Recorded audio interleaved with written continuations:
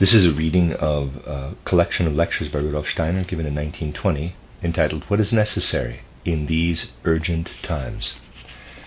This is Lecture 1, entitled The Science of Initiation and the Realities of Life, given in Dornach on January 9, 1920. The ways in which the science of initiation has intervened, necessarily intervened, in all that was and is to be known and undertaken in earthly life, can be effectively, in quotes, read in the course of human evolution in history. This is what should be taken from the remarks I made before my departure last December, and also from the, shall we say, underlying text of the public lectures. Of the public lectures I have recently given. If you are unable to feel the truth of this statement with the whole of your being, then you are asleep and unaware of the actual demands of the present moment. For all intents and purposes, however, most people are asleep to the demands of the present.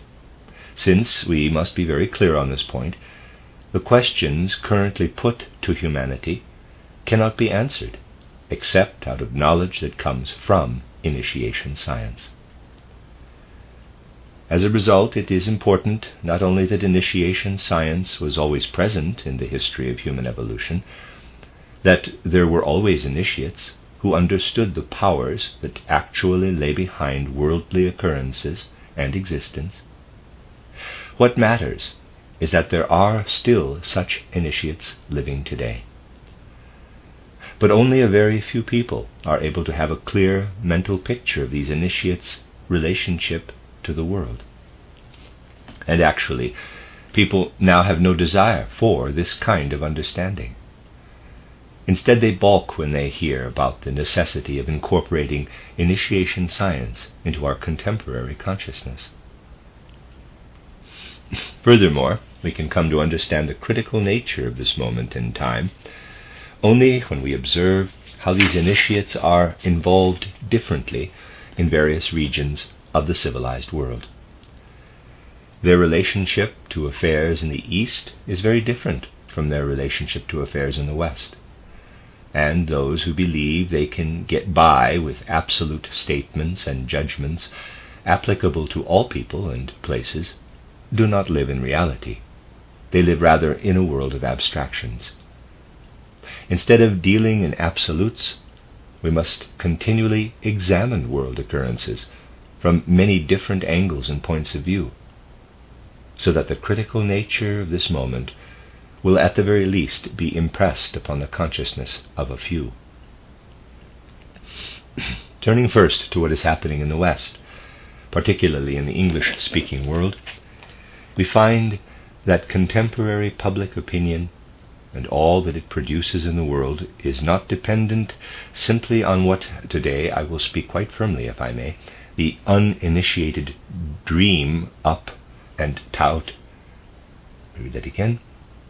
Turning first to what is happening in the West, particularly in the English-speaking world, we find that contemporary public opinion and all that it produces in the world is not dependent simply on what, today I will speak quite firmly if I may, on what the uninitiated dream up and tout as their ideals. Indeed, in the English-speaking world, there is currently a violent opposition between what the public considers true and what those who are truly initiated consider true behind the scenes. If we examine the general consciousness in this region of the civilized world, particularly if we examine the best of what results from it, we find a humanitarian ideal present there. There is a drive to centralize human affairs under the purview of humanitarianism and establish institutions that will serve it well. Today we shall not examine the dark corners of this region or all that is hiding there. We shall instead turn our gaze toward the best parts of public life, originating in the uninitiated. This is the ambitious pursuit to unite people under the banner of humanitarianism. Behind this outward striving stands the knowledge of the initiated, leading society onward. And without the public knowing it, without the public even having the opportunity to know it, the directing forces for these efforts flow out of the circle of certain initiated individuals into public opinion and earthly deeds. Now and then it is possible for a society to better itself with beautiful programs and beautiful ideals. Otherwise, no one would bother to be idealistic in the first place. But living among those idealistic people, unbeknown to them, are more than the things they speak about. There are certain ways, certain paths, by which their affairs can be penetrated by what flows out of the circles of initiates. And so it happened in the last third of the 19th century and the beginning of the 20th century. We shall consider only this time period and not look farther into the past, that well-intentioned people, who were, however, uninitiated, dreamt of all possible manner of beautiful ideals, and united to bring their beautiful ideals to fruition in society. Behind their efforts, behind what was happening at that time, stood initiates, who in the 1880s, as I said, we shall not look farther back than that, were speaking about an impending world war that would change the face of Southern and Eastern Europe. If you are able to follow what was spoken and taught within those circles of initiates, you will know that they foretold the terrible, horrendous things that have come crashing over the civilized world in the past 5 years. These things were by no means a secret to the initiates of the English-speaking world. In all of their discussions about the subject, there is a single difference of opinion. On one side are those who support beautiful exoteric ideals, the ideals of humanitarianism, for example, and all the ways in which the uninitiated have brought it into the world. On the other side are those who very strongly defend the calculated theory that Central European culture must vanish from modern civilization, and that the culture of the English-speaking people must rise to prominence and achieve world domination. When these things are spoken now, they have much more weight than they might have had if spoken 20 years ago. 20 years ago, it was possible to brush aside anyone who said such a thing. He's just whistling Dixie. But now we can easily see that much of what those initiates foretold has come to pass. I say this as cautiously as I am able, so as not to deviate from describing what is purely factual. But even describing the purely factual, even this is extremely discomforting to the majority of people living today. They want to cast it aside. They refuse to go anywhere near it. There is so much we can do these days to fuel the fires in our souls. We can do work cultivating nationalism or re-establishing former national institutions. We can advocate for the League of Nations. The list goes on and on. People do not want to hear that in fact humanity is presently in the midst of a terrible crisis. Thus far, we have given a brief indication of the difference between what uninitiated people in the West know and what actually drives and guides the decisions and resolutions without their knowing it. We can come to know our part in what happens in the world only if we work to familiarize ourselves with what truly exists. We must discover what the world holds when we do not allow ourselves to be pushed and prodded into actions, but rather attempt to find the paths that enable true freedom of will. If we turn now to consider the East, we find the same division between uninitiated and initiated people. What sorts of things could you expect an uninitiated person there to say? An uninitiated person in the East sounds a bit like Rabindranath Tagore. Rabindranath Tagore is a wonderful Eastern idealist who has taken a stand for unusually radical ideals. Everything that he has published or otherwise expressed publicly is quite beautiful. But Tagore's words are the words of an uninitiated person. Eastern initiates speak in a very different way, according to the old customs of the East. They do not speak at all. They have other ways of realizing their wishes in society. First among these is the wish to prevent any one side from striving for world domination, because they know quite clearly, or believe they know quite clearly, that if any group were to rise to world dominance, it would be the English American people. They do not want this to happen. To prevent it, they actually want to do away with civilization on earth entirely. Being extremely familiar with the spiritual world, they are convinced that human beings would progress more satisfactorily if they were to forego their future earthly incarnations. These initiates of the East are not concerned with what will come of Leninism. They say, if this institution of Leninism continues to spread, there is no more certain way of ruining life on earth as we know it. But this would be a favorable occurrence only for those people who, through the work they have done in previous incarnations, are already able to live on without the possibility of incarnating again on earth. If you were to say this to a European, it would be considered paradoxical. But these Eastern initiates speak with one another about these matters in the same way that an ignorant European would speak about the difference in taste between pea soup and rice soup. For these initiates, such matters have true reality. They do not lie outside the range of such everyday discussions. If we examine the conditions of the contemporary civilized world and wish to understand them, then we may not disregard the fact that these two influences from East and West are present in reality. And we absolutely cannot work to aid human progress without a complete feeling for the influence that these things have in the course of human evolution. Outward social life, as we know it, is it molded by what people think superficially? By the beliefs of those who allow themselves to be ruled by the science of the uninitiated? If you wish to study this question, I recommend that you pick 8 days in May or June of 1914 and read newspaper articles or books published during those 8 days.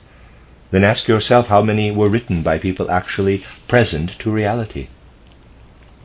In other words, how many people in the civilized world do you find who had any knowledge of the buds that were to flower in August in that civilized world? The uninitiated did not allow themselves to even dream of such things. Even today, the uninitiated will not allow themselves to dream about what is currently happening. But what happens in outward life does not result from the knowledge of uninitiated people. A large gap separates what people believe and what really happens in life.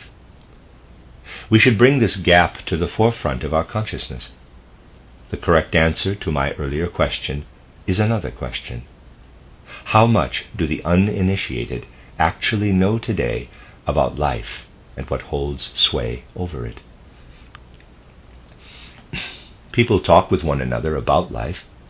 People come up with theories and ideals and programs, but without having any real familiarity with life. And when something does appear that is truly a product of life, then humanity does not recognize it as such. They regard it too as a theory or an absurdity or something of the like.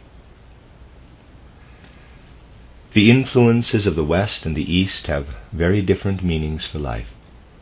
These separate meanings play their respective parts in a way that is glaringly obvious to those who can observe such things.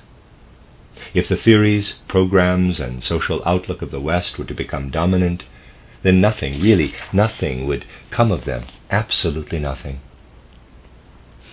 That there is even such a thing as a Western civilization, that people living in the West are able to develop institutions and programs.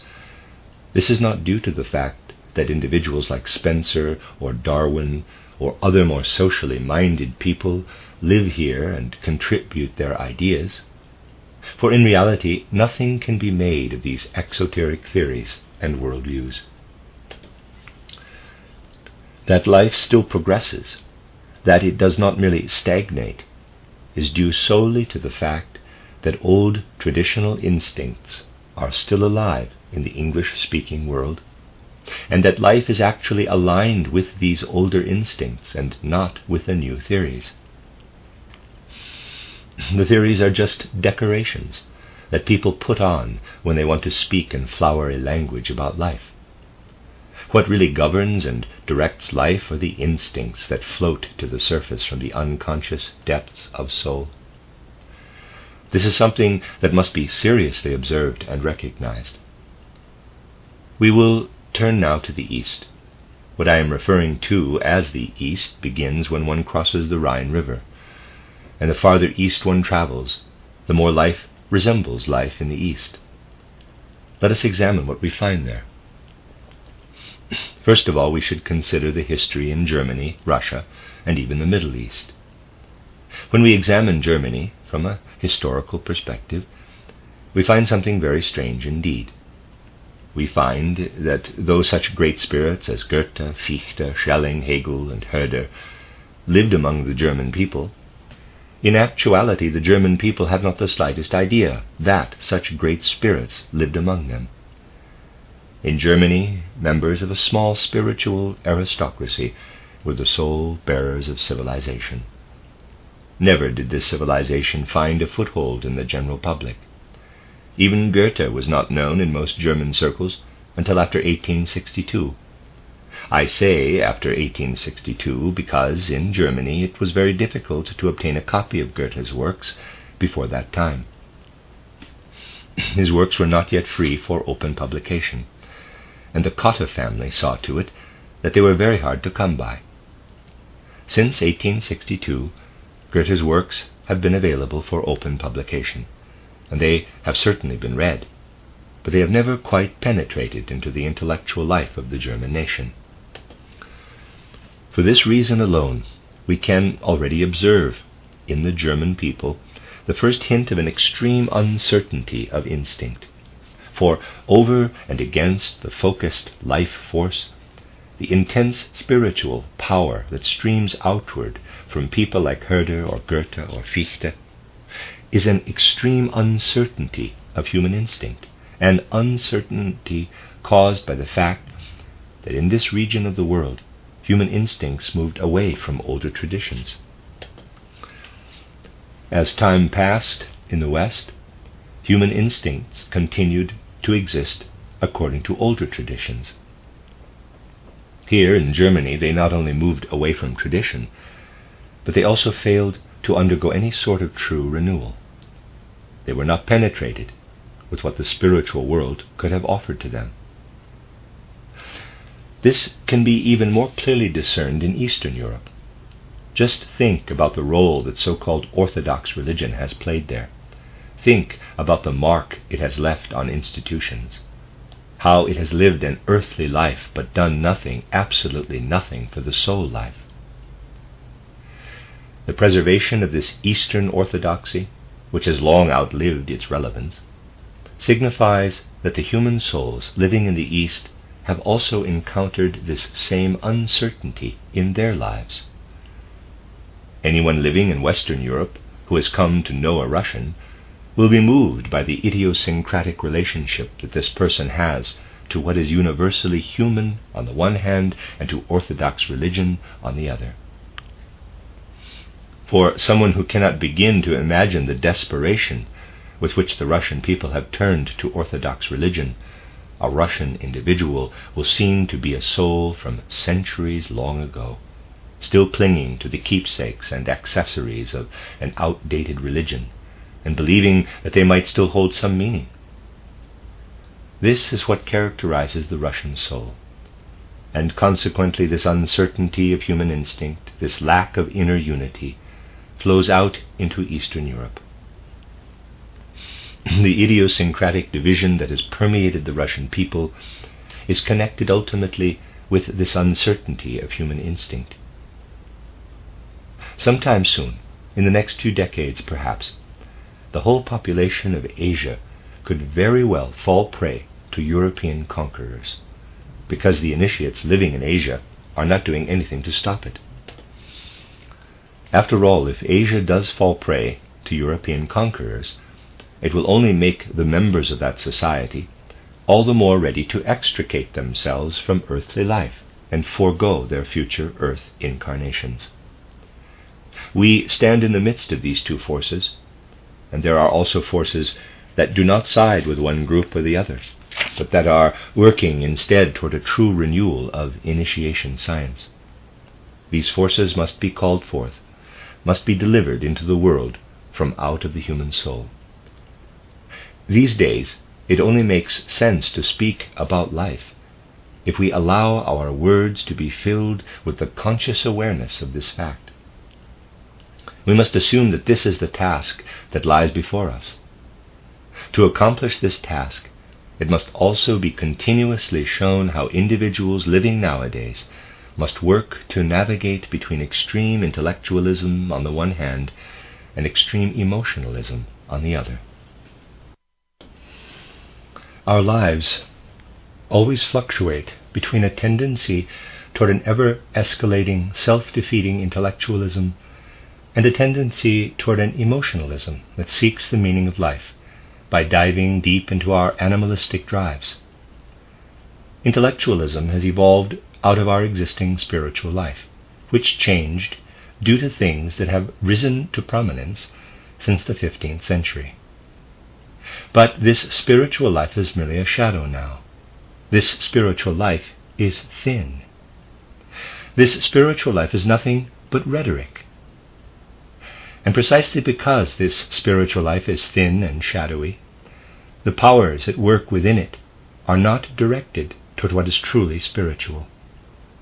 Rather, they direct themselves toward the human being's instincts, its drives, its animalistic side. Lacking the strength to give the proper impulses to these drives, and thereby spiritualize them, human beings and their shadowy intellectual ideas are in every moment divided in their relationship to the soul. Imagine for a moment that you are making judgments about your fellow human beings. In that moment, you are intellectualizing. Every time that we are judgmental toward our fellow human beings nowadays, we are intellectualizing. Conversely, whenever we work together with our fellow humans in a social partnership, we are emotionalizing. For in these moments we are dominated by our animalistic drives. Everything we seek in the world, we do in life. Let me read that again. Everything we seek in the work we do in life is gradually immersed in the realm of our animalistic drives. Everything we look for in the judgments that we make in life is gradually immersed in the realm of our intellectualism. People presently have no awareness of this division in their souls. They do not notice how different they are when they judge their fellow human beings or when they work together with them in society. Eventually, however, intellectual life is self-defeating. It continues to strive well beyond all objectivity and reality. It attributes no actual worth, as such, to earthly relationships. In the realm of intellectual life, it is entirely possible to articulate beautiful laws and moral codes within a society wherein people are still servants and slaves. I have spoken quite often about precisely this. Even now, I can remember a certain report about coal mine workers from mid-19th century England. Among the many horrible things outlined in this report, one was particularly emphasized: that all week long 9-year-old, 11-year-old, 13-year-old children were sent down into the mines before sunrise and not released from work until after sundown. These poor children never saw the sun except on Sunday. They were forced to grow up under the earth's surface in terrible conditions, the details of which I will spare you, for there too are many unbelievable things to tell.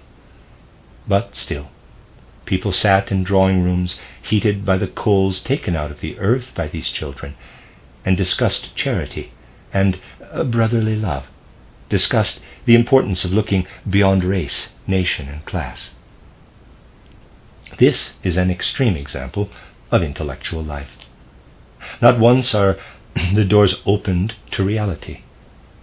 The individual floats above the rest of humanity. To say that we have a sense of true reality simply means that we know how our every thought is connected with what is happening in the world around us. This is the task of spiritual science, to reawaken this sense of reality in human beings. This is why it is necessary to say publicly the sorts of things I said recently in Basel, that followers of religion have, over the course of centuries, established a monopoly on everything that can be said about soul and spirit. Parenthesis, but, in quotes, spirit was abolished in 869. So nowadays they only talk about, in quotes, soul, close parenthesis. People who do natural scientific research now are not permitted to look for the spirit in nature. And you must admit, the most perfected example of this particular worldview must be attributed to those extraordinarily clever Jesuits. If any of them were to become a natural scientist, his research would contain absolutely no trace of the spirit. If one then took seriously what this Jesuit had written about nature, one would quite understandably become a materialist in the current spirit of the age. These days we have to differentiate between what is theoretically true and what is actually true. It is theoretically true that the Jesuits are champions of a spiritual worldview. It is actually true that the Jesuits propagate materialism. It was theoretically true that Newton, in addition to having a mechanistic way of understanding of the world, also took off his hat when he spoke of God, in quotes. It is actually true that Newton's mechanistic worldview prefigured the materialism of a later age. In the end, it does not matter what one believes theoretically. It matters what exists in the laws of reality. And the intellectual worldview never offers actual laws or proofs of the things it purports. The intellectual worldview leads only to full-fledged Luciferianism. In the end, it luciferizes the world. Opposite this intellectualism, there is also a strong trend toward emotionalism, toward life driven by instinct, by the animalistic side of humanity, as I mentioned earlier. When we are called upon to actually live in day-to-day existence, and not merely to make judgments, this instinct-driven life is what actually predominates. You could say, for example, that it is shameful how we treat the coal miners. This is a judgment you could make. But then there are the actions you take involving the mines. In the moment you cut out those coupons for coal, you become a supporter of the mining industry, but you do not notice or think about it. I want to use this as a metaphor for all that we do in life, because this is precisely the sort of thing that happens all the time these days. People think about things on the one hand, and then go about their daily business on the other, without noticing the violent discrepancy that separates what they think from what they do. This state of affairs has come about because people are quite comfortable not taking any opportunities to examine more deeply the true nature of life. Everyone wants to be a, quote, good person, close quote, and to, quote, live a good life, close quote, without really striving to understand life. But it is not possible to live in reality without understanding life. This world war was truly caused by the fact that the former members of the so-called, in quotes, governments of the world, parenthesis, and some are still members of those government structures, close parenthesis, were far removed from life. Some are still quite far removed. They are quite comfortable right where they are. What could demonstrate more clearly the current lack of familiarity with the true nature of life, which was the cause of so much in the last few decades, than those memoirs that keep appearing on our newsstands and in our bookstores? Every week someone new publishes memoirs. First someone from one side of the war, then someone from the other side. We can see in these publications just how much truth there is to the old saying, quote, "You would not believe with what little understanding the world is ruled," close quote. However, people nowadays do not willingly accept the consequences of such a statement. For example, people nowadays do not want to recognize that you cannot have a true feeling for or knowledge of society unless you first have a true knowledge of the world. It would be possible to study zoology without this complete knowledge of the world, because knowledge of the facts and functions of the animal kingdom can be achieved purely through a study of their physical organisms. But the defining characteristic of human beings is that they are organized in such a way as to be left open to receive impulses out of a true spiritual knowledge of the world. Therefore, it is not possible to have any knowledge of society without having a true knowledge of the world as a foundation. We cannot develop the field of sociology without first knowing that everything human beings are striving for in their inner lives is a product of the entire evolution of Earth in its current incarnation. Parenthesis, a description of that evolution can be found in my book titled An Outline of Esoteric Science, close parenthesis. We must furthermore know that everything human beings take up now in society will become a seed for all that is still to occur in the ongoing evolution of the Earth. We cannot understand society without understanding the world in its entirety. It is impossible for human beings to initiate programs or ideas or ideals in day-to-day life without first laying a spiritual foundation for their initiatives. For currently all over the world, souls have no grasp of the origins of their impulses, initiatives, and ideas. This leads to strange things indeed. The outstanding German socialist theorist Karl Kautsky has just written a book titled The Causes of the World War. In it, he first addresses the question of guilt. On the very first pages of the book, Kautsky writes something quite peculiar about his understanding of the answer to this question. I would like to preface my discussion of this by pointing out that Kautsky belongs to a group of people that have done everything they can in the past few decades to hammer home the party doctrine and party discipline in the proletariat. They have pounded it into people's heads that it is not individual human beings, but rather something more general, like capitalism, that is responsible for what happens in the world. They are the reason you find people all over the place talking not about capitalists, but about capitalism. With doctrines like these, you can certainly stir the pot. You can create political parties. You can make a strong hammer for pounding things into people's heads, such that the party doctrines eventually become committed beliefs. But as soon as it is necessary for you to start passing judgments in the world, parenthesis, and never mind doing actual work or starting initiatives, close parenthesis, then the whole doctrine suddenly goes out the window. Because now, who is Kautsky going to blame for the war? He would have to unwrite his whole book if he continued his old litanies against that elusive enemy, capitalism. So what does he do? He writes the following, which is very strange indeed, on the first page of his book. I would like to read just a few words from that book now. Quote, "One cannot blame capitalism alone, for capitalism itself is only a theory, drawn from the observation of countless individual situations. It is helpful only insofar as it attends to the common thread in these individual occurrences and spins it into a unified theory.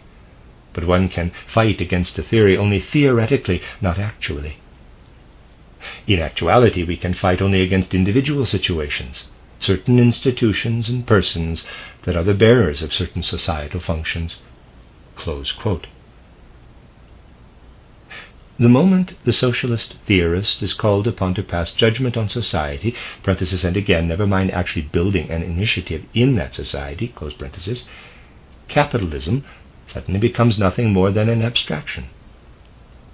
Now he is really getting somewhere. But then, when the same Karl Kautsky takes up the threefold nature of reality, capitalism comes marching onto the scene again, dressed in high military fashion, and not as an abstraction, but as something actual.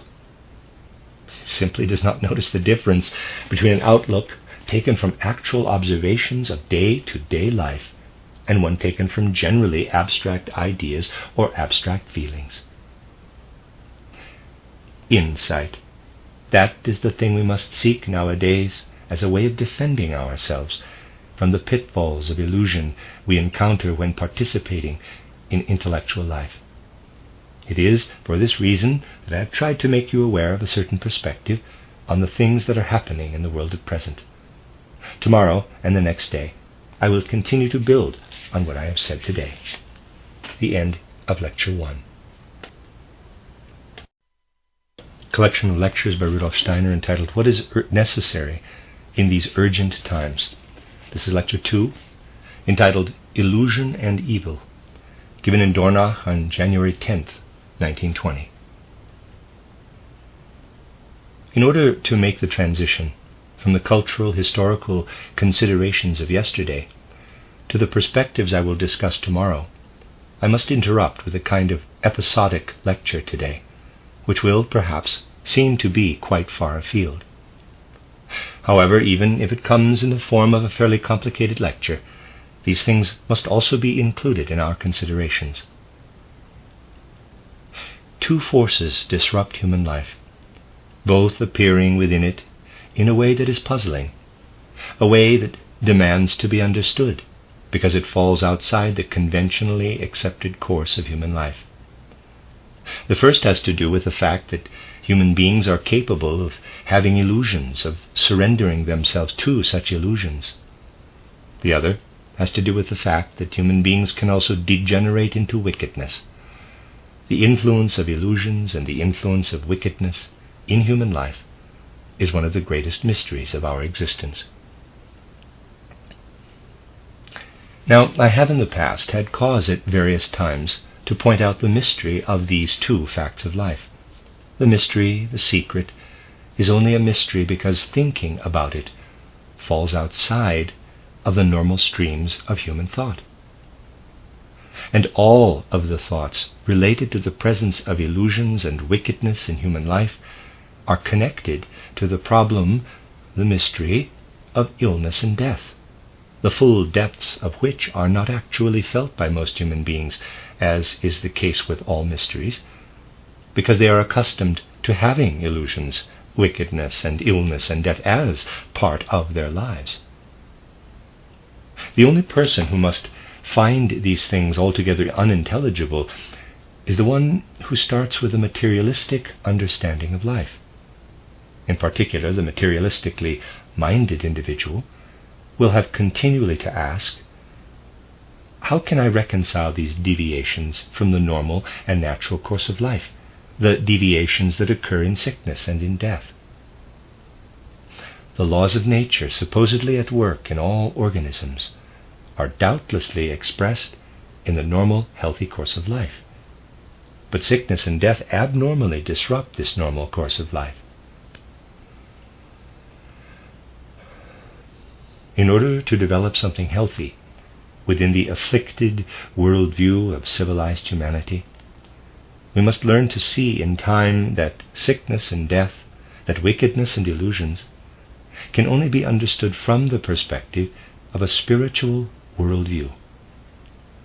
as a human being, standing in the world as a physical expression of the facts known to you, it must be clear to you that your development would not be possible if the only things at play within your being were the natural laws described in mainstream contemporary science.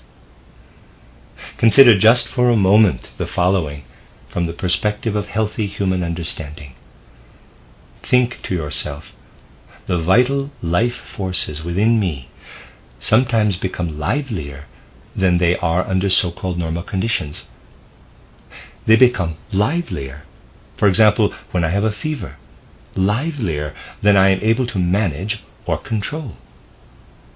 In these instances, when you do not rise to the occasion, when you do not win the upper hand over the forces of nature within, you lose consciousness, or at the very least your consciousness moves into an abnormal state.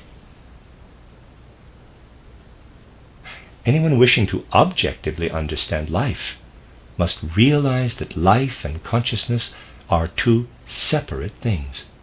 We are conscious, we have consciousness, when we have control over our life forces. When those life forces overwhelm us, when they reach a fever pitch and we lose our control over them, it becomes impossible to maintain proper consciousness. To put it briefly, this results in the following conclusion. Our life forces, as well as those forces that aggravate our lives into fevers and passions, cannot also be the forces of our consciousness. If you step back and consider human evolution as it has played out in the cosmos, you will find that earth consciousness, parenthesis, which is what people nowadays usually mean when they speak about general human consciousness, and which will also be the sole focus of today's lecture, close parenthesis, only appeared later in that evolution. This earth consciousness was preceded by other, dimmer forms of consciousness. I have often indicated to you before that this, our planet Earth, was itself preceded by an earlier planetary incarnation called the moon incarnation. At that time, when human consciousness was bound up with the moon incarnation of our planet, human beings had only a kind of dream consciousness. But at that time, parenthesis, as you may already know from my book, Title and Outline of Esoteric Science, close parenthesis, it was also filled with life forces to a greater extent than today's earth consciousness. And when we go even farther back in time, to even earlier planetary incarnations of our earth, we find that more and more life processes were active in the human beings alive during those incarnations. Human beings back then lived lives in connection with the whole of the cosmos. But we will not find any form of consciousness present in human beings prior to the moon consciousness, except the kind we know of from dreamless sleep. In other words, from the perspective of Earth, there was no consciousness at all prior to moon consciousness. Having evolved through these earlier incarnations, during which they were filled to a greater extent with life forces, but consequently could not have earth consciousness, human beings have now arrived at a less lively form of being that does possess this earth consciousness. We have also spoken in the past about the bodily conditions that make this earth consciousness possible. In the center of our consciousness, in our head, we have certain processes continuously occurring. If these head processes, however, were to extend into the rest of the physical body, they would, by their very nature, move our physical body into a state of death. Our head processes are effectively the same as the processes that occur in our physical organism when it becomes a corpse. For as long as we are alive, these nervous system processes, so similar to the processes of death, are held at bay. They are balanced out by the life processes in the rest of our organism. When these nervous system processes try to extend into the rest of our body, the organization of our torso and limbs is the only thing that can restore life to our body. If the organization of our body was dictated only by our head, we would immediately die, or be as good as dead. You can see that it is necessary for the process of dying, of destruction, to play a role in human life. Without the presence and activity of this process of destruction, the illumination of consciousness would not have been possible in human evolution. This must be understood as a necessary part of this particular development. And it is fundamentally foolish to think, well, God is almighty. He could have done it all differently if he wanted. This would be the same as saying, God is almighty. He could make a 3-cornered shape with 4 corners if he wanted to. We are dealing with an essential and fundamental law. It is altogether impossible for consciousness to develop without the integration of the death principle into the human organism. Now, insofar as we live within our physical earth organism, insofar as we are beings of the earth, we are also completely integrated into this earth organism, this earthly existence. The laws of this earthly existence essentially fill our entire organism. It is necessary here to differentiate between the cosmic laws that are in actuality laws of the earth and the cosmic laws that can be considered laws of the earth. We are touching upon a fairly complicated subject here. Let us imagine this schematically. When we speak of the whole earth realm, we are dealing with the earth, with the sun, and with a few other things. Everything that works and lives in that realm is somehow connected. But in making that statement that everything that works and lives in that realm is somehow connected, in making that statement, we are actually leaving something out. We are leaving out a crucial fact which centers primarily on the nature of the moon. Strangely, we are in fact living in 2 different spheres, which do indeed work in and through one another, but which are, in their inner nature, fundamentally different. The forces working in us that are related to the sun and to the earth are indeed connected with one another, making up one of these 2 spheres. Inserted then into this sun-earth sphere are all the forces working in us that belong to the moon sphere. Therefore I will draw this like so: Earth, E, Sun, S, and then a few other things, and there's a drawing on page 18 of the book. First, I will draw the apparent motion of the earth and the sun in relation to one another. Then the moon. If this is the moon sphere, and this is the sphere of the sun, then I must draw the 2 together, and there's a third picture, in such a way that they fall within the same area, while still maintaining the division between the 2 forces, which cannot be united. And as human beings, we live in the midst of these 2 divided spheres. Everything that belongs to the moon sphere is a remnant, a carryover from the old moon incarnation. Parenthesis, you can read about this in more detail in my Entitled An Outline of Esoteric Science. Close parenthesis. These things do not belong in any way to what the earth has become in the process of its evolution. It is a piece left over from the moon, and remains in this incarnation like a foreign body of some sort, and we participate both in it and in the earth-sun sphere. For those who wish to understand earthly existence, it is absolutely necessary to be familiar with the separate individual existences of both the earth-sun sphere and the moon sphere. This fact is connected with something extraordinarily important, so important that modern science has not the slightest awareness of it, and furthermore, were it to learn of this, modern science would most likely view it as absurdly foolish. Every human being, as it develops as an embryo, is not merely following the direction of the powers released in the body of the mother through the act of conception. To claim that this is true would be the same as saying, "Here I have a compass needle that points in a specific direction. The directive powers that cause the compass to point that way must lie within the compass." A physicist would never make such a statement. Every physicist would instead say, well, the Earth is a big magnet.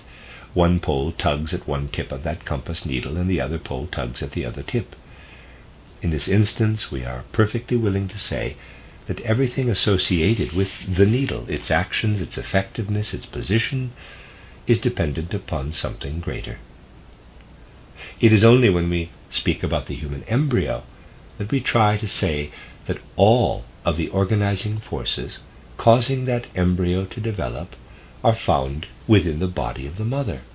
In actuality, cosmic forces streaming into the mother are what is actually at work in developing and shaping the human being. And so it happens that a human being's consciousness center, the head, is connected with moon forces, and the rest of the bodily organism is connected with sun forces. And as humans, we consequently have a divided being. In our head we are moon beings. In the rest of our body we are sun beings. But here the matter becomes far more complicated. If you do not examine it exactly, you will quickly come upon a whole slew of confusions and misunderstanding. Insofar as the human being is a being with a head, it is a being of the moon. In other words, the forces of the moon are integrated into the organization of the human head.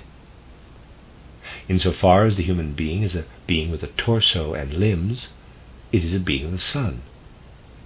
In other words, the forces of the sun are integrated into the organization of the rest of the human body, the torso and limbs.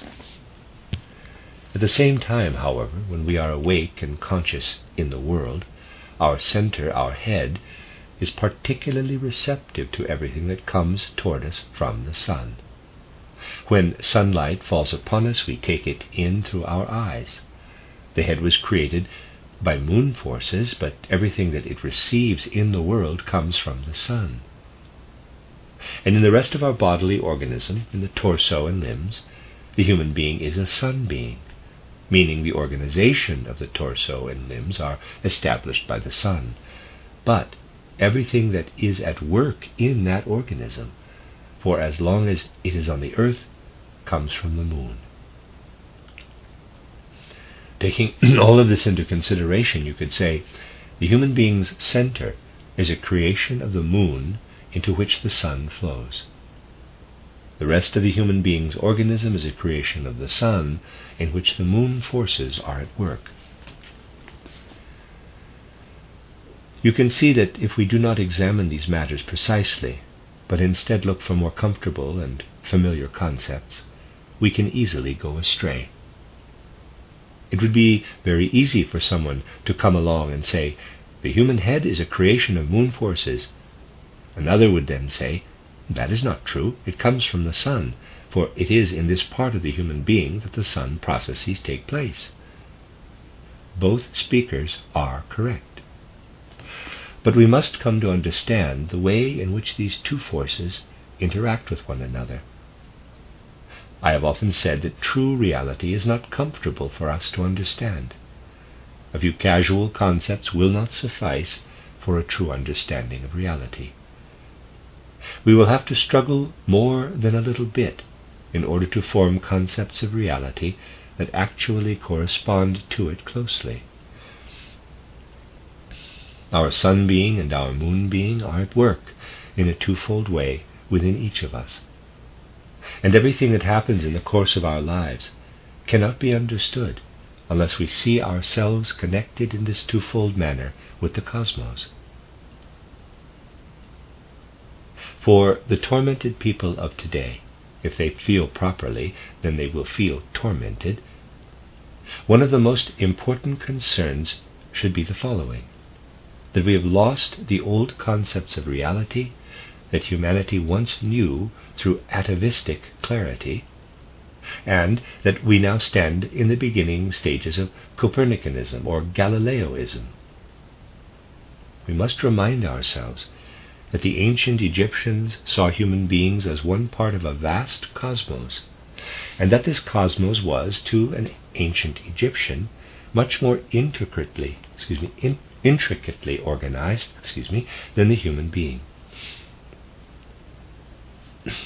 Today we human beings look out at the cosmos and see one big piece of machinery that we can understand through mathematical formulas. For the modern human being, the planets move across the sky against the backdrop of the fixed stars, just as human beings move their arms and legs according to mathematical formulas that can be reckoned and figured. But in all that is out there in the cosmos, as well as all that encompasses the human being, there lives an organization that includes both soul and spirit. And for as long as we do not recognize the presence of soul and the suffusion of spirit in the cosmos, we can understand nothing of human life, which is itself but one part of the ensouled and spirit-penetrated cosmos. I would like to suggest that in this we are living within the moon sphere. Living with us in this moon sphere is everything associated with luciferic powers. And these luciferic powers, by moving through our center, through the organization of our head, are what enable the sun to take part in our earthly existence. The luciferic penetrates throughout the whole of our head being, but it is as foreign to earthly existence as the sphere of the moon itself. Our central nervous system is not organized by the same powers that give organization to our heart, lungs, and stomach, and by the same token, the luciferic forces that exist in us are not given form by our earthly soul-spirit being. They are infused into us along with the elements of the moon. Very few people know anything more about the influence of these moon elements in earthly life than what they hear from poets about magical moonlit nights, nighttime love affairs carried out by moonlight. We are familiar with the affinity of these fanciful outpourings for moonlight, which plays a large role in love life, if it is the higher form of love life, the romantic life. Yet this is but the faintest shadow of what comes to us from the moon. The sphere of the moon does not play into our everyday existence only through the fanciful things that occur between two lovers on magical moonlit nights. On the contrary, deep-seated forces play into our lives from the sphere of the moon, forces that are removed from everyday life, from those things that human beings affix to the earth, just as, by and large, amorous play on magical moonlight nights is removed from ordinary everyday life. And the most extreme thing that can play into our lives from out of this altogether foreign sphere is the power of illusion that human beings are capable of developing. If the forces of the moon sphere were not in us, then as human beings we would not be capable of having illusions. Without this capacity of having illusions, we would not be able to free ourselves from our life forces, from the organizational life of our physical organism, and we would not be able to ascend to that brilliancy of consciousness that we need as human beings. In order to reach that brilliancy of consciousness, it is necessary that we be able to live in mental pictures and imaginations that entirely disengage from our everyday organism. It is then our task to unify them with our everyday organism. It is up to us to not allow these illusions to tear themselves away from reality, but rather to relate them to that reality in the proper manner. In order to have concepts that have no relationship to our physical senses, we must be capable of generating these illusions. It is simply necessary that human beings be capable of having these illusions. And this ability to have illusions is also connected to our ability to do something other than languishing in a feverish or powerless state. It allows us to ascend to an illuminated consciousness. And if we let slip the reins sometimes, if we do not stay in control of our illusions, but instead allow them control over us, then this is simply a necessary side effect of the fact that we absolutely must be capable of having these illusions. So, now I have, on the one hand, shown you the cosmic human origins of our ability to generate illusions, and on the other hand, I directed your attention to one aspect of the world in which something we might call a natural necessity merges with something we might call an inner human activity. For the mechanistic manner in which people typically consider things in the world now, both of these things break down entirely. Now for the other sphere. You will perhaps have noticed that I make a slight revision in what I had said, and since you are probably exceptionally attentive, you will no doubt have inwardly reproached me for the fact that I retouched my words in this manner. Namely, I first said, quote, "Interwoven are the Earth-Sun sphere and the Moon sphere." Close quote. Later I spoke only of the Sun sphere. In one sense, I was right to do so. Everything that is at work in our central nervous system, including what comes toward us from the Earth, is always a product of the Sun. Even the illuminated surfaces of the objects in the world are only reflected sunlight. And thus everything that plays a role in this sphere, including those things that are a part of the Earth, parenthesis, insofar as they are conveyed to our conscious life, close parenthesis, is a product of the Sun. But not everything. I could allow that statement to stand only up to this point. It is true to say that everything that you process in your consciousness is connected with the Sun sphere.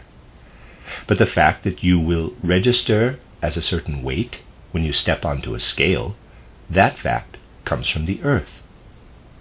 In truth, however, the Sun sphere, which up until now I was able to describe as one unified sphere, is differentiated in its interior. The Earth is a kind of interpolation into this Earth-Sun sphere. And in that this Earth is an interpolation into the Earth-Sun sphere, it is at work in what comes toward us from the Sun. Its presence in that sphere means that we are not purely Sun beings. This point clearly shows that we must always remember to consider the cosmos not as a mechanistic object. We must see that it is ensouled and inspirited.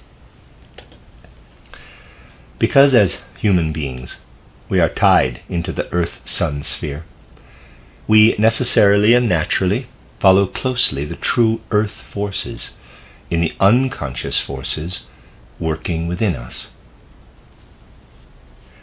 In our conscious actions, we follow what the Sun sends to the Earth. But if we investigate, which is very difficult to do, what is connected with everything that causes us to weigh a certain amount when we stand on a scale, we find that it is not simply the gravity that Newton described. Rather, it is also caused by everything that we experience as playing a role in our moral life. When it comes to the Sun, the poet was right when he said, quote, "It shines on the good the same as the bad," close quote. It makes no difference to the Sun. But if you investigate the Earth by spiritual scientific means, you will find that it does make a difference. The Earth is the outward expression of certain forces that want to lift themselves away from our collective planetary system. Just as the moon wanted to sneak its way in, so does the earth desire to make itself scarce. The earth forces want out. They want to be independent.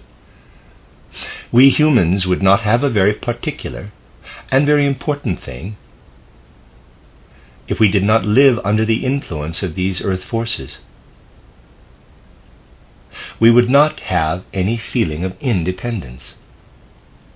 If you were not pulled downward by Earth's gravity and were instead able to float about in the elements, you would never arrive at independence.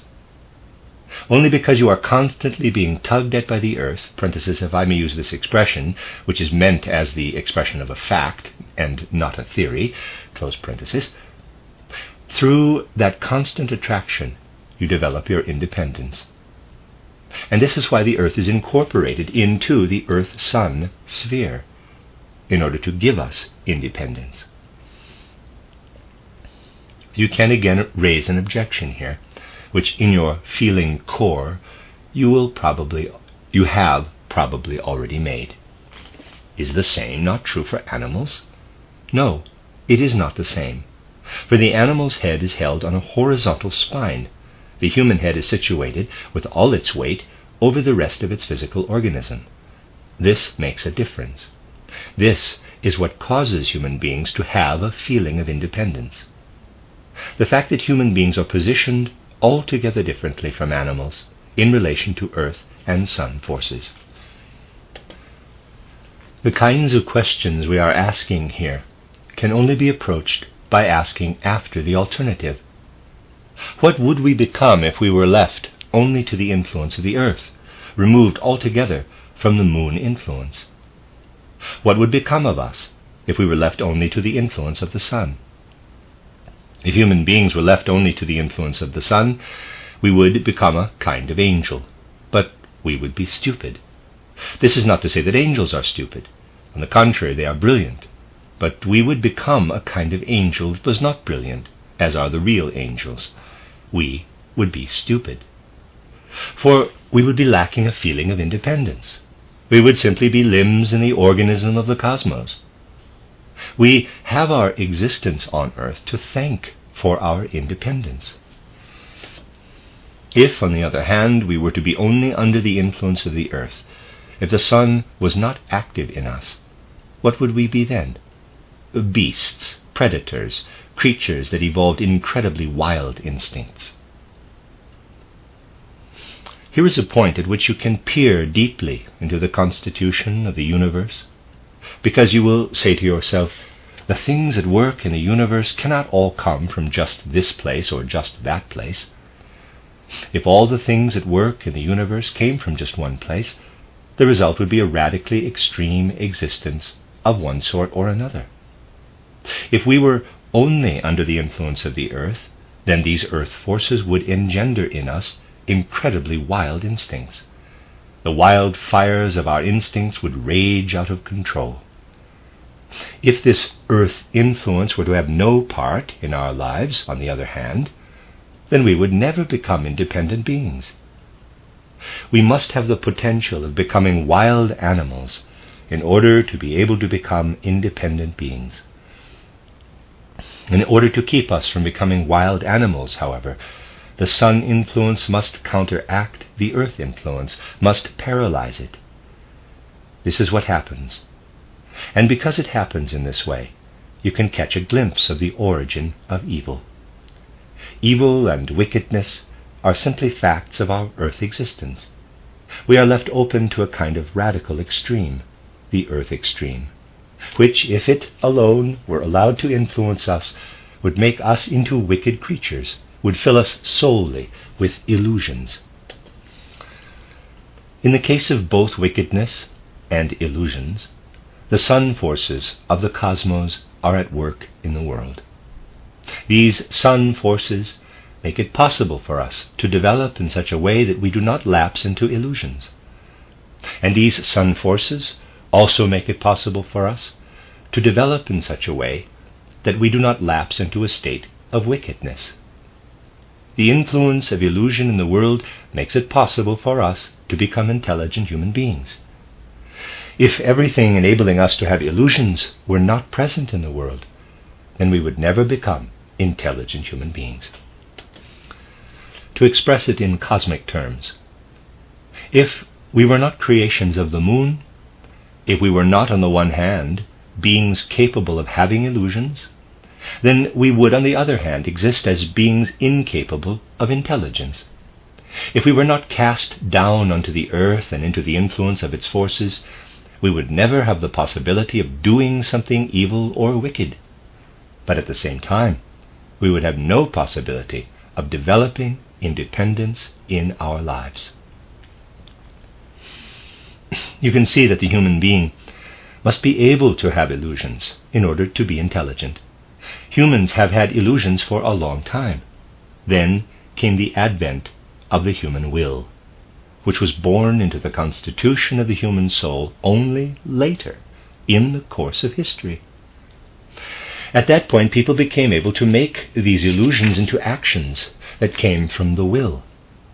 For the first time, human beings were capable of lying. For a lie, objectively speaking, and separate from its relationship to human beings, is the same thing as an illusion. The only difference is that the person who tells a lie is willfully speaking something that does not originate in reality against the truth of what does exist in reality. So, what works into human beings from the moon sphere is simultaneously the creator, the creative being of our intelligence, and also what is enabling us to lie. In ancient times, people recognized this truth and established a proverb based on it. We, Germans, when we see a moon that looks like this, a left crescent, say that the moon nimmt zu. We might amend the shape of the moon a little to make it into a Z. When we see a moon that looks like this, a right crescent, we say that the moon nimmt ab. We might amend the shape of the moon to make it into an A. If you go back into the origins of the French language, into the lingering after effects of the Roman language, then you would say upon seeing the waning moon, la luna décroît, from décroître. In that case, the moon does not describe its own behavior. On the contrary, it says the opposite. The moon only began to speak the truth to the German people. For this reason, we have the Latin proverb, the moon is a liar. But this proverb also has esoteric truth.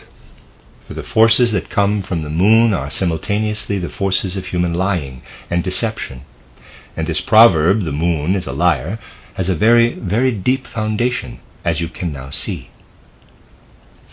Only after civilization crossed over into the 15th century did the moon begin to tell the truth to certain languages regarding its physical shape, as materialism also began to speak the truth regarding its physical appearance. But in regard to its inner being, the moon is still a proper liar. I tell you this for mnemonic purposes, so that you can remember this deep-seated cosmic human truth. And you see, one of the best things that we humans have, independence, is inwardly connected with wickedness and evil, and the other, intelligence, is inwardly connected with our ability to have illusions, with the possibility of erring. We as human beings must be capable of development. We must have the possibility to not merely remain in one place.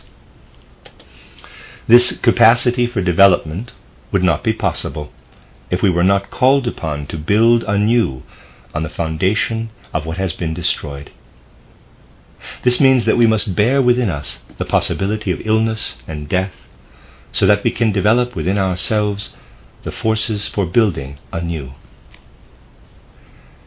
These extremely important truths have been completely whitewashed by the world views of the last several centuries, completely buried by them. If something moves outside of the realm of mathematics and mechanics, it can be called science only when it deals with something that happens on the earth. Outside of the earth, only mathematically and mechanically comprehensible concepts are at work in existence. We must first come to understand again that altogether different forces are at work in the space through which the moon moves and through which the stars follow their course, that they do not simply move in paths directed by impulses intelligible by mechanics. And when you realize that most everyday things are a product of the cosmos, that the most common everyday things cannot be understood unless we consider the human being as a product of the cosmos, then how can you intend to infuse with fruitful thoughts those contemporary world views that are supposed to inspire our lives? Nowadays, human beings are forsaken by the world. They do not even begin to suspect their true connection with it. And they would like to establish themselves as social beings, but do not even know with whom or with what, because they have not the slightest idea what they really are. Yes, until certain questions infiltrate the human soul, how little do we actually know about the world under the influence of the last few centuries? How many things are we missing? Until these questions fill our beings, there is no hope for any kind of social striving. Where they are able to speak mechanically or mathematically, human beings nowadays are still willing to establish connections with certain phenomena. They know that a wide range of things are connected with the cycle of sunspots, epidemics, and other such things on the earth. There are still a few places where human beings on earth desire some attachment to the experience of the cosmos, but people would prefer to deny that everything which occurs in earthly existence is an experience of the whole cosmos. They would like not to think about it. The things that happen among human beings on the earth will never be understood if they are not understood cosmically. And we cannot come up with effective ideas for our work on earth if we do not immerse these ideas in a conscious awareness of our connection with the cosmos.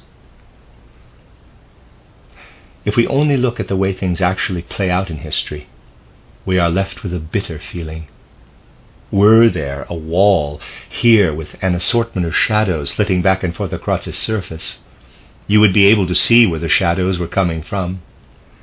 When you look at what has happened on the earth in the last 5 or 6 years, you will not discover where these things come from, though they are also only projections, shadows of the things that are occurring in the whole of the cosmos. And the great questions that are at play nowadays between various regions of the earth can only be understood when that understanding is filled with cosmic ideality. I read an article today that expressed hope that the statesmen of Great Britain will find the proper impulse to create peace and order between what is happening in Russia and what is happening in the Western countries. To this end, there was a desire to build up something in between the two, in the downward spiraling Germany. These hopes will go unfulfilled, for everything that is spoken in this spirit, everything that depends upon the knowledge of those who are creating things out of the old, all of that will come to nothing. The only thing that is fruitful for the future is what is created entirely out of the new. Once humanity wakes up enough to see the truth of this, it will mark the beginning of salvation from many harmful things in human evolution. The end of Lecture 2. This is a reading of a collection of lectures by Rudolf Steiner entitled What is Necessary in These Urgent Times. This is Lecture 3, entitled Knowledge of the Human Being Through Knowledge of the World, given in Dornach on January 11, 1920. The lecture I offered yesterday contains some things that may seem far afield. Yet if we want to perceive truly the spiritual and social necessities of our time, we must familiarize ourselves with these sorts of concepts about the world. Our thinking and our sensations indeed our whole being, must be filled with the feelings that come from these concepts. I would like to briefly summarize the main thrust of yesterday's discussion. It is something that was already known to us in a more abstract way from other perspectives, that the substance of the human being is actually comprised of a twofold organization. We could even go so far as to say it is comprised of a threefold organization, but nowadays we factor in that third intermediary aspect to a far lesser extent. First, we have the organization of the human head, and then we have the organization of the rest of the human organism, the limbs and the torso. For those of the present day who demand comfortable and familiar thoughts, this is rather difficult to understand, because people nowadays prefer to have everything neatly divided, and if there are gaps between the divisions, so much the better. Thus, when one speaks of the head and the rest of the body, people like to imagine it like so. The head goes from here down to the neck, and then everything else is just the rest. This, of course, is not at all what we mean. In a certain sense, one could say that the entire human being is part of the central organization, the head being. This aspect of our organism simply expresses itself most clearly in the area of the human head. Similarly, the torso and limb organization also extends into the entire human being. These aspects of our being simply express themselves most clearly in the torso and limbs, respectively. We have senses in all the different parts of our body, but we always think of our head, the central part of our organism, when we think of our senses, because the senses concentrated in that area of our physical body are the most highly developed. From this you will now understand what I meant earlier when I referred to the multifold organization of the human being. In addition, we saw yesterday that this organization is a necessary arising from some inner powers or circumstances in the human being, but that, in fact, the human being is also integrated into the cosmos, in one way through the head, and in another different way through the torso and limbs. The head is the most highly developed part of our body, but actually it does not belong to the earth and sun spheres. Instead, it is a part of the moon sphere. Parenthesis, this is shown not only by esoteric knowledge, but also by carefully observing embryology. Close parenthesis. The powers that are at work in our head are the powers of the moon, and in our torso and limbs, the powers of the earth and sun are at work. The entire course of human evolution on earth is connected with this twofold nature of human existence. And now the moment has come when we must examine how we can take a step forward in this evolution, a step that is dependent upon how we came to be in a position to activate the physical structure of our human form. In the course of human evolution on earth, the first thing that we find is everything that played itself out in human spirit and soul life prior to the mystery of Golgotha. This was the great break in the whole course of human evolution. And if you take together everything that occurred up to the mystery of Golgotha, the ancient Hebrew, the ancient Jewish cultures, then you will say to yourself, everything that developed up to the mystery of Golgotha had a necessarily unified character. The ancient pagan cultures, which developed along the most varied paths in the wake of the mystery of antiquity, parenthesis, as I have described it in my book titled An Outline of Esoteric Science, close parenthesis, all had a unified character in certain respects. What do I mean by this? The unified culture to which I am referring existed because humanity was in a primeval state. It existed because, during this time period, all across the world, primeval revelations came to various peoples simultaneously. But how could such a thing have happened? A primeval revelation occurring everywhere at once?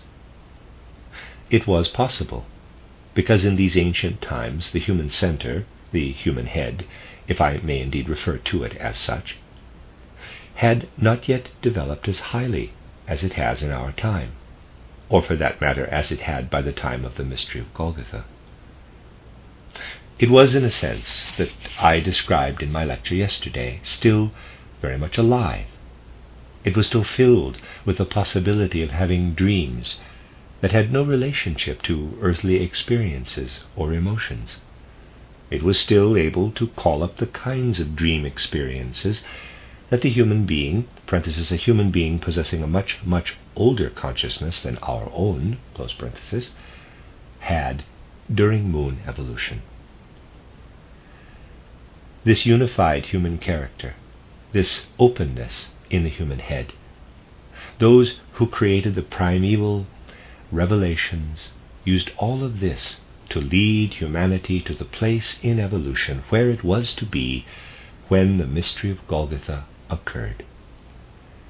The things that were revealed and that humanity was able to receive because of the structure of its organism at that time led in those ancient times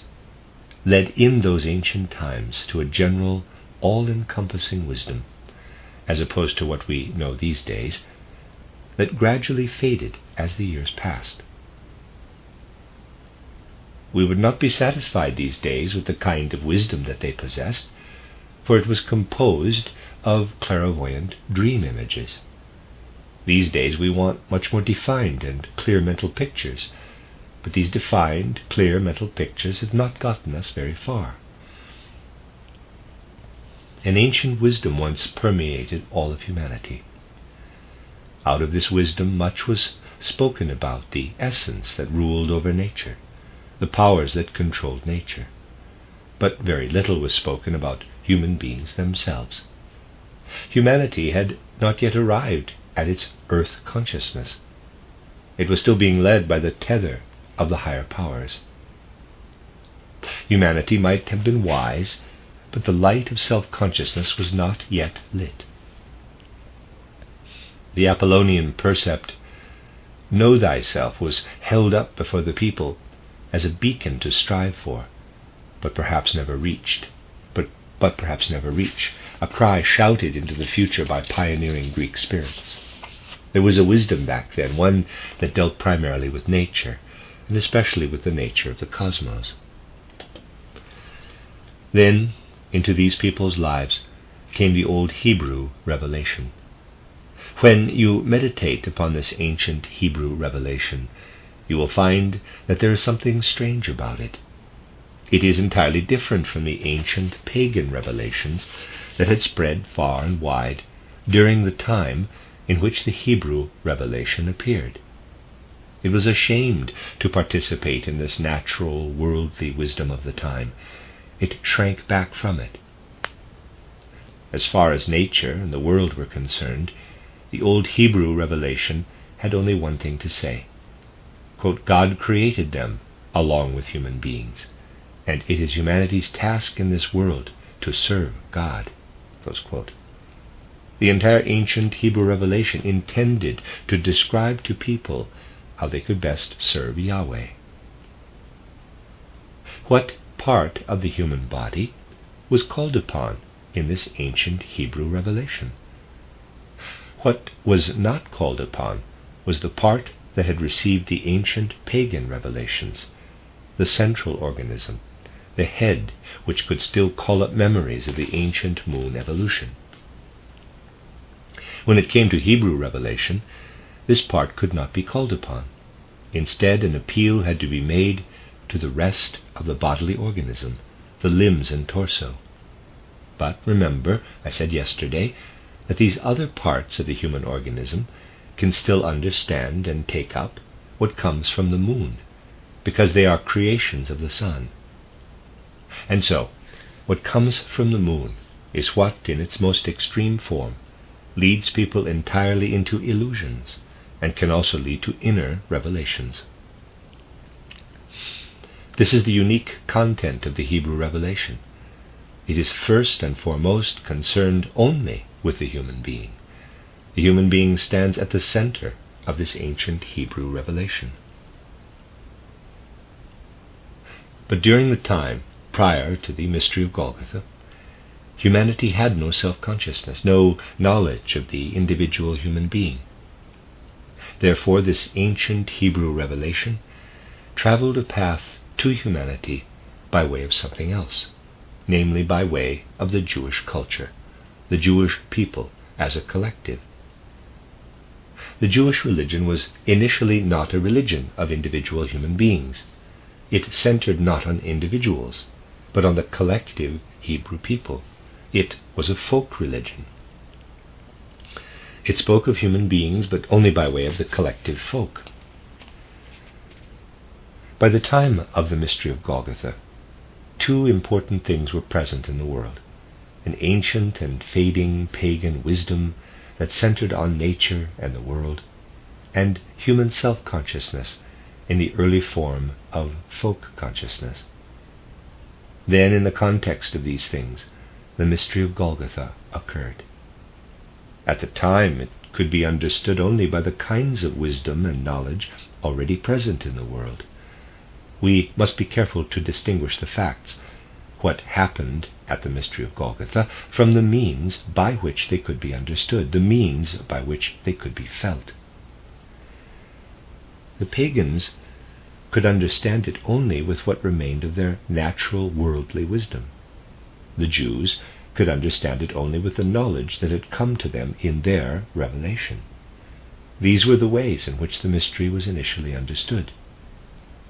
The vestiges of the pagan wisdom expressed itself in the Gnostic interpretations of the events at Golgotha. The awareness that came from the Jewish revelations developed progressively into the Catholic, that is to say, the Roman Catholic interpretation of the mystery of Golgotha. And in order for the mystery of Golgotha to be understood at all, it was necessary for the interpretations and understandings of it to travel by way of these two separate earthly streams. Of course, in time, things developed further. People eventually lost their ability to understand the old pagan wisdom, because it was already fading by the time of the mystery, and because it had originated so long before. They became too comfortable with other ideas to continue propagating Gnosticism into future generations. Only a very small part of the ancient pagan understanding of the world remained. This became one of the two streams. Though the Jewish inheritance was much fresher and more intense, it contained none of the worldly wisdom of the pagans. It spoke only of human beings and of laws imposed upon those humans. It propagated itself in the Church of the West. What was left of the ancient pagan wisdom, whose origins could no longer be remembered, remained behind as concepts that would eventually become natural science. Galileo, Giordano Bruno, and Copernicus took up these final vestiges of the ancient pagan wisdom, using them as the seeds for new research into the nature of the world. No wonder, then, that eventually this became something altogether unsettling. Only the very last abstract vestiges of the ancient pagan wisdom remained to be utilized in understanding the things that were received through the new medium of natural science. And no bridges were to be found between this wisdom and what human beings knew from their experience of the Jewish revelation. Things moved forward in this way, and it is in this state that they continue to exist to this day. We have now a science that is working with only the very last shards of the last nuggets of ancient pagan wisdom, from which it can derive no means of understanding human beings at all. Consequently, this science reached its zenith in the 18th century, foregoing any actual understanding of the human being, and choosing instead to understand what happens when you see a human being as the final result in a chain of animal evolution. Not to understand the human being, but rather to understand the most highly developed animal and call that a human being, this was the ideal of that science, working with the last broken shards of the final nuggets of pagan wisdom. Everything associated with the Jewish revelation gradually lost the possibility of saying anything about the natural world in what it had to offer about the human being. Take a look at theology in the form into which it has now developed, and see if you can find anything that would offer a satisfactory explanation for our modern consciousness of even the most simple natural phenomena. It is certainly true that moral considerations could be tacked onto natural phenomena from this tradition, but the moral claim that God sent an earthquake to Messina in order to punish the people there is not acceptable for modern consciousness, and the ability to build bridges between the work of the gods and the things that occur in the natural world has been lost to theology. For that reason, it is in many respects nothing more than an empty phrase now, whereas our natural science has, in a very grandiose manner, laid out a tremendous amount of material that contains countless secrets, but can do nothing with them, for it lacks the concepts that would enable it to connect these things with one another. This division led eventually to the development of an altogether new form of consciousness, to the development of things like agnosticism, which claims an enlightened person is one who can assert human beings are in no position to know anything of the true nature of things. Human beings are simply not organized in a way that allows them to understand anything about the true nature of things. Such assertions are opposed to the deep longings and strivings that exist in us, and these longings must fight back against them. Our desire to know things about the world, the organization of our society, all these things rebel against such assertions. In the future we must come to see how we are to move forward, because at the moment we are stuck in a very old time, hindered by our world conceptions and our ideas. What has Jewish revelation brought into the world? The most recognizable thing that it has brought into the world is the politics of nationalism. After exerting its influence on the Roman Empire, the politics of nationalism has wound its way through history into our own time period. And what are the most influential people in politics currently striving to do in the world? Stir up nationalism. But this is politics that comes from ancient Hebrew culture. In terms of our public life, we have not yet moved on to Christianity. We are still living in the Old Testament, and it is part of our mission in these times to move society toward and into Christianity. But this advancement cannot occur unless it is supported by a similar progression into Christianity in the scientific fields. For that, however, it is essential that we come to truly understand the human being. Take a moment to reflect on my book titled An Outline of Esoteric Science. In that book, so much is said about cosmic evolution, about the evolution of Saturn, the Sun, the Moon, the Earth, and so on, that the, in quotes, truly clever people of our times will become either afraid or anxious, or be prompted to laugh or to become angry. If you consider the book's content more exactly, you will find that everything that is presented as knowledge about the world and the cosmos is simultaneously knowledge about the human being. In all of that knowledge about the world, there also exists knowledge about the human being. The things that human development owes to Saturn, the way that development continued from that point forward, and the way other forms of existence were incorporated into this process. All of this is considered. In the things presented there, you cannot separate knowledge about the world from knowledge about the human being. But in these times, the union of worldly and human knowledge is a Christian demand in the sciences, just as it is a Christian demand in society, that when considering another person, we learn to disregard all other associations and see the other only as a human being. The latter is something about which people have fantasized in empty phrases for a long time, but in reality, we have never actually achieved it. In reality, national identity continues to exist as an overwhelming force in the political life of this world, and the human being is constantly subsumed under the consideration of national ties. What must come to replace these considerations of national identity are relationships between individuals, built on a true feeling of what the human being is. But the founding of these relationships requires a certain inner strength of spirit, an inner strength of the human soul. And if we ask ourselves, did the human being grow stronger in soul during the so-called blessed 19th century? If we ask ourselves this, we find, if we are honest and sincere, that no matter where we choose to look, the human being did not grow stronger, but rather weaker in terms of the intensity of its concepts and ideals. Those of you who know me well understand what is meant by this. I would like to interrupt my lecture here with a personal anecdote.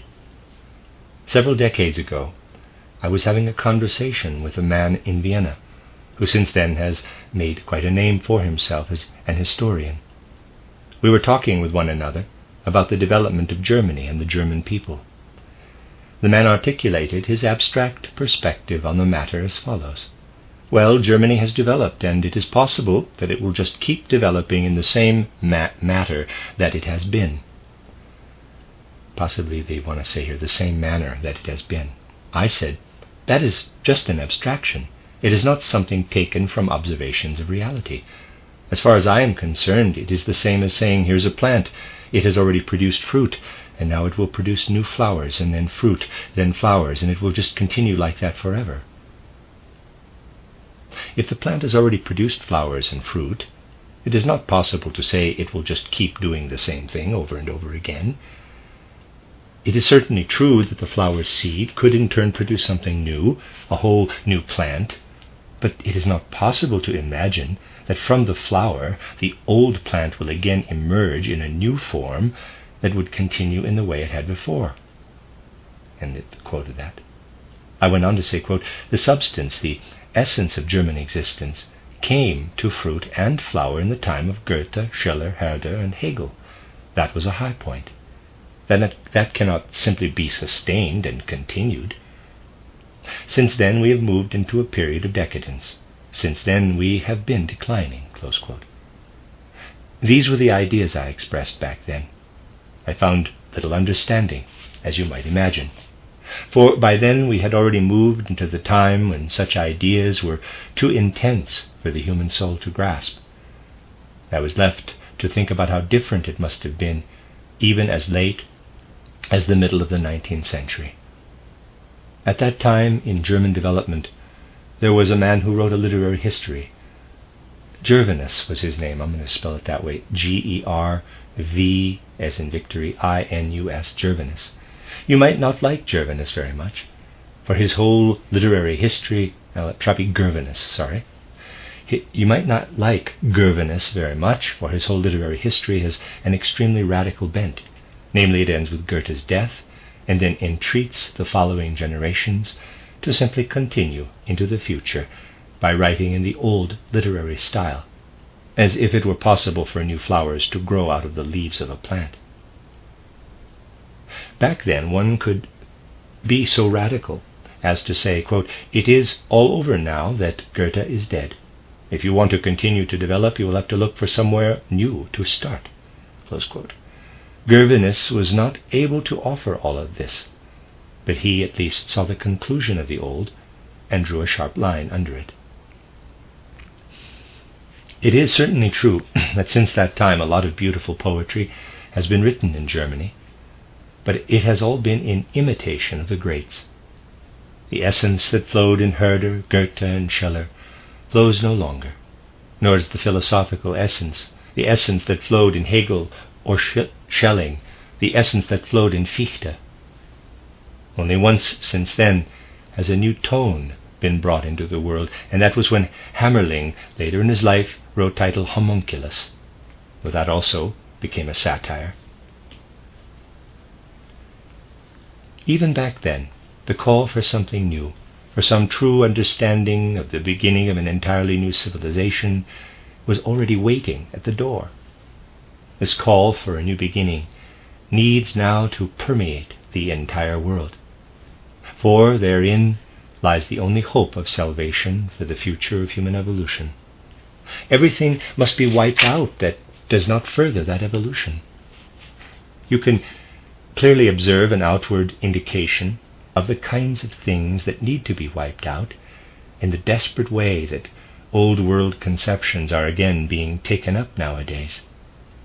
In order to say anything now, these old conceptions are called upon.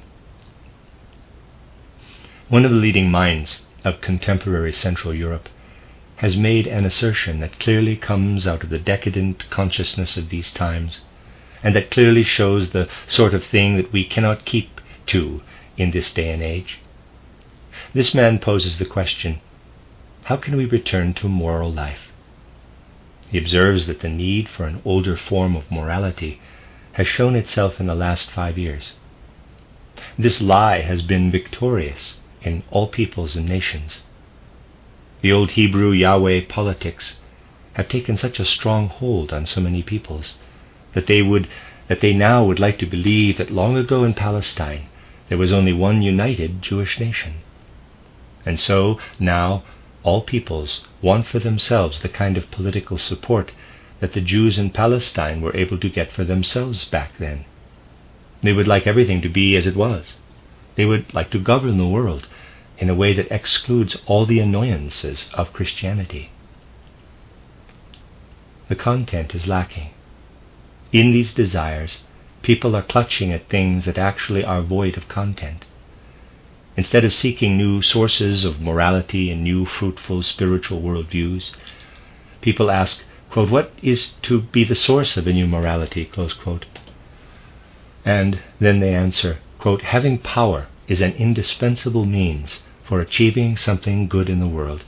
Therefore you should strive to gain the power necessary, parenthesis, if you do not already possess it, close parenthesis, for doing good, close quote. People would like to have something good to do in the world, and they beautifully advise one another to seek the power to do that good. A second justification for this new ethics is as follows. With the power that you already possess, you can do some good. Therefore you should always use the power you have for the achievement of good. But first you must have some good to do. First you must be able to recognize what is good. The advice that people give is the opposite of what spiritual science must spread throughout the new human civilization. For spiritual science has nothing to do with trying to find something on the basis of having power. You can only found something on the basis of power when you are working with a group of people collectively. When one human being stands before another, it is impossible to found anything on the basis of power. It is only possible to found something on the basis of the things that can develop in the human being so that the other person has some worth. We all have a worth to discover and to develop within ourselves that will allow us to accomplish something for the sake of humanity. And each of us must simultaneously develop within ourselves a receptivity that allows us to recognize this worth in others. This is the only possible means of forming a foundation for the morality of the future, to develop our own individual worth and to become able to recognize that worth in others.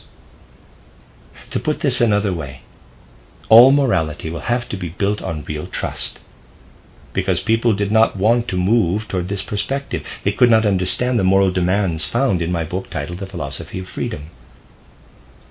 In that book, a so-called moral individualism was founded, built on the understanding that when everything that is to be developed in a human being is in fact developed, that individual has no need for external laws, and is able to exert some influence on how people will behave when they interact with each other in daily life.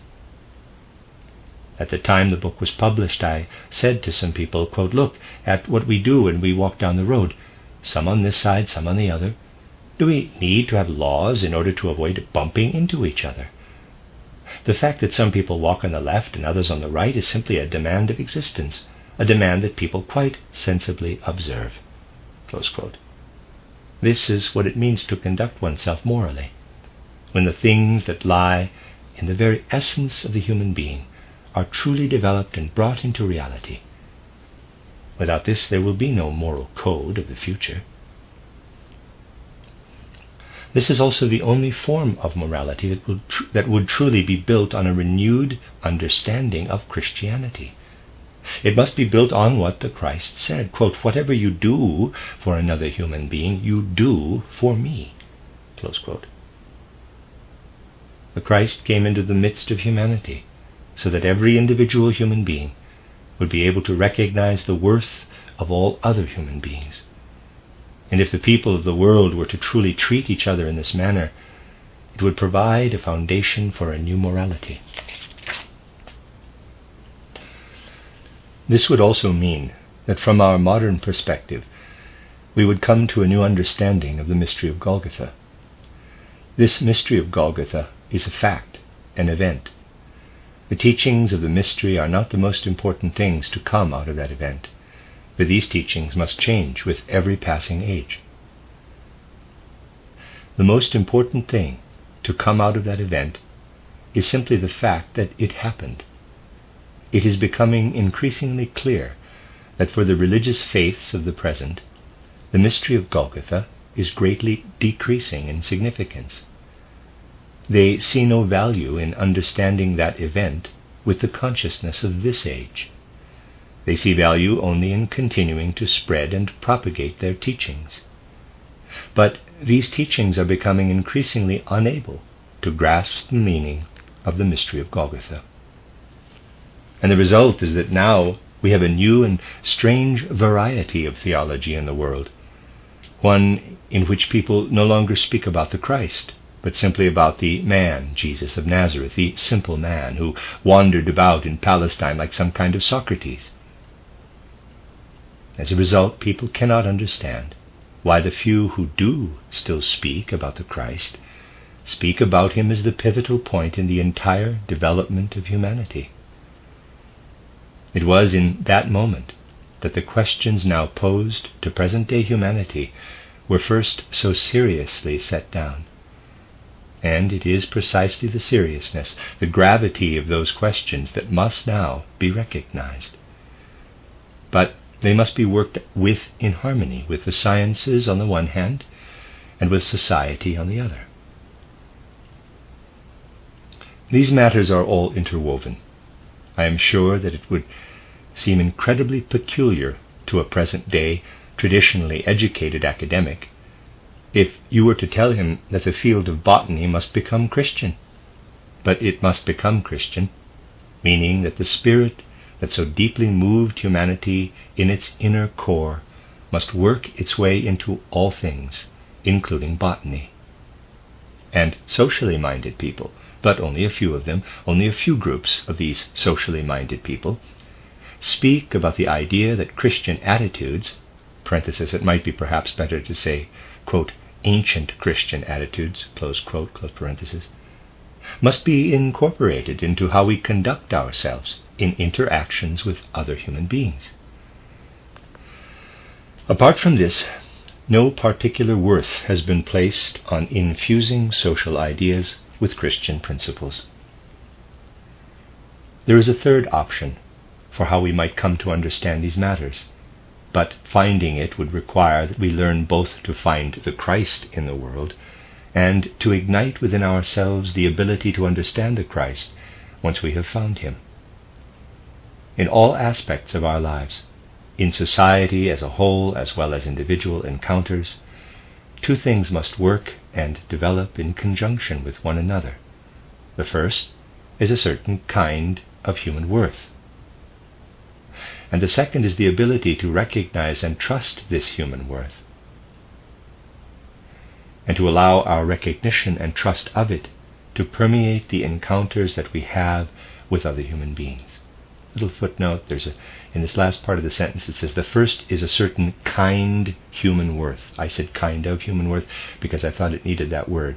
I'm not sure what that means. The first is a certain kind human worth. It might be a typo. And the second is the ability to recognize and trust this human worth, and to allow our recognition and trust of it to permeate the encounters that we have with other human beings.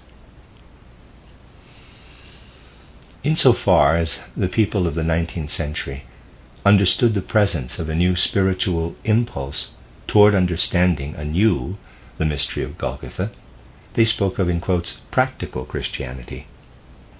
At that point, Christianity had become about as unpractical as it could be.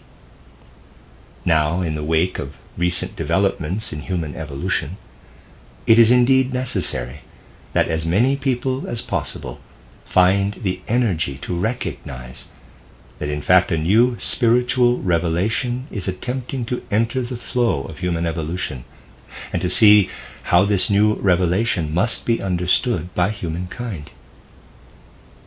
For as long as we allow our spiritual lives to be pawns to exterior powers in the world, be they the state or some other external power, our spiritual lives will never be afforded the opportunity to take up the impulse of this spiritual revelation. This is why it is necessary for our spiritual lives to be allowed to stand alone on their own 2 feet, as we are calling for in the idea of threefolding. Only then will our spiritual lives be allowed to develop according to their own impulses.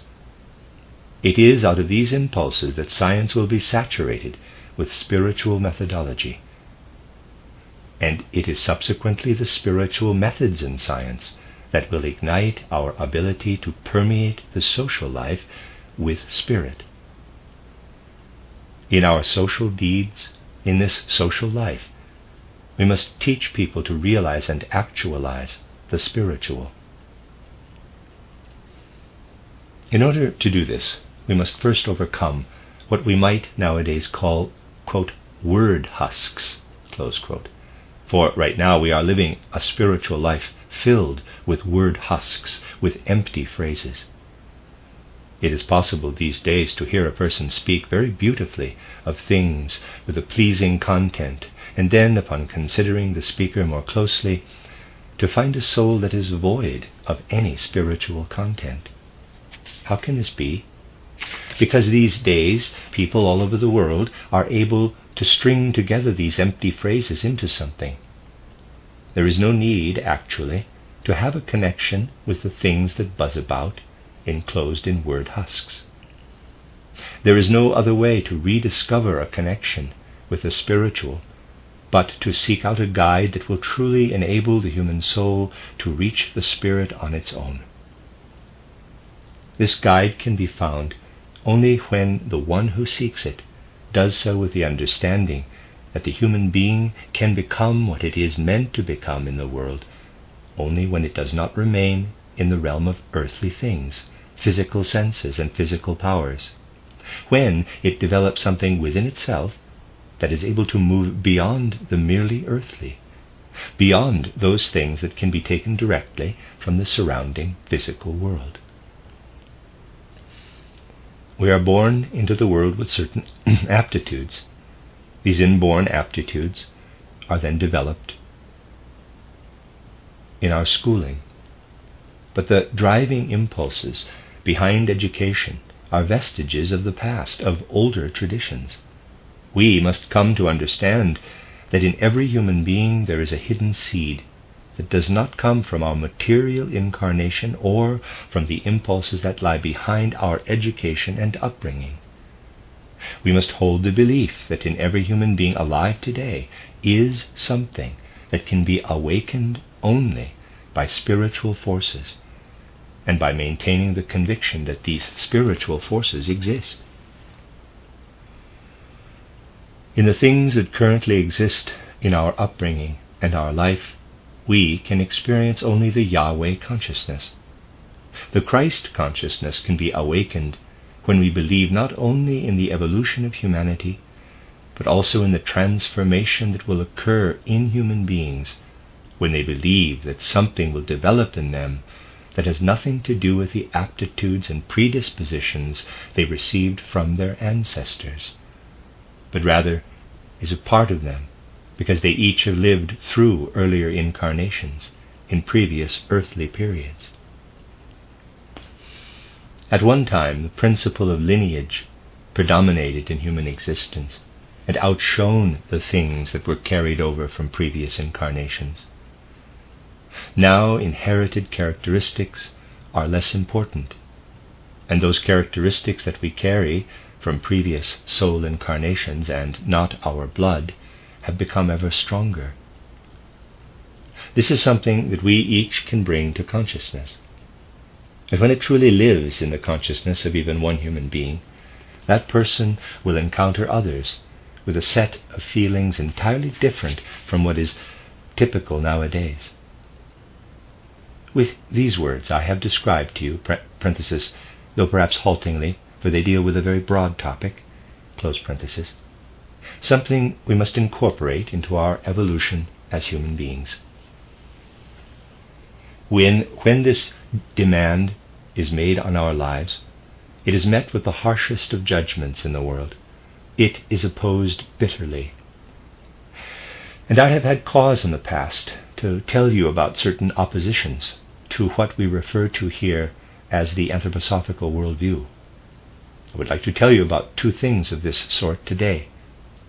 Recently I read you a letter by our friend Dr. Stein, who illustrated, in a manner refreshing to the heart, the story of how a churchman was confronted when his assistant, in an attempt to account for a passage in the Bible that sounded somewhat anthroposophical, went so far as to claim, even Christ makes mistakes.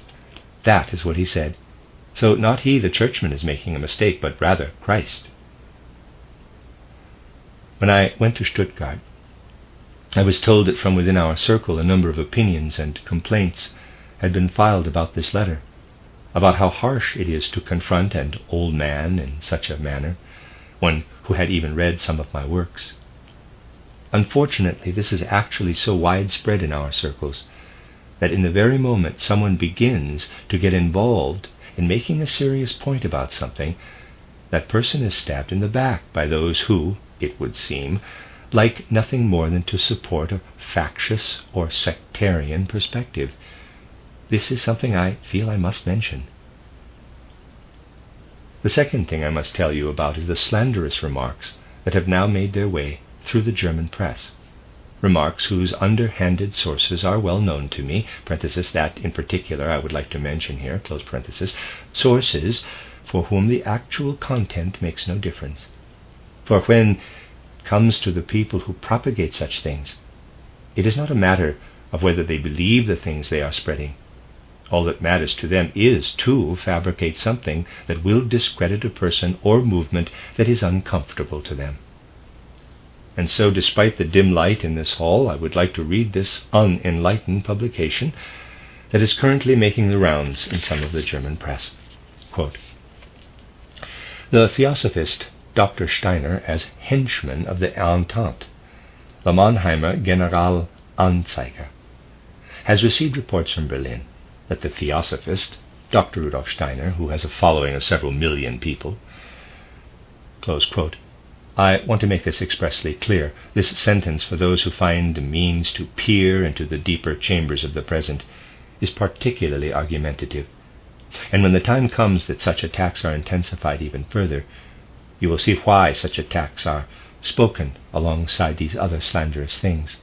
Quote, Steiner founded a league in support of the threefolding of the social organism, a league that was originally to be simply a religious socialist collective, before coming into contact with the Bolshevists and communists.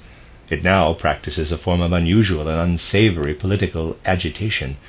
The Berliner Zeitung learned the following from reports out of Dresden. According to authentic and irreproachable sources, close quote, I would like to draw your attention to the tone here, quote, the Society for the Threefold Social Order, quote, let me read that again after the quote closed. Steiner says, I would like to draw your attention to the tone here, and then quote again. The Society for the Threefold Social Order has found out the name of all those officials who were supposedly active in reactionary movements and are collecting material and testimonies about their actions against the rights of the people, which are then to be delivered to the Entente with the goal of extraditing these individuals. The verity of these accusations makes no difference whatsoever to Herr Steiner and his comrades, and that they are not afraid to make use of altogether false evidence is proven by a passage taken from a letter which reads, accusations of theft should be left out, because in those cases it is easier to prove that the accusation is false. Similarly, unbelievable accusations such as child murder should not be raised. Close quote. Now, that every sentence, every word is, forgive me for using this expression here, a stinking lie, that goes without saying. But these things are fabricated now at the present moment. They indicate that the things coming out of the spiritual stream present among us are taken seriously enough that such vicious means are considered necessary to oppose them. You can rest assured, little sectarian movements, meaning those that are supposed to have only a small number of members, are not bombarded with these sorts of things.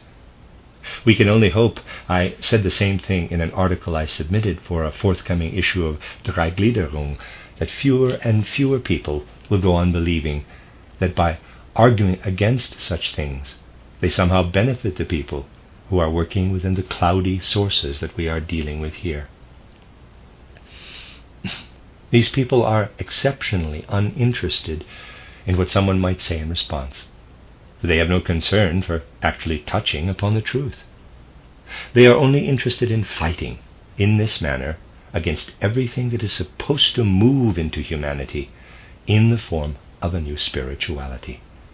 They follow the powers by which they are possessed. I have presented this example to you so that a feeling of the serious nature of these things might be called forth, a feeling that actually must be predominant for all those who feel any serious connection with the anthroposophically oriented spiritual science offered here. It is difficult to find the words, which are not really there in the dried-out language of today, to awaken this sense of urgency in the soul. It is so very necessary. But our souls are often lamed or paralyzed. Those things that must fill and penetrate our souls, if we are not to fall into a period of all-out decadence, by and large do not enter into them. We cannot continue to act according to ancient wisdom. We should no longer call those things that we take out of ancient streams, in quotes, ideals. We should always make ourselves increasingly aware of the fact that something entirely new must be erected in human evolution. The end of Lecture 3.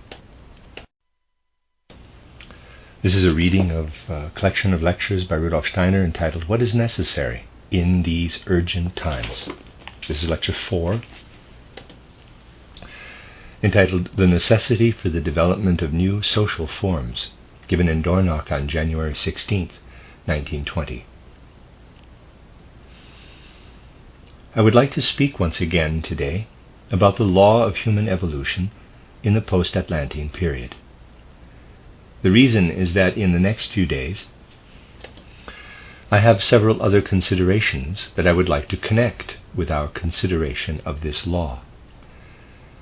An understanding of the very significant demands of the present and the near future will not find a footing in our times if there is not first a penetrating understanding of the way in which humanity has arrived at this current moment in civilization's evolution.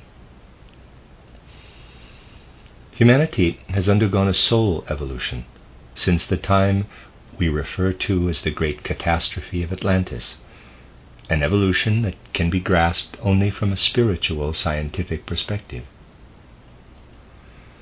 When we examine the period of time around this Great Catastrophe of Atlantis, we are not looking as far back into human existence as the contemporary science of this moment in evolution tries to look. Rather, we are looking back only to the period of time that is referred to geologically as the Ice Age, a time in which, as outward science also acknowledges, great transformations occurred in the area that we now refer to as civilized Europe. We arrive at a time somewhere around 8 or 9 millennia prior to the mystery of Golgotha, and we already refer to the first great cultural age that began in post-Atlantean civilization after the great catastrophe of Atlantis as the ancient Indian epoch. It is important that we direct our gaze toward the fact that the conditions and qualities in the human soul in that ancient period of time were fundamentally and essentially different than they were later, namely as they are in our cultural epoch. From a spiritual scientific perspective, it is significant to examine this soul evolution that took place in humanity. Our outward physical evolution, and also the evolution of material cultural institutions and relations, can only be understood once you penetrate into an understanding of soul evolution. If we now engage in a consideration of the 2,000-year period beginning 8 or 9 millennia prior to the mystery of Golgotha and moving into the ancient Indian epoch, we encounter a humanity that developed and evolved under entirely different conditions than ones with which we are familiar. In particular, we must keep in mind, as I have often said before, that contemporary human beings undergo a development in which the physical, corporeal development parallels the soul's spiritual development, but that this active parallel development occurs only during the first few decades of an individual's life. In the first decade of life, there is the important transformation that we refer to as the changing of teeth, which occurs around the 7th year. We can draw a parallel between this transformation and important soul spiritual developments that occur at the same time. Then a similar moment of parallel physical, corporeal, and soul spiritual development occurs with the coming of sexual maturity in the 14th or 15th year. For modern human beings, we can still see this kind of clear, active parallel development between physical, corporeal, and soul spiritual as we move into our 20s. It is less evident, less clearly visible than it was during the period of time around year 7 and year 14, but for a careful observer, it is still very perceptible. This parallel between physical development and spiritual development was, during the ancient Indian epoch, active in human beings into the 6th decade of life, when human beings reached their 50s. The soul spiritual part of the human being was dependent upon the physical corporeal development in the manner I described earlier. At a much more advanced age, people experienced the kind of transformations that we experience with the changing of teeth and the coming of sexual maturity. As such, people truly lived with the life of the physical body up until the time that moved into the 6th decade of their life, their 50s. And I have drawn your attention in the past to what this actually meant for human life. Let us say that you were a person around 30 years of age. As a 30-year-old, you would say to yourself, "Someday I will be 40, then 50, and at that time, purely through physical development, I will be entirely different than I am right now. I will have ripened in the world in an altogether new way. Close quote. People looked at the process of aging in this way much later into their lives. Nowadays, we look at aging this way only in regard to our lives as children. Back then, people continued to grow, to ripen in their lives, even at a more advanced age. And they had the awareness, the older you get, the more things in the world become clear to you. The more, one might say, the being of the world moves into your soul life from the unknown depths. People experienced much later in their lives the same kind of development that we now experience with the changing of teeth and the coming of sexual maturity. This changed insofar as this active parallel between physical and spiritual development stopped at an ever earlier age. During the next cultural epoch, the ancient Persian epoch, as I called it in my book titled An Outline of Esoteric Science, it lasted only into one's early 50s or even late 40s.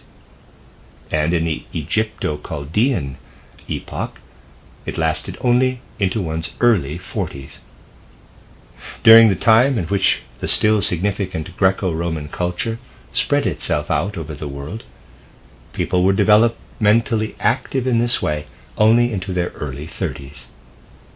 People living in ancient Greece felt like young men and women into their early 30s, and they said to themselves that something grew parallel in them as they arrived at their early 30s. Nowadays, by the time we reach our early 30s, we are already dried out mummies, at least as regards our physical corporeal development. Nowadays we cease to have a true connection with our physical corporeal development at a much younger age than people did in earlier epochs. All of this is also connected with other aspects of human evolution. The first epoch, after the fall of Atlantis, the ancient Indian epoch, was populated by people who lived their lives in connection with the universe, who specifically in the experiences of their head were intimately connected with the universe. Now, all that we know about the universe is what can be discovered and learned in our observatories and through our telescopes, the things that can be reckoned by the astronomers. People living in the ancient Indian epoch felt the movement of the stars in their head. They not only experienced nature on Earth in the spring, summer, fall, and winter, they experienced cosmic occurrences in themselves. They might experience in themselves the age, so to speak, of a particular Sirius constellation. Things that later were imaginatively reckoned by astrologers were truly experienced by those people in the same way that we now experience fullness after eating a large meal, or hunger before eating. In their head, these people truly experienced the sunrise and sunset. It follows from this that the people living during that time period did not think of themselves merely as creatures of the earth, but rather as members of a more than earthly world that simply happened to be placed on earth. They felt like wanderers on a pilgrimage that took them for a brief stretch on earth. They felt a strong relationship to things that were not of this earth. By the time of the second post-Atlantean epoch, this had already changed. The life of the entire universe was experienced less, but more experience was connected to what we might refer to as the illuminated essence, the light being of the universe. People during the ancient Persian epoch experienced the daytime and the nighttime very differently. Between falling asleep and waking up again, they felt truly present in the universe. This time was filled with a meaningful content for them, whereas nowadays we experience it as a gap in our lives. A form of connection with the universe was still present then. Taking this into consideration, we can rightly say, quote, just as the end point of active physical corporeal development in human life diminished over time from the late 50s to the late 20s, so did the living connection between people and the universe diminish in the course of human evolution. To be more specific, we can say, quote, in the first post-Atlantean epoch, the ancient Indian epoch, physical development had active parallel connection with spiritual development up to age 48 or 49 to 56. In the second, in the ancient Persian epoch, people experienced developmental moments in their physical corporeal development that were comparable to our changing of teeth and reaching sexual maturity up to age 42 to 49. In the third epoch, which we typically refer to as the Egyptian Chaldean epoch, people experienced such developmental moments up to age 35 to 42. And in the epoch we call the Greco-Roman epoch, the fourth post-Atlantean epoch, this development lasted until age 28 to 35. And then there's a little chart where it just shows these. When you consider this, you will say to yourself, quote, the active parallel development of the human being is diminishing over the course of time, close quote. And along with this change in the longevity of active development, the doors are slowly closing that allow human beings to have a connection with cosmic experiences in the universe. If you would note, not take notes on, but simply note, that we can say the first epoch lasted from 8,167 to 5,567 before Christ, the second from 5,567 to 2,907 approximately, the third from 2,907 to 747 before Christ, the fourth, the Greco-Roman epoch, from 747 before the mystery of Golgotha to 1,413 after the mystery of Golgotha, and then our epoch, the fifth, began. The time in which parallel human development occurs only up to age 21 to 28. This time began in 1413, and we are still living in the midst of it.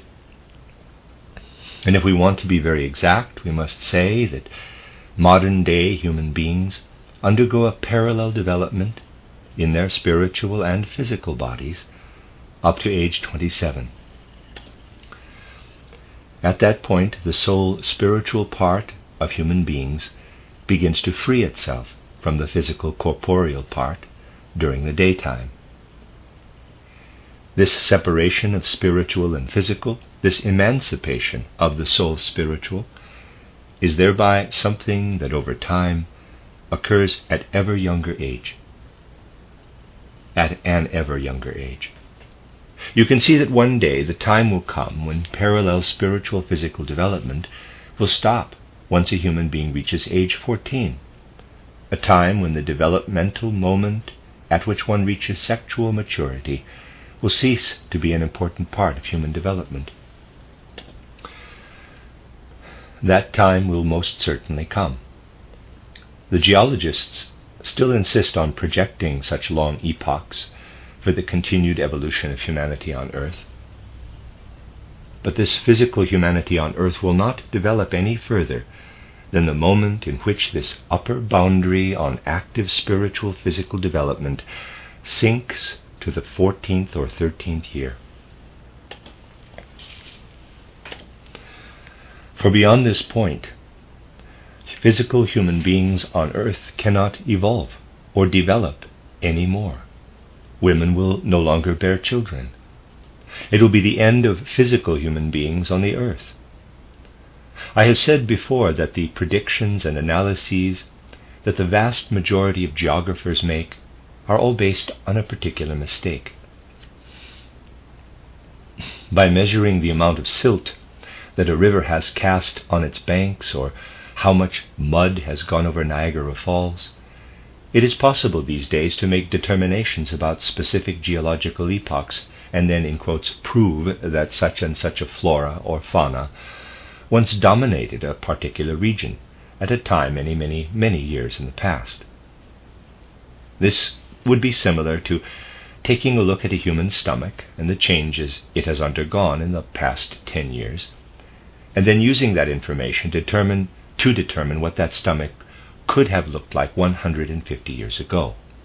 Of course, one can, just as the geologists determine what the Earth will look like millions of years from now, determine what that stomach looked like 300 years ago, except that the Earth will not be here millions of years from now, just as the physical human being whose stomach we were considering did not exist 300 years ago.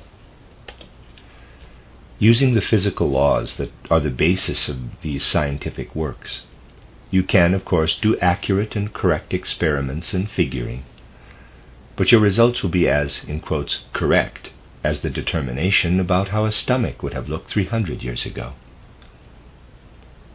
What I am presenting to you will be rejected by modern, strictly physical science, but that is precisely why what is true, what is factual, cannot be discovered by such a strict science. You can make endless predictions about the way that the Earth will look in 100,000 years, about what people will be like then, but by that time human beings will no longer have an existence on Earth.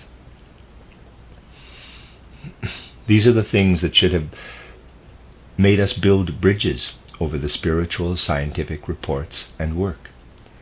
That is the only way to gain true insights into human development and into certain necessary things that must be taken up in human consciousness. Now, it should be relatively easy for you to see that people living in previous epochs experienced certain revelations simply because of the fact that they had a physical corporeal existence. Revelations that can be experienced only by people whose parallel spiritual physical development extends beyond a certain developmental point. The ancient Persians and even the ancient Indians had foreheads that remained soft and malleable well into their 50s. Nowadays our foreheads are only that soft when we are very young. Because they had this softer forehead, these people were able to experience revelations. It is not possible for us to receive these revelations as a child. You can receive them only if your forehead remains soft into the later years of your life. Our own mummified foreheads, which are already hardened by the time we reach 30, cannot allow these revelations to enter us through this old, natural pathway.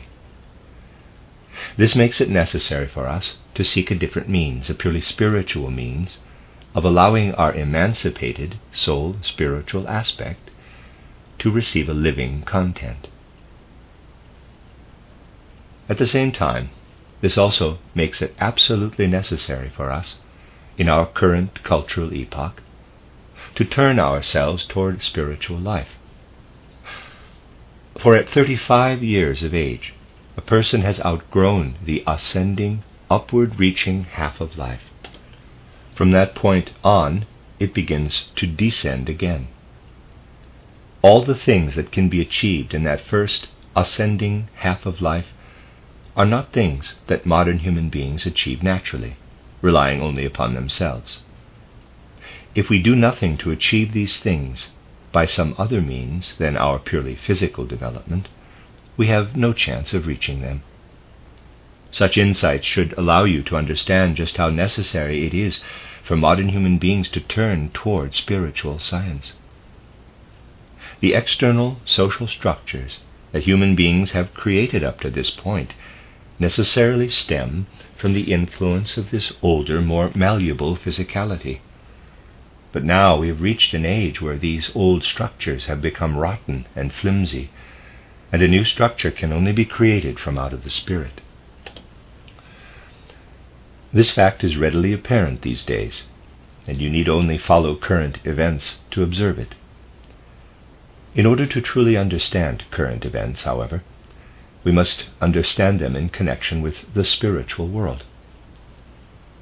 I want to talk to you about something that may seem very far removed from the theme that I have just been discussing. Several times in the past, I have talked about the aged generals and statesmen who are writing their memoirs these days. Among these crowds of memoir writers, there is a person who, compared to the others, is one of the best and most interesting of the Philistines and cynics, a man who led the Austrian troops for some time, Czernin. He is one of these memoir writers. I am not praising him when I say that he is one of the best of them, for in the same breath I must also call him a Philistine and a cynic, a superficial man. But all the same, his memoirs must be counted among the most interesting. In his memoirs, there is an interesting passage in which he presents arguments about things that might have been able to lessen or to bypass this catastrophe of a world war. Speaking from the perspective of an Austrian, he says, Austria, quote, has been destroyed, has collapsed because of this world war, close quote. But if the war had not happened, it would have collapsed anyway, for it was ripe for failure. It could not stand up any longer. It was decayed and flimsy at its core. He even writes somewhat dramatically, saying, quote, the time had come for us to collapse. We could only choose the means of our death. No other option was open to us, only how we would die. We chose the most terrible. Well, we could see nothing better to do. Perhaps some other way would have been slower, less painful, close quote. So writes Czernin. At its most basic level, this is an entirely correct, I don't know this word, apercu, A-P-E-R-C-U, looks French, sorry, for Austria's structure. Let me read that again. At its most basic level, this is an entirely correct apercu, for Austria's structure as a state and nation was a creation of intentions and imaginations stemming from an earlier period of history. Even if those intentions had not, shall we say, grown consciously in the minds of the Austrians, they were still present on a luciferic level. Nowadays, people are seeing how this old structure is beginning to fail and die out. People will see this failure correctly only if they come to see the inner reasons, the temporal reasons for this dying out. But they are only able to see that something is wrong when the structure strikes against something and then catastrophically collapses. For a person who stands at the forefront of the times, it simply will not do to come with an assortment of new social ideas and just take over the old state structures, as if those structures can simply be taken and used. That is not possible. We have to accept the idea that this old concept of a state has ceased to make any sense, and that something different must come to take its place, the threefold social order. This threefold social order will create its own states and border. The old ones have lost their ability to hold together. But people today are all sleepers. They participate in these catastrophes as they are played out. To see the inner forces driving this existence and the changes taking place in it, that is something that people simply do not have the will to do. They could only decide to do it if they learn to truly understand the spiritual, scientific underpinnings of things. Then, through a true spiritual understanding of existence, the bridges will be built between an understanding of the purely natural and the social. For in the end, both areas have their own laws, which also have something to do with one another. Only when you consider the times from this perspective will you arrive at insights into what is really happening these days. We must eventually decide to say to ourselves, quote, if we truly want to help further human evolution, we cannot allow ourselves to be content with the things that flow into us naturally from outside. For we are able to receive these things only until we are 27 years old. After that, we become mummified in our physical body. After that, our soul spiritual elements must take their powers from the spiritual world." Close quote. A person living nowadays who undergoes only the development that is brought naturally from outside develops actively up to the age of 27. Now you may also take the following to be true. If nowadays most people who then move into so-called higher positions in the world experience standard primary schooling or something similar to it, this ceiling on development will be raised somewhat above 27 years old, because something flows into people from this history of older cultural epochs that carries them beyond this boundary.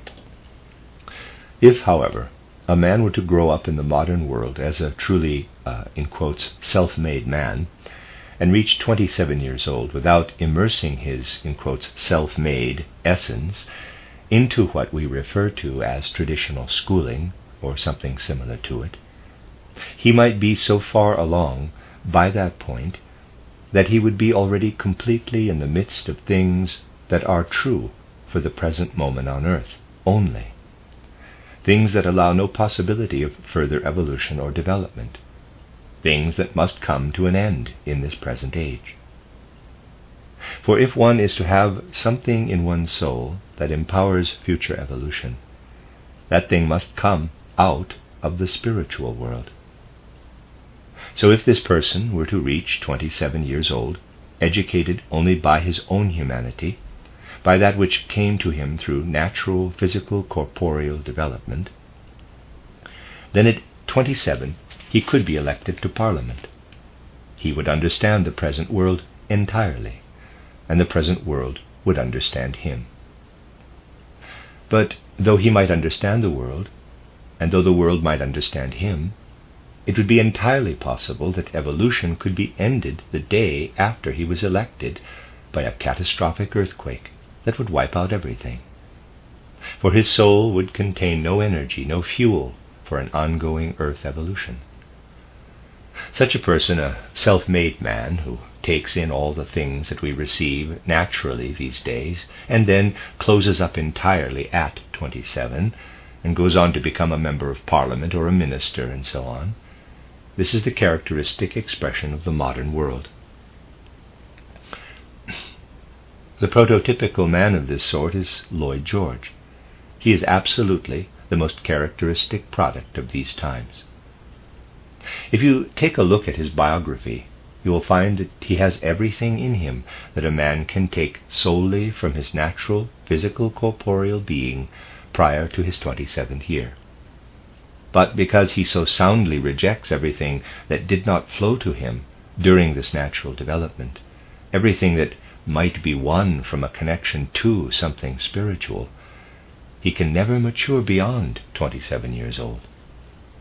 In terms of the number of years he has been on earth, he is certainly much older, but in reality he is only 27. And there are many people among us in the world who also do not mature beyond 27, because they do not take up anything from the spiritual world. The fact that one's hair turns gray, or that one otherwise ages physically, has nothing to do with what I am talking about. It is entirely possible to be no more than 27 years old, even when one is an old man who has lived 70 years on earth, and who might be the Prime Minister of France and be named Clemenceau. This is the secret of human evolution, that growing old has nothing to do with keeping track of the number of years one has been alive. On the contrary, if you wish to truly grow older, you must go through a process that allows the spiritual element into your soul evolution. It is therefore no accident that Lloyd George was the one who was able to speak to the modern world in a dire moment. For in such a materialistic time as this modern age, the person who could speak to the world was a man who had, in the most characteristic, natural, typical way, reached 27 years old and never moved beyond it.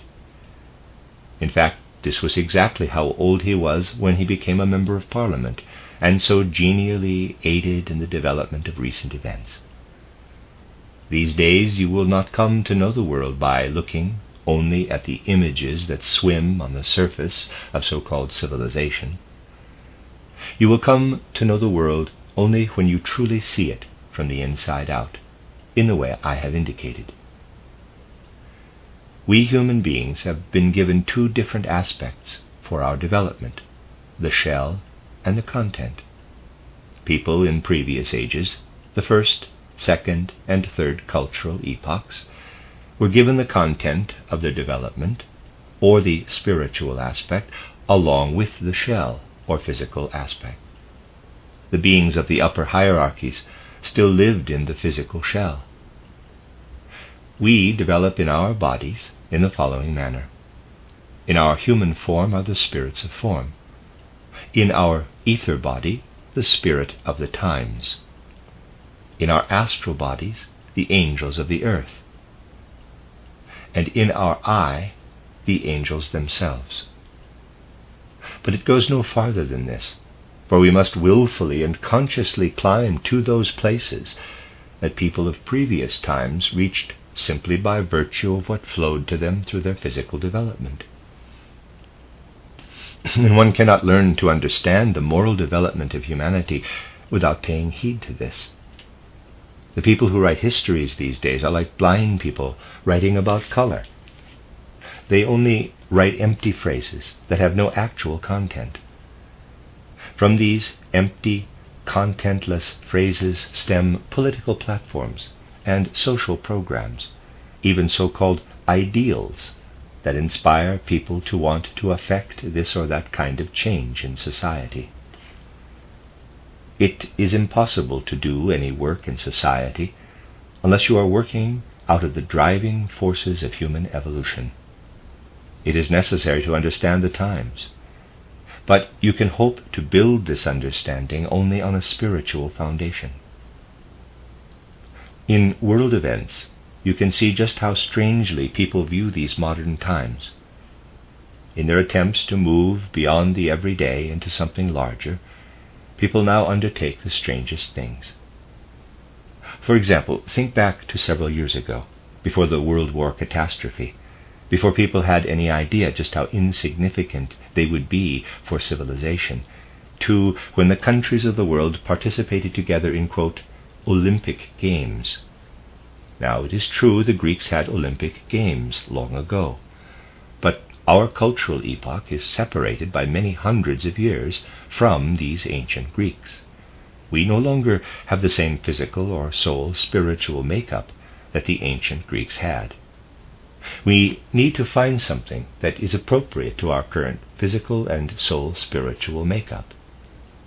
We reveal the impotence of our spirit, our complete lack of true soul content, when we continue to endlessly rehash these old traditions.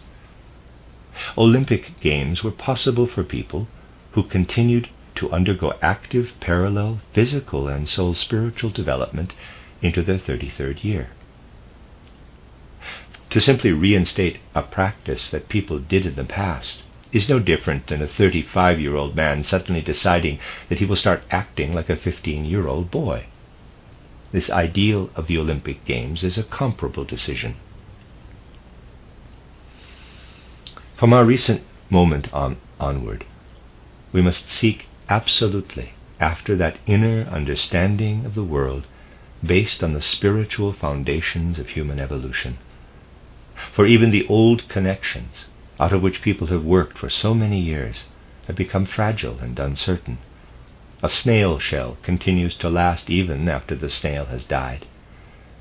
The old states nowadays hold onto their pieces of this world like old snail shells, created by snails long dead, shells created by completely different imaginations.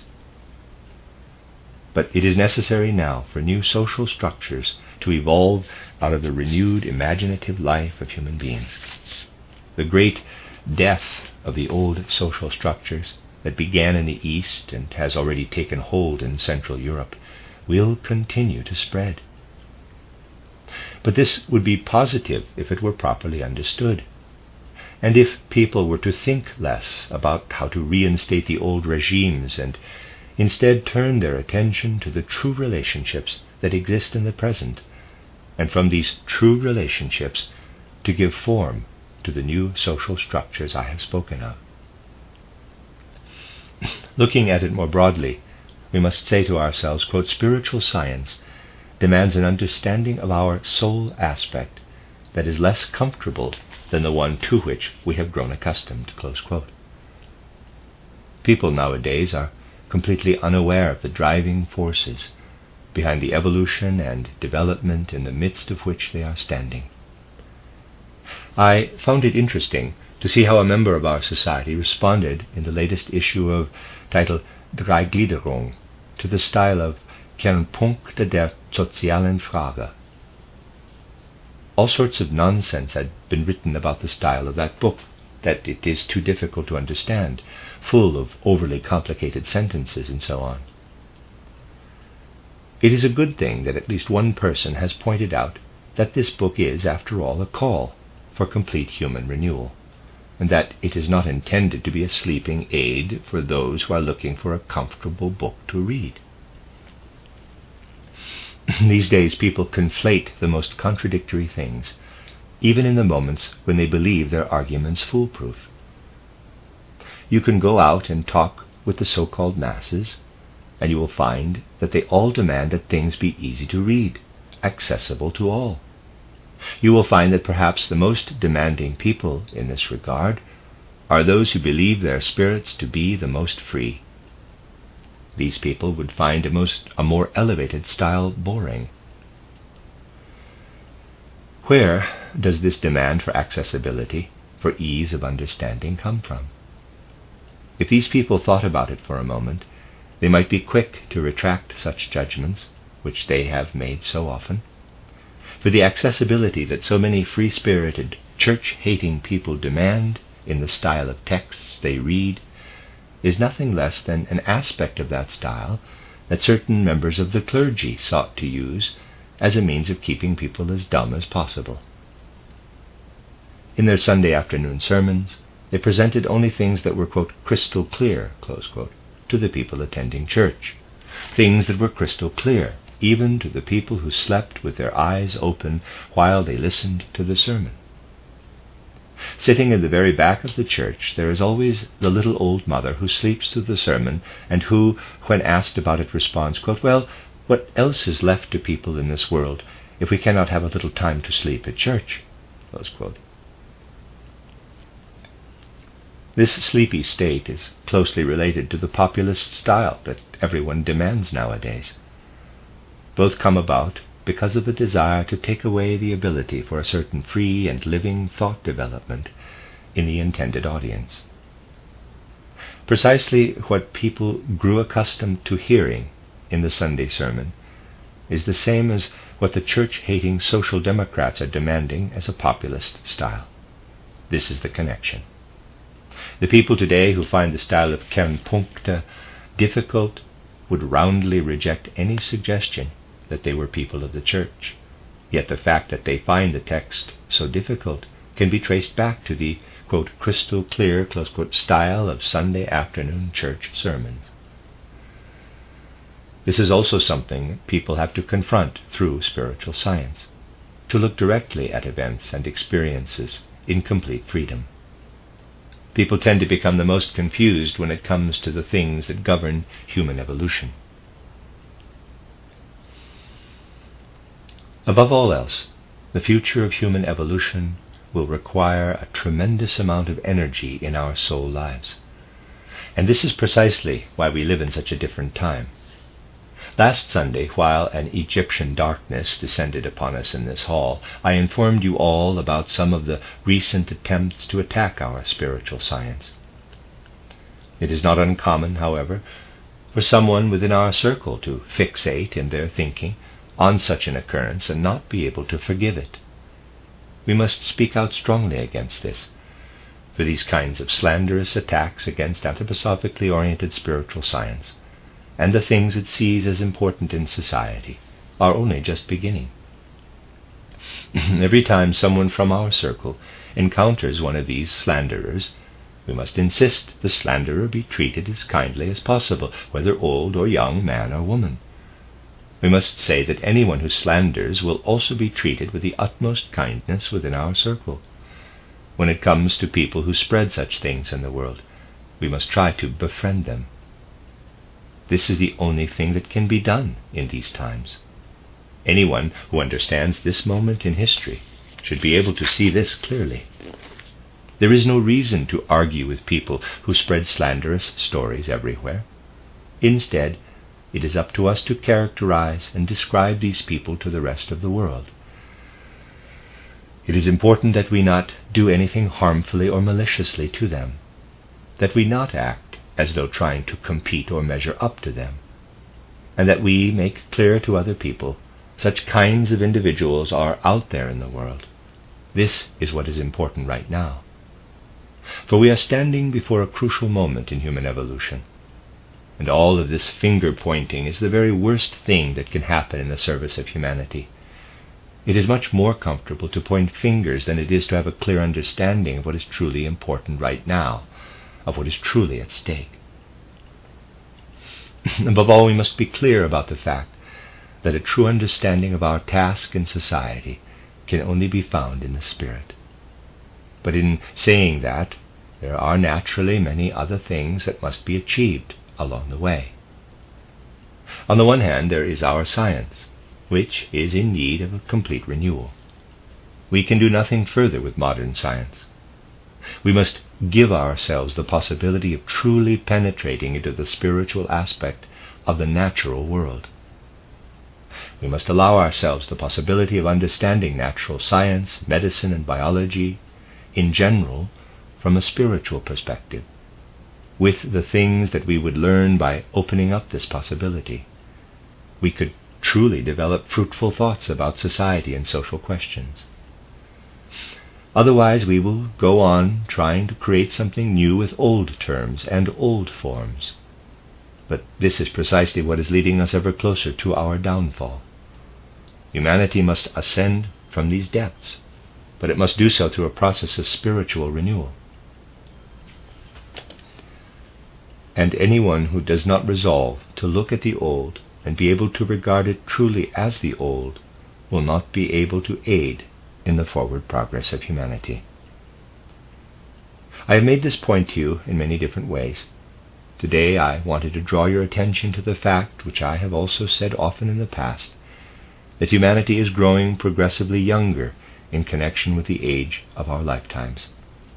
The people of the ancient Indian epoch grew until 50 years old. Then the ancient Persians aged into their 40s, the Egypto-Chaldeans into their late 30s, the ancient Greeks into their early 30s. We never reach that age in the same way. We continue to trot along, but we do not truly age if we do not invigorate ourselves inwardly with the Spirit. For to become older in those ancient epochs meant simultaneously to develop in your physical corporeal form and to become wiser. Modern human beings, as they age, simply get older and do not grow wiser. They become mummies. People truly age only when they fill those mummies inwardly. The Egyptians mummified their dead. Modern-day human beings have no need to be mummified, for they wander about as mummies during their lifetime and only avoid being mummies when the spirit is taken up in the living present. Then the mummies are vivified. This is absolutely necessary for humanity at present, that these mummies come to life. Otherwise we will continue to have organizations in the world in which a wide variety of odd sounds are made by the mummies that comprise them. We call these organizations political parties. But the sounds that come from the mummified people will gradually become purely Ahrimanic voices, and it was those voices that caused the catastrophe of the last several years. This is the shadow side of the matter. This is the deadly serious part of it. If people in the present do not start to fill their mummified shells with spiritual content, they will be filled with the whispering voices of Ahriman. Then human beings will continue to walk the earth, but the voices that speak from within them will be Ahrimanic demons. We can only hinder their growing presence on the earth by resolving to seek out a living connection to the spiritual world. Yes, this all has a very, very serious side. The striving after spiritual science in this day and age is simultaneously a striving to drive the Ahrimanic spirits out of humanity, a drive to keep those Ahrimanic spirits from possessing humankind. The end of Lecture 4. This is a reading of a collection of lectures by Rudolf Steiner entitled What is Necessary in These Urgent Times. This is Lecture 5, entitled Initiation Science in the Light of Modern Thinking, given in Dornach on January 17, 1920. Yesterday I attempted to describe to you the current moment in human evolution. I attempted to show you that the forward progress of human evolution is at present entirely dependent upon what we might call initiation science. In other words, it will be necessary, first, that all branches of knowledge in human culture be filled through and through with this initiation science. But secondly, it will be necessary that all of our social thoughts and feelings be also filled through and through with the feelings and empathetic thoughts that result from the consciousness of this fact. There exists a spiritual revelation, a supersensory revelation. We need only to turn ourselves toward it. You might be persuaded by the countless number of people who come forward and say, quote, yes, but history nowadays is studied quite precisely, and the things that spiritual science has to say about the character of the present moment in time and the way in which it has developed out of the prior ages is not spoken of in the mainstream study of history. Close quote. These things are not spoken of in generally accepted history because that history, uninfluenced by true spiritual knowledge, does not ask after the true impulses and forces of history. In order to know what is actually speaking through history, you must first come to understand how to ask after it in the proper manner. Now, the important thing to understand is that the first three consecutive post-Atlantean epochs, the ancient Indian, ancient Persian, and the Egypto-Chaldean, were such that, using the terms that I spoke of yesterday, in each of them humanity grew ever younger than it was in the prior epoch. In other words, in the second epoch, human beings did not remain developmentally active into the same advanced age that they had in the prior first epoch, and it continues like this into the third, and so on. In the Greco-Roman epoch, meaning that time beginning in the 8th century before Christ and lasting until the 15th century after Christ, it was the case that human beings remained developmentally active into their early 30s. As this epoch drew to a close in the 15th century, human beings were very clearly developmentally active up to their 28th year. Nowadays, as we emphasized yesterday, the period of active development ends in our 27th year, and the end of the period is coming increasingly sooner in the life of each human being. Now we as human beings are only able to arrive at a relationship with the spiritual world through the medium of our physical bodily constitution once we reach our 30s. Please do not misunderstand me here. We can, of course, by turning to spiritual science, also arrive at this relationship with the spiritual world at an earlier age. But if we, as human beings, are to receive from the universe our own spiritual powers connected with our physical bodily organism, this can only occur if we remain developmentally active into our 30s. Nowadays we do not. For this reason, there is no sense in talking about the continued progress of human evolution through purely natural means. Evolution can take a step forward only when humanity is fructified by initiation science. Now, in one of my previous lectures, I have already mentioned to you about the initiates in the countries of our Western civilization, especially the Anglo-American initiates. But the peculiar thing about these initiates is that from their perspective, they have it in mind to bring forth as initiation science only those things that will eventually help the English Americans move into a position of world dominance. As strange as this sounds, it is the case. And we can accurately say, every single claim that emerges from this side of the world will bear an imprint of this fact, which the skillful observer will perceive. More than anything else, all of these things give some indication of the variety of ways in which initiation science is handled in the Western world.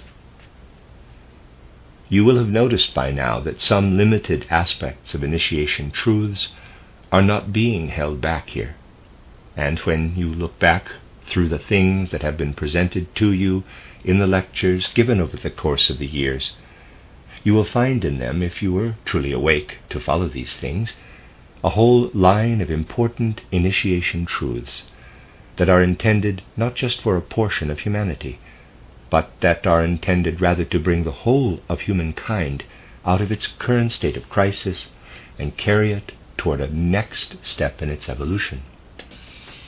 But among the Western initiates in particular, you will find many people who take issue with the fact that so much of what I say here is presented to the public.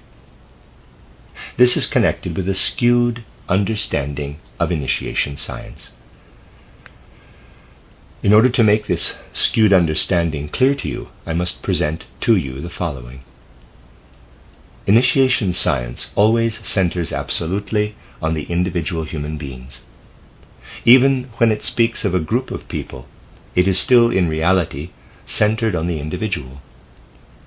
True initiation science cannot be brought forward by the same methods previously used to influence people.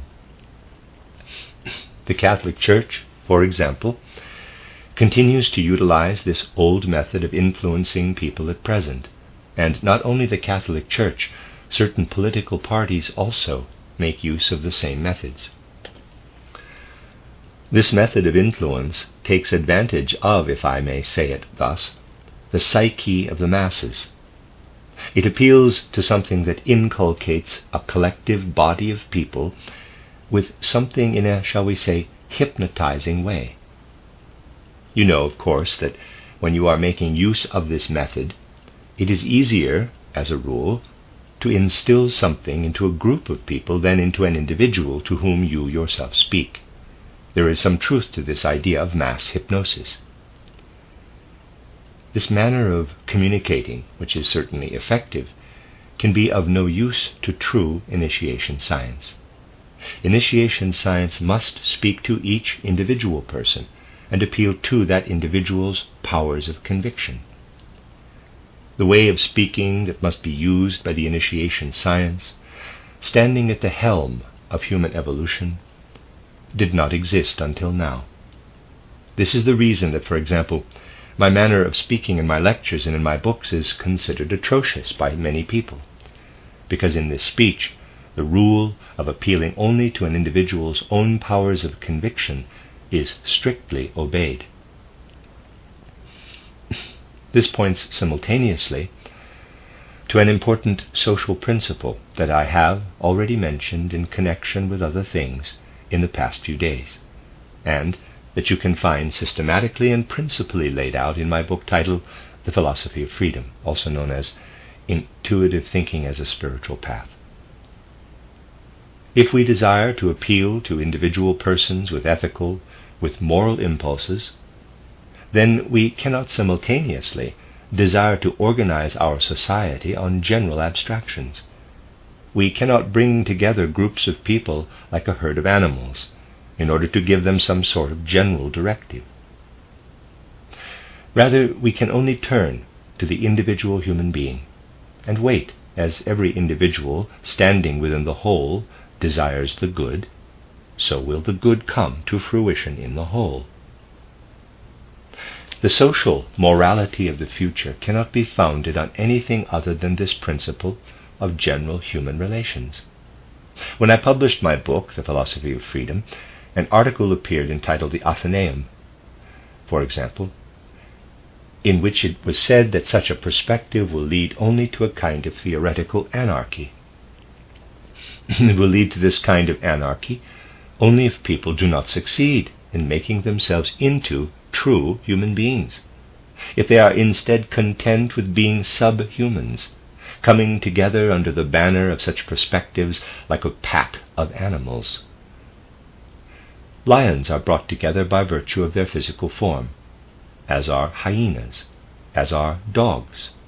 But the direction of human evolution is toward a time in the future when human beings do not organize like pack animals, according to blood ties or organizational ideals, a time when the cooperation of human beings comes out of the powers of each individual. A few days ago I made use of a comparison that may sound somewhat strange, but which I believe can illuminate this entire matter clearly.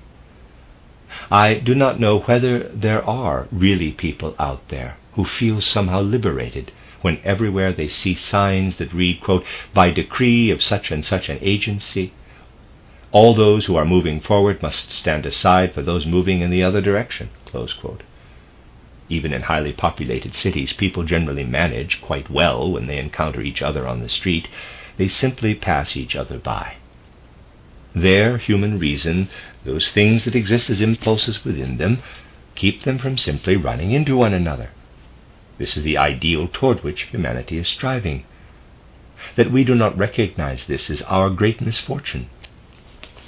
It is important for each of us to bear within ourselves the directives for our actions, even in regard to much more important matters, in such a way that others can rely upon us, even though no collective law regulating our actions to allow others to exist safely in our vicinity, a law that makes us all into subhumans, be specifically addressed to each situation.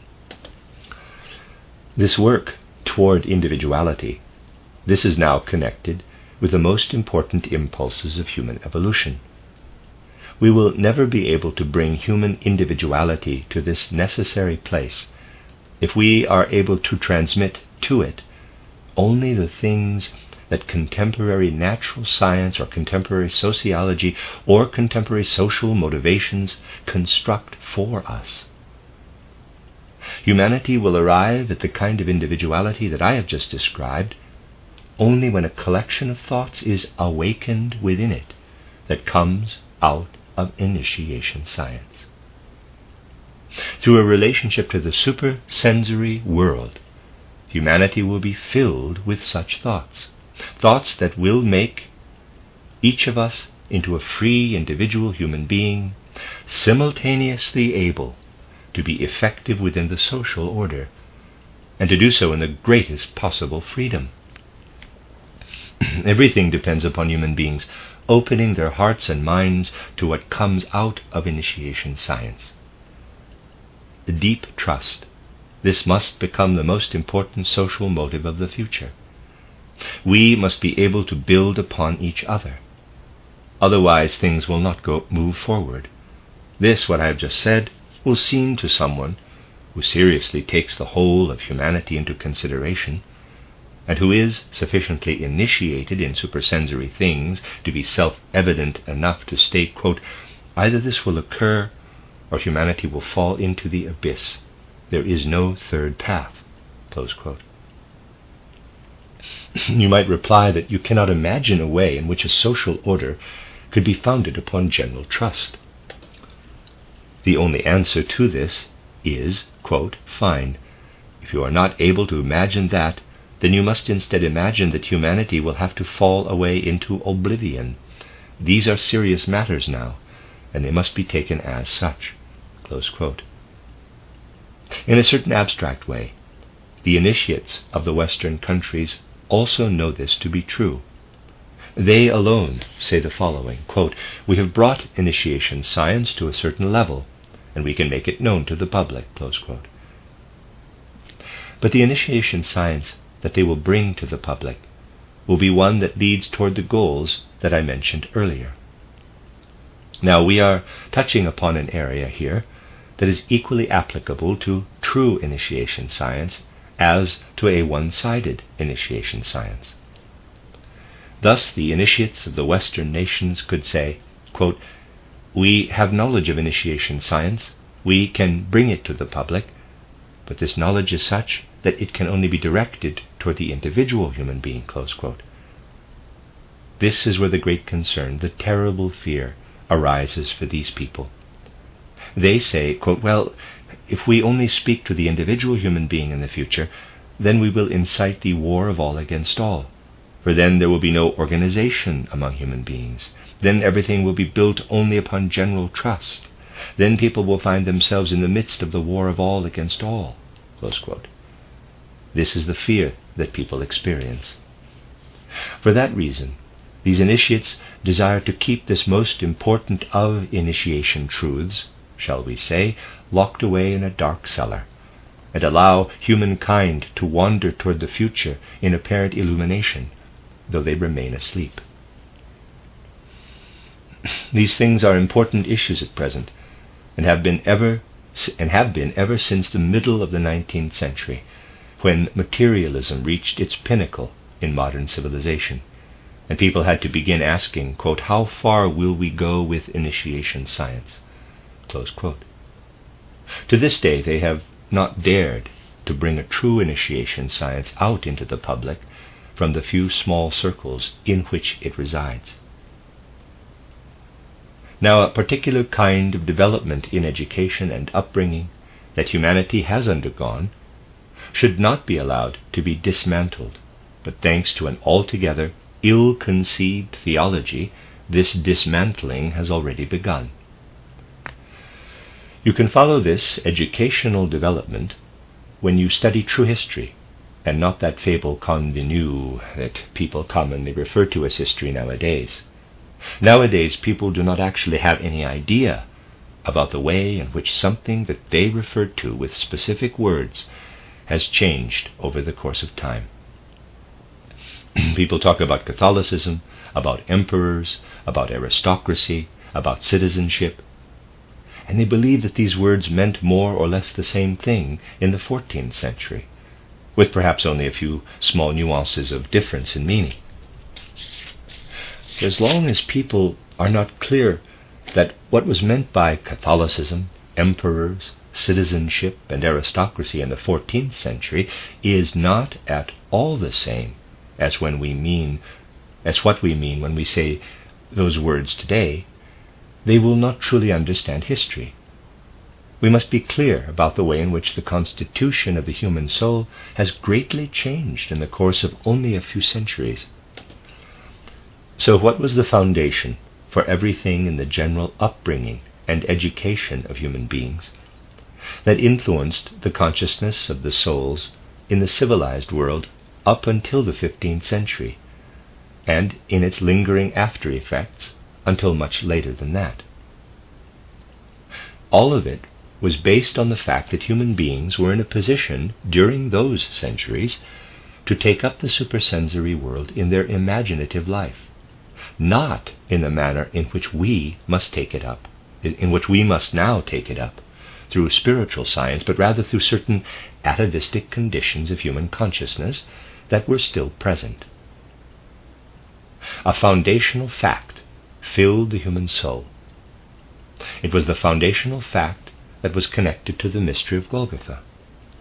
People knew in a way that befitted that time that Christ being came down out of the super-earthly heights, incarnated into the human being Jesus of Nazareth, and at the mystery of Golgotha something occurred that could not have occurred according to common, accepted, naturally verifiable laws. People had, in the concepts and mental pictures created by the mystery of Golgotha, such ideas, such mental pictures, which they spread out over the surface of the earth. With these sorts of mental pictures, entirely different thought forms can be achieved than those that the everyday person now possesses. The thoughts that human beings come up with nowadays do not begin to approach the life of the supersensory world.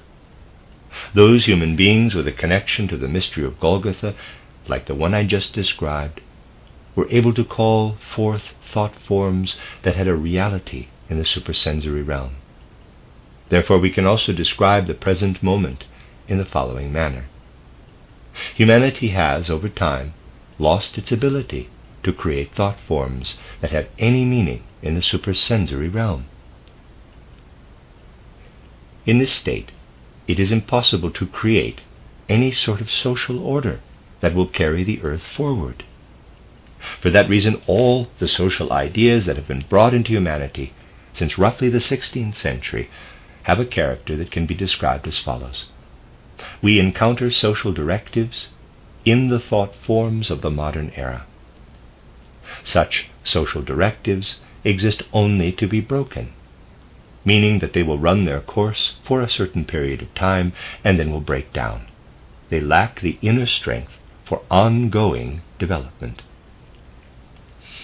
This is precisely the secret of recent evolution.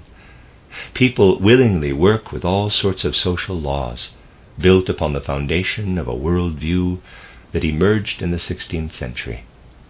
All of these social directives, from the moment of their inception, bear within them the seed of death, because they are not connected with thoughts that have any reality in the supersensory world. For as long as there are people in the present who do not recognize this, there can be no talk of taking a social step forward. It is not a matter of conveying social ideas in an abstract manner, perhaps out of some sort of spiritual hocus-pocus. This is not at all the point. In my title Kernpunkten der sozialen Fragen, you will not find a long chapter on spiritual science from which I then deduce social laws. Rather, I try to draw attention to things in reality that point toward what must occur. It is not a matter of deducing social life from spiritual hocus-pocus. Rather, it is a matter of each individual filling themselves with thoughts that are rooted in the supersensory. This kind of fulfillment makes it such that everything that an individual thinks has a reality in that supersensory world. To put it paradoxically, but altogether truthfully as well, we can imagine a man, let us say a statesman, a word that nowadays we always say with quotation marks around it, is saying all sorts of clever things, the sorts of things that people consider clever nowadays, but has never established any sort of connection with the supersensory world. If these things were to be brought into reality, they would always bear within them the seed of their own demise. Then another man speaks. If you did not know already that he was connected with spiritual science, then you would not necessarily notice that from the things he says, he would simply speak somewhat differently about the same matters. From what he says about social questions, for example, you would not necessarily realize that he worked with spiritual science, but the fact that he does work with spiritual science gives his ideas a true impulse. And so it is important nowadays that we not allow ourselves to be satisfied with abstract logic. We must speak realities. We are already in the midst of a period of human evolution in which, for example, a journalist might write the most beautiful things and astound people with them, and they would say, quote, "Yes, when I read that, I see that it is incredibly pure spiritual science," close quote. This is not what is important. It is not about the sound of the words that we say. What is important is the foundation of soul from which such words comes. It is all about what human beings carry within themselves as actual substance. If I were to make the same comparison in an entirely different way, then I would draw upon the example that I have used often in the past. There are poets today who have a relatively easy time writing poetry and compose beautiful verses that astound us. However, this is also true. 99% of the poetry written today is worthless. There are others whose verses sound as though they were written with a stutter, but these stammering, awkward verses might actually stream forth from a genuine fount of humanity, which is to say a genuine spiritual fount, whereas those that astound and amaze us because our language now is so developed that every door in it can open out onto something astounding and amazing, those verses might actually be collections of worthless word husks. It is therefore necessary that we look past the words to the motive behind them. That is to say, we must not simply deal with the abstract, not simply read for the sound of the words, but rather place ourselves fully in the midst of life, and from that place within life judge the phenomena around us. And this is why it is important that spiritual science, as it is spoken of here, must come to fruition in all of the various branches of life. Otherwise, what must enter human evolution will not. When two people talk with one another, they understand each other through language. But that language was, a relatively short time ago, something altogether different than it is today. When you understand something through language nowadays, you essentially become a slave to that language. In an earlier time, people learned a lot through the genius of language, and they actually did not think very much for themselves. They allowed language to think for them. This only lasted for so long, until the beginning of the time period that I described to you yesterday. Now we will move forward only when we are able to emancipate ourselves from language in our thoughts and feelings. Nowadays, language essentially runs as though it were a machine, in whose midst we are standing. In place of our human forces and being, Ahriman is becoming increasingly more present in the developing life of our language. It is now Ahriman who speaks when people do. As a result, we must become more and more used to taking our understanding from something other than the words themselves. We must stand deeper in the midst of life in order to understand each other now, deeper than people did during an age when the things human beings exchanged with one another were still born on the wings of language. That same exchange is no longer carried by those wings. Nowadays it is fundamentally possible for someone to be altogether empty of any sort of true knowledge. But because language, contemporary, civilized language, has over time developed sentence structures, types of sentences, and even whole theories that lie entirely within language itself, that person would need only to slightly rearrange what is already there and will suddenly have created something seemingly new, when in actuality nothing more has been done than shuffle around the things that already existed. You could easily conduct the following experiment, though it may sound strange. Take a look at the pronouncements of good bourgeois, materialistically minded, in one way or another, professors, philosophers, natural scientists, and others of that kind. Take a look at what these people said during the last century, in the second half of the 19th century, and you will find that it only requires a slight mental exercise to arrive at the following. Let us take, shall we say, some sort of paper by a particularly honest philosopher, an honest university philosopher from the second half of the 19th century, who expressed his opinion about one social matter or another. You could then take out certain key words and replace them with a few different key terms that appear in another sentence. You could mix the whole thing up just a little bit, and suddenly you would end up with the personal philosophy of Herr Trotsky. If you want to come up with a personal philosophy like that of Herr Trotsky, you do not need to think for yourself. You simply need to allow language to do the thinking for you in the manner that I described earlier. But what is truly at work here are not human forces, because in a certain sense language has already emancipated itself from them. At work here are harmonic forces in human culture. What I have said just now is something you can experience for yourself. You need only to open your inner soul eyes to such things.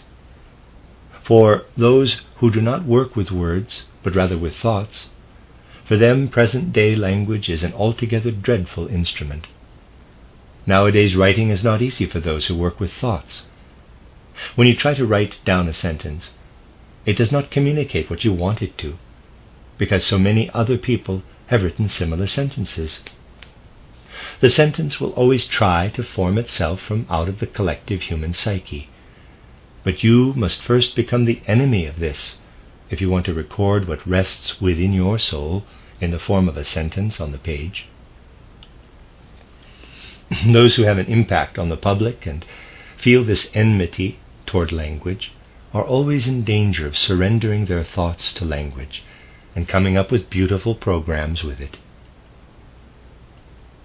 The necessary task of foregoing a true place for thoughts in the world must nowadays begin in a battle with language. Nothing is more dangerous than allowing yourself always to be carried by language, meaning that you say, quote, and here is how you express this thing, here is how you express that one, close quote.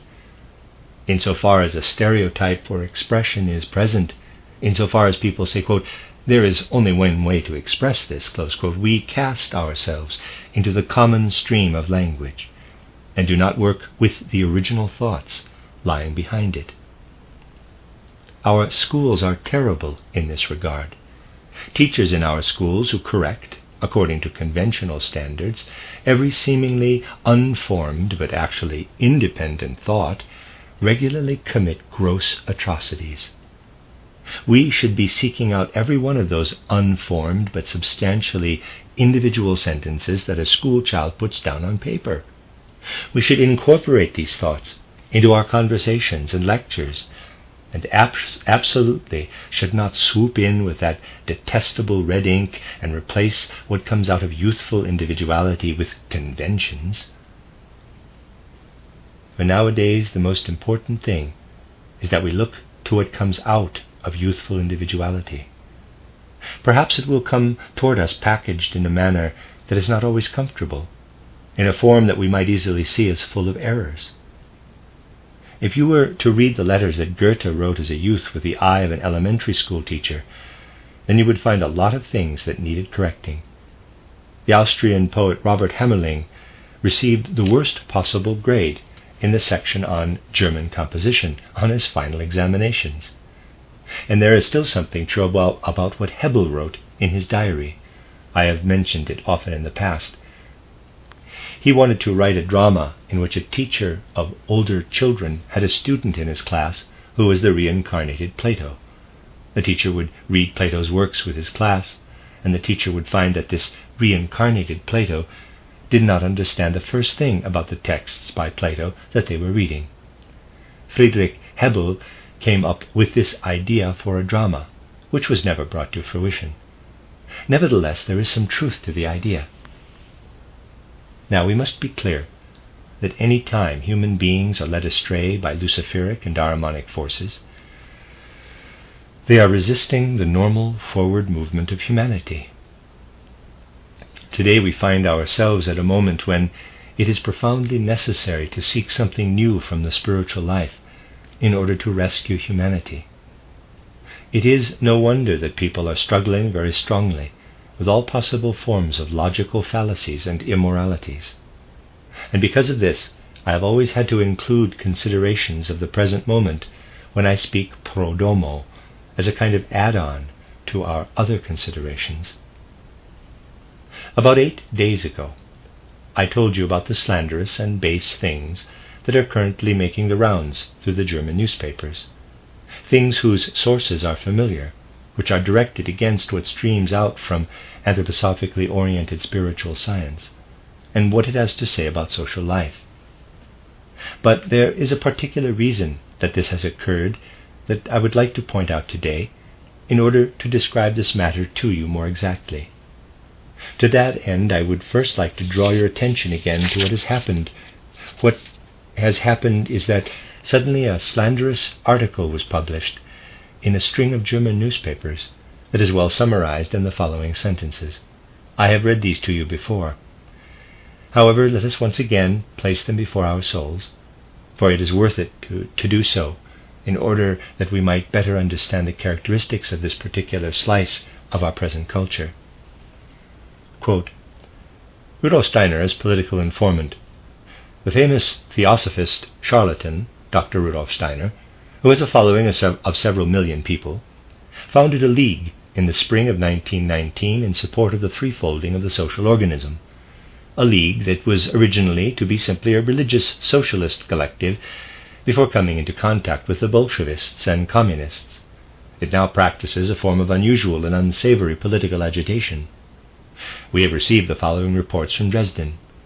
According to authentic and irreproachable sources, parenthesis here, please pay attention to that phrase, according to authentic and irreproachable sources, that's Steiner speaking, back to the quote, the Society of the Threefold Social Order has found out the names of all those officials who were supposedly active in reactionary movements, and is collecting material and testimonies about their actions against the rights of the people, which are then to be delivered to the Entente with the goal of extraditing these individuals. The verity of these accusations makes no difference whatsoever to Herr Steiner and his comrades, and that they are not afraid to make use of altogether false evidence is proven by a passage from a letter which reads, accusations of theft should be left out, because in those cases it is easier to prove that the accusation is false. Similarly, unbelievable accusations, such as child murder, should not be raised. Close quote. Now this slanderous and altogether false article has been printed word for word in a string of German newspapers. There are many things in it that are astounding, but let me take out just one fact to start with. There is mention of letters that have supposedly been written and that are now being held up as authentic documents. In the most recent issue of Dreigliederung, which has not yet been distributed, I have made expressly clear that I am familiar with the sources out of which these things originate. For the moment, however, I would like to read for you a little document from which you learn the nature of the so-called authentic basis on which stand the people who disseminate such things into the world.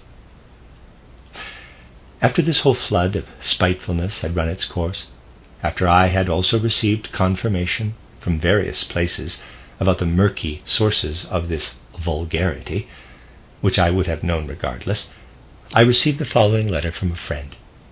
I have only just received this letter, but it was written, please take careful note of this, before the newspaper articles were published. In other words, the things that this letter contains were set down before those articles appeared. Please keep this fact in mind. The letter reads, quote, a long-standing member of our Anthroposophical Society, who is apparently still an active officer, was given access to the 2 letters currently being circulated within the administration and quite understandably causing quite a stir. These letters bear the inscription to IRD, or R in Berlin, and are therefore probably addressed to the same place, though whether they originate from the same place or different places is unknown, for there is no signature. In the first letter, the talk is of Steiner's League and the Freemasons, and it states that in the near future Steiner's League will be distributing pamphlets made to appear as though they come from the monarchists, though the actual intention will be to make the monarchists and the anti-Semitic movement look ridiculous. In other words, Steiner's League will attempt to fight against the monarchists by posing as them. These pamphlets are supposedly printed already, and a signature, written in a different hand, has been arranged for each region. Close quote. So you can see, there is a factory somewhere where they make fake letters. These letters are actually circulating out there. It goes on to say, quote, in the second letter, the following recommendation was made, quote, since there are still a number of monarchist-friendly officers in the armies, it will be absolutely necessary to depose them from their positions, and this should be done in the following shameless manner. Among the members of the army who served under these officers during the campaigns, people should be sought out who would swear under oath that these officers committed a large number of outrageous moral turpitudes. Close subquote. Continue quote. At the same time, it was mentioned that these transgressions must be believable, and that for this reason things such as rape and child murder should not be made as accusations. This list of sins and transgressions would then be transmitted to the Entente through a certain Herr Grelling. This is the only name used in any of the letters, and the Entente would then demand the immediate dismissal of the officers named. Close quote. The person mentioned in this letter saw both of these fake documents with his own eyes. So, this is the letter named in the newspaper article, the letter that was widely circulated, there were probably numerous copies, and bore the inscription, to such and such a place in Berlin. First, these letters were forged, fabricated, and then a newspaper article was written about them. This is the way in which they are attacking us. I would like to know whether more things are needed in order to make it really understandable just how necessary it is to wake up. A moral footing for humanity has emerged from everything that has happened in the last few years, though it is rooted in the impossibilities that preceded it and bear blossoms such as these. It is important that we not continue to sleep, but rather come to recognize the mire in which we are stuck.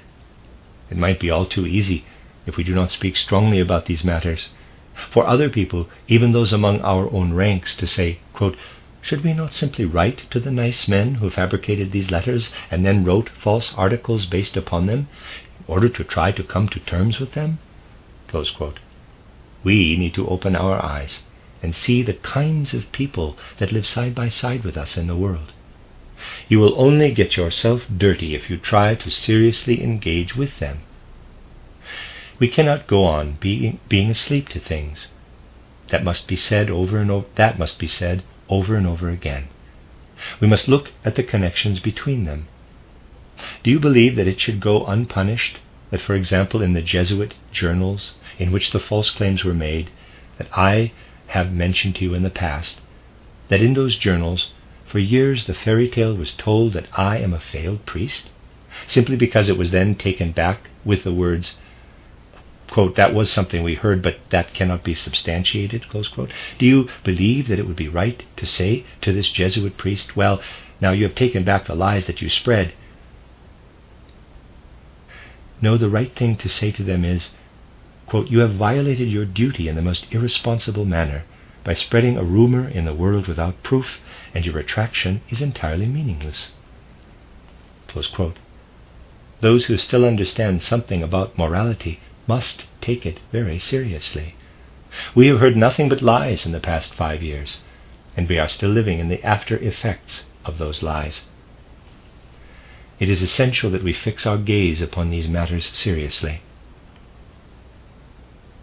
By way of this example, you can clearly see how things stand. When karma does not bring these sorts of things so close to home for everyone, and therefore the experience of an individual does not become the deciding factor for the collective, then there will always be people who would prefer to make an attempt to compromise, to treat individuals such as Ferrier, for example, as human beings with whom we try to work on this or that, when in reality such individuals are among the lowest of humanity, and that they unscrupulously write and publish things for which they have no proof. Such things are, for those who want to stand on a firm and healthy foundation, simply no longer permissible. If I did not have such a ready example that proved it was true, people might not be so quick to believe that there are factories for fabricating documents these days. Documents which, in quotes, they then use to publicly treat people in the way demonstrated by this newspaper article. But this sort of thing happens constantly nowadays, and the majority of the things that you read are based on nothing more than the fruits of these moral quagmires. Anyone who possesses a healthy, serious, and honest perspective on the world will recognize this and conduct themselves accordingly. It is no longer permissible for us to compromise with people who work in such a slanderous and false manner. It does not justify it to say, quote, one must act benevolently toward all people, close quote. Love for all people. To have love for such people demonstrates an obvious lack of love for those who have been slandered, those who have been wronged. It is a matter of knowing where to give your love. The act of loving transgressions can never lead to health for humanity. That such things must sometimes occur, that can be foreseen. But we can only foresee the way in which certain sides will choose to work with it when it does occur. You need only open up the Jesuit literature that has been sent out since the Church's decision regarding anthroposophical texts in July of 1919. You need only to look the people in the eye who have written these things and examine what sort of access to reality they truly possess. Having done that, you will recognize everything that eventually leads into these sorts of moral quagmires. I will not discuss all of these murky sources today, which are very familiar to me. Because of my familiarity with them, I also know how all of these things are connected with each other, and that this is just the beginning. My only hope is that very few, as few as possible, will be naive enough to believe that anything can be solved by responding to or opposing such things. These people are not interested in whether they are claiming this or that. They only care about making a juicy claim that debases others. The content of their claims are of no consequence to them. But we must not only look to the fact that countless people are at work in these ways among us in the world. We must also look to the fact that for decades we, the general public, out of laziness and dormancy, have exhibited a great tolerance for these practices, a desire simply to not examine how public opinion is generated nowadays. This, however, is the most important way in which we might better ourselves. If we do not deal with them like the Jesuit Zimmermann or the University Professor Dessoir in the manner I have described, no healing can take place. The people who do not stand over and against them and do not confront them properly are guiltier than they themselves. But this is simply how these individuals do business, even if it is rather unseemly, like the actions of Professor Dessoir. I described that to you a short time ago, but now it is important for us to finally wake up. There is a direct path between one of Dessoir's books or one of Zimmermann's critiques and those moral quagmires that I have described to you. I must mention these to you as well for no other reason but to point out the symptoms of those forces that are currently working to suppress any striving after the Spirit. And to that end I would like to mention here that I was just given an article, ostensibly intended for the Brockhaus Conversational Encyclopedia, for which that infamous man, Dessoir, parenthesis, infamous only to us, close parenthesis, was to write the entry on anthroposophy. At the same moment in which he had me write this article through a middleman, he meanwhile wrote his article for that book, that sham of a book. But now think about what could happen. This article now exists here in our in-house archive. Later it will be found there, and people might think it is an article that originated with me. And consequently, somebody might then be able to say, quote, yes, this article in the archive was copied by Steiner from Dessoir's entry in the encyclopedia, and then Steiner claimed it as his own, close quote. These are the kinds of flowers that will blossom if we do not stay awake at all times. Something can be plagiarized and then rearranged in such a way that the person who originally wrote the piece will appear to be the thief, and the one who actually plagiarized will appear to be the author. The question of morality must be tackled from a variety of sides and perspectives, but will not be taken on in a fruitful manner by anyone who does not stand firmly on the grounding of a healthy spiritual science. This is the addendum to today's lecture that I wanted also to share with you, taken out of consideration of this historical moment, the end of Lecture 5. This is a reading of a collection of lectures by Rudolf Steiner entitled What is Necessary in These Urgent Times? This is Lecture 6, entitled Conditions for Understanding Supersensible Experiences, given in Dornach on January 18th, 1920. In the future, it will be impossible for human beings to arrive at any true understanding of themselves, or even any true feeling for their true being, unless they first establish a relationship to initiation science. For all of the things that human beings are able to experience in the world, without having any relationship to initiation science, do not contain any of the powers from which their beings are actually formed.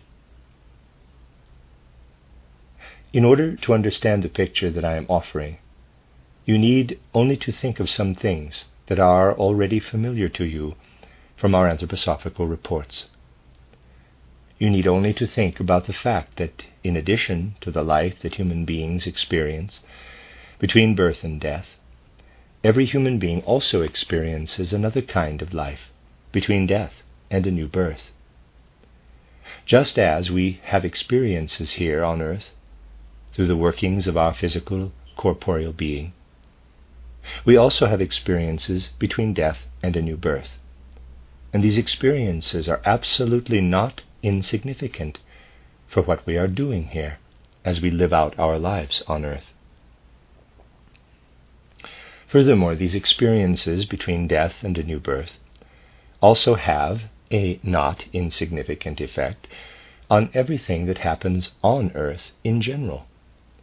Indeed, only a portion, and it is actually a rather small portion, of the things that happen on earth are caused by those who are living in physical corporeal bodies. The dead are constantly at work in our physical environment, and the powers that people living in this materialistic age will not even mention aloud, they are indeed there. It is not only the powers of the upper hierarchies that reach out from the spiritual world and have a hand in the physical world. Rather, there are also powers integrated into all that surrounds us and affects us, streaming out from dead human beings. As such, a full understanding of human life can be achieved only if we take into account both the things that can be experienced with and learned from the senses, and what can be learned from history here on earth. In the end, these powers that stream from the spiritual world are the one and only thing that will make it possible to understand all of humanity and the entire course of human evolution on earth. A time will come in earth evolution, it will be some time around the year 5700 or so, when human beings, if they have followed the proper course of their evolution, will no longer walk about on the earth incarnated in a physical body that is a product of physical parents. I have often pointed out that in that time in history, women will no longer be able to bear children.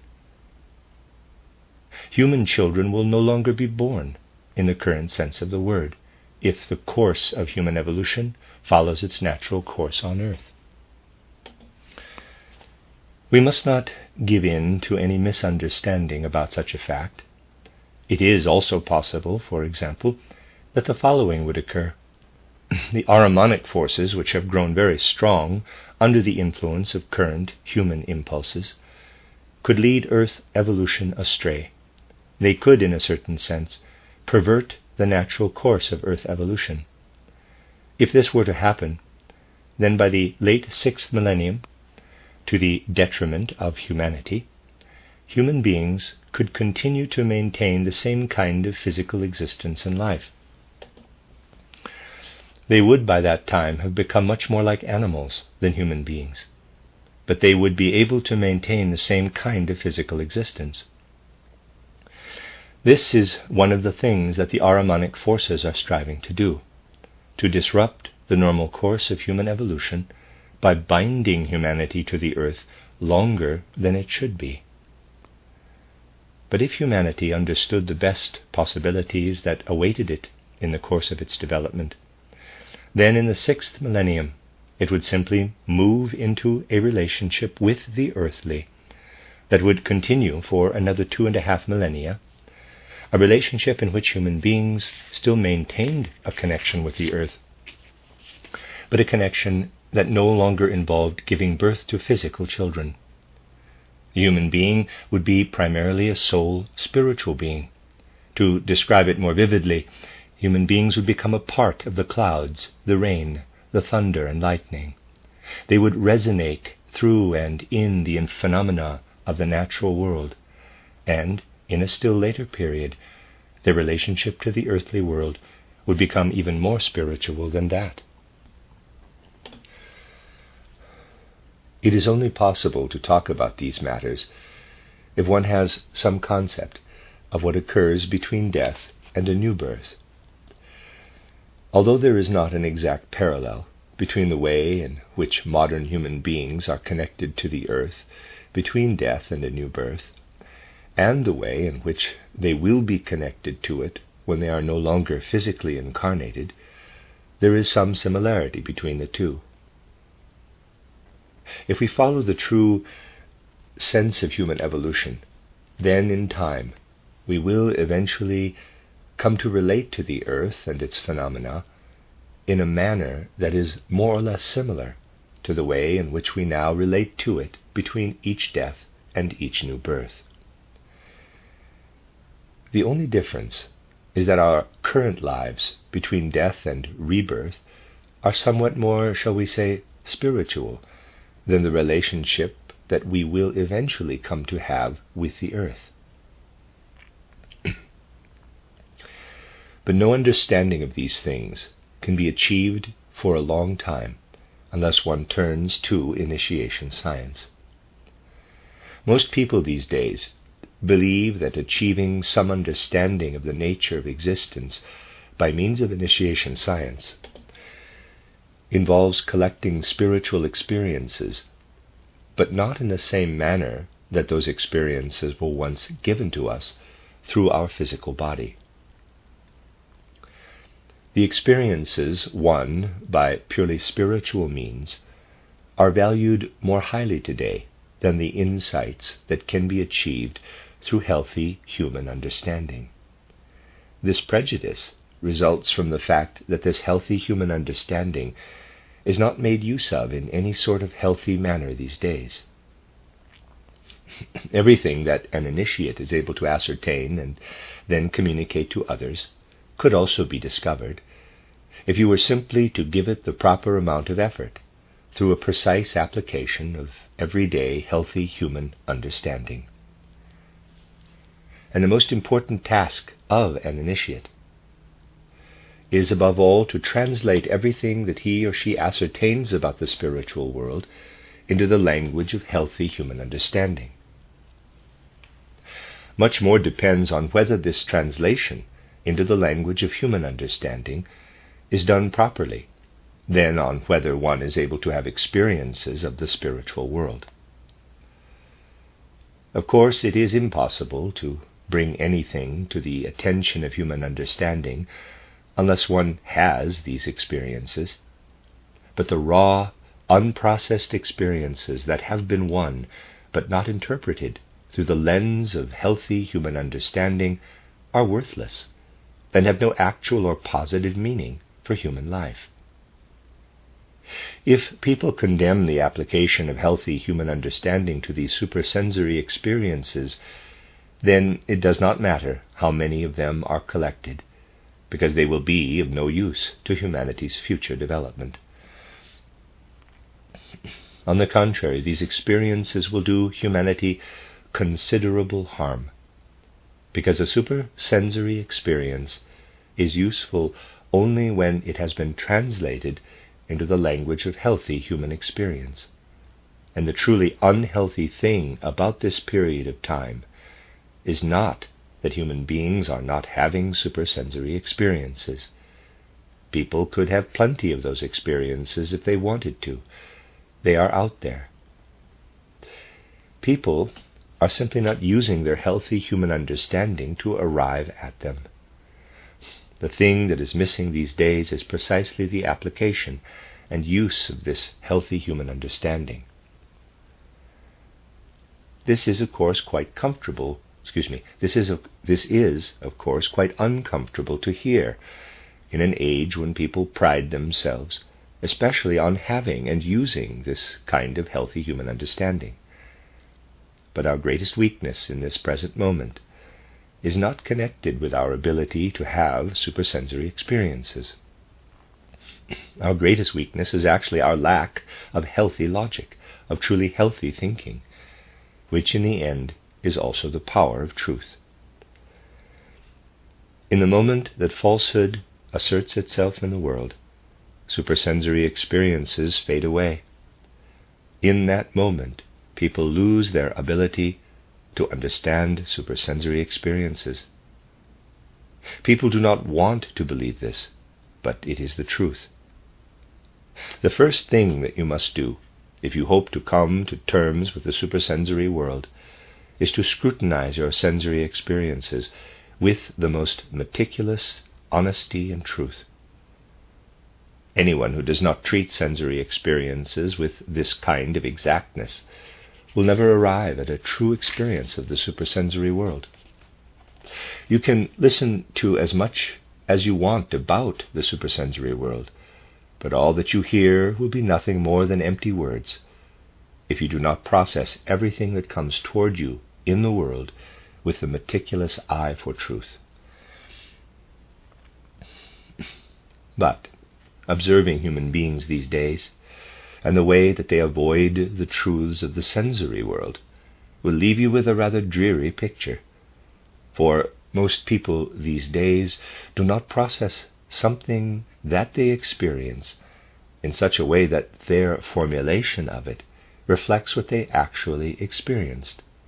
Instead, in reflecting on and forming their own picture of their experiences, they turn them into something that they would have wanted to experience, into something that is comfortable. People have no idea that they are experiencing impulses that cause them to veer in one way or another away from a true understanding of their physical experience. If we turn away from the particulars of any one instance of this, we will come to see the many different impulses stemming from everyday human connections that cause people to manipulate the truth in one way or another. Stepping back from it even further, we will come to see that most people cannot tell the truth about certain things due to their commitment to national ties or something similar. People who are committed to the idea of nationalism in one way or another can neither tell nor think the truth, in the sense that we are speaking of truth today, when it comes to certain matters. For this reason, almost no one has said anything true about the experiences of the last 4 or 5 years, because people everywhere have been speaking from the standpoint of this or that national interest.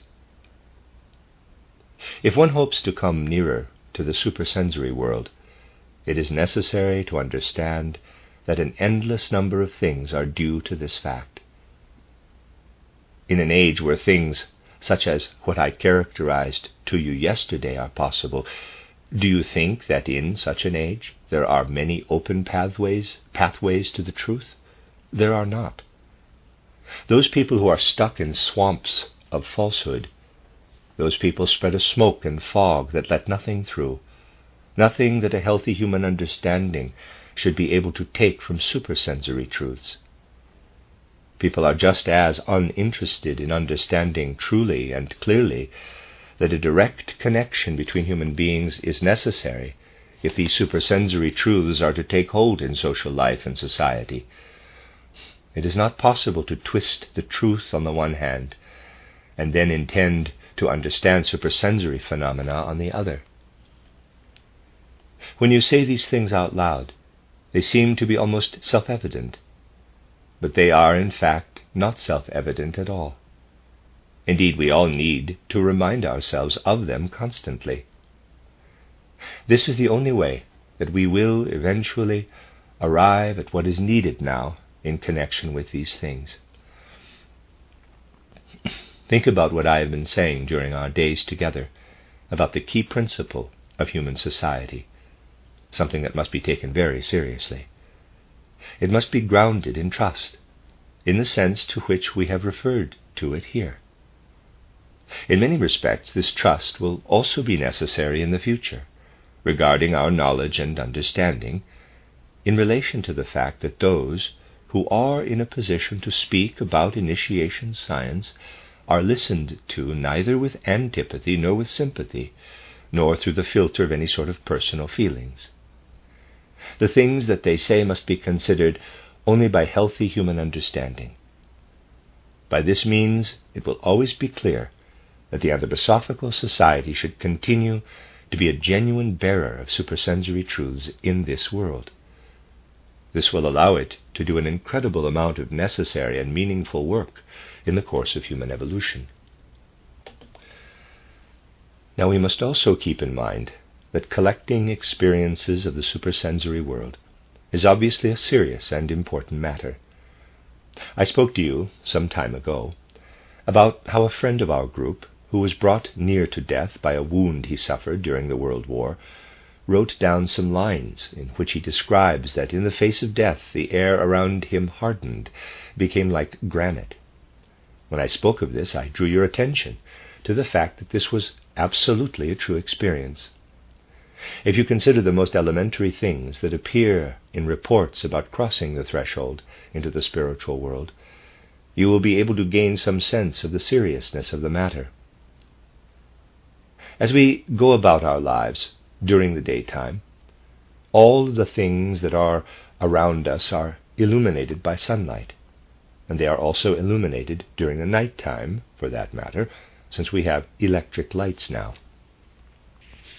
Things are visible to us by means of the light's illumination.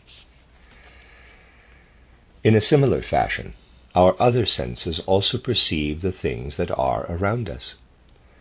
In a moment that one crosses the threshold into the spiritual world, one must then, if I limit myself to the example of sunlight with which I began, become inwardly united with the light.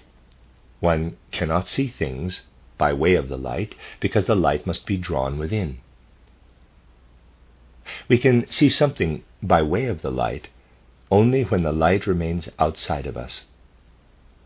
When we unite with the light inside ourselves, then we can no longer see the things that the light illuminates. It is in that moment, when our soul being unites itself with the light within, that we realize for the first time that actually our thinking is one with the light that weaves throughout the world. The fact that our thinking is bound up with our physical body is true only for as long as we have a physical body. In the moment that we leave behind this body, our thinking is not without any foundation or other connection. Rather, our thinking is interwoven with the light. Our thinking lives in the light, is one with it. However, in the moment that this light takes on its connection with our thinking, we lose the possibility of having an I, capital, in the same easy manner in which people have an I between birth and death. In that time between birth and death, we do not need to do anything in order to have an I.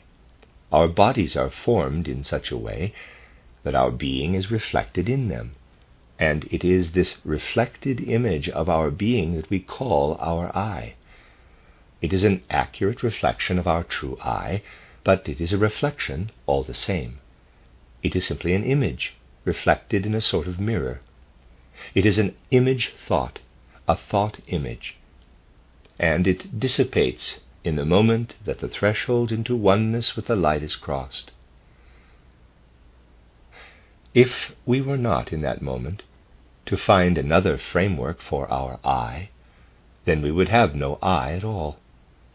This I has been worked on and prepared in our physical corporeal body during the time between birth and death.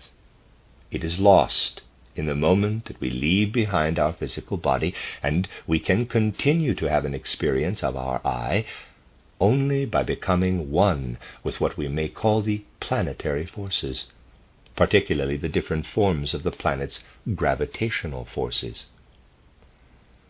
We must in fact become so unified with the planets, with the earth, that we feel ourselves to be a limb or extension of the earth, the way that one of our fingers senses that it is an extension of our organism.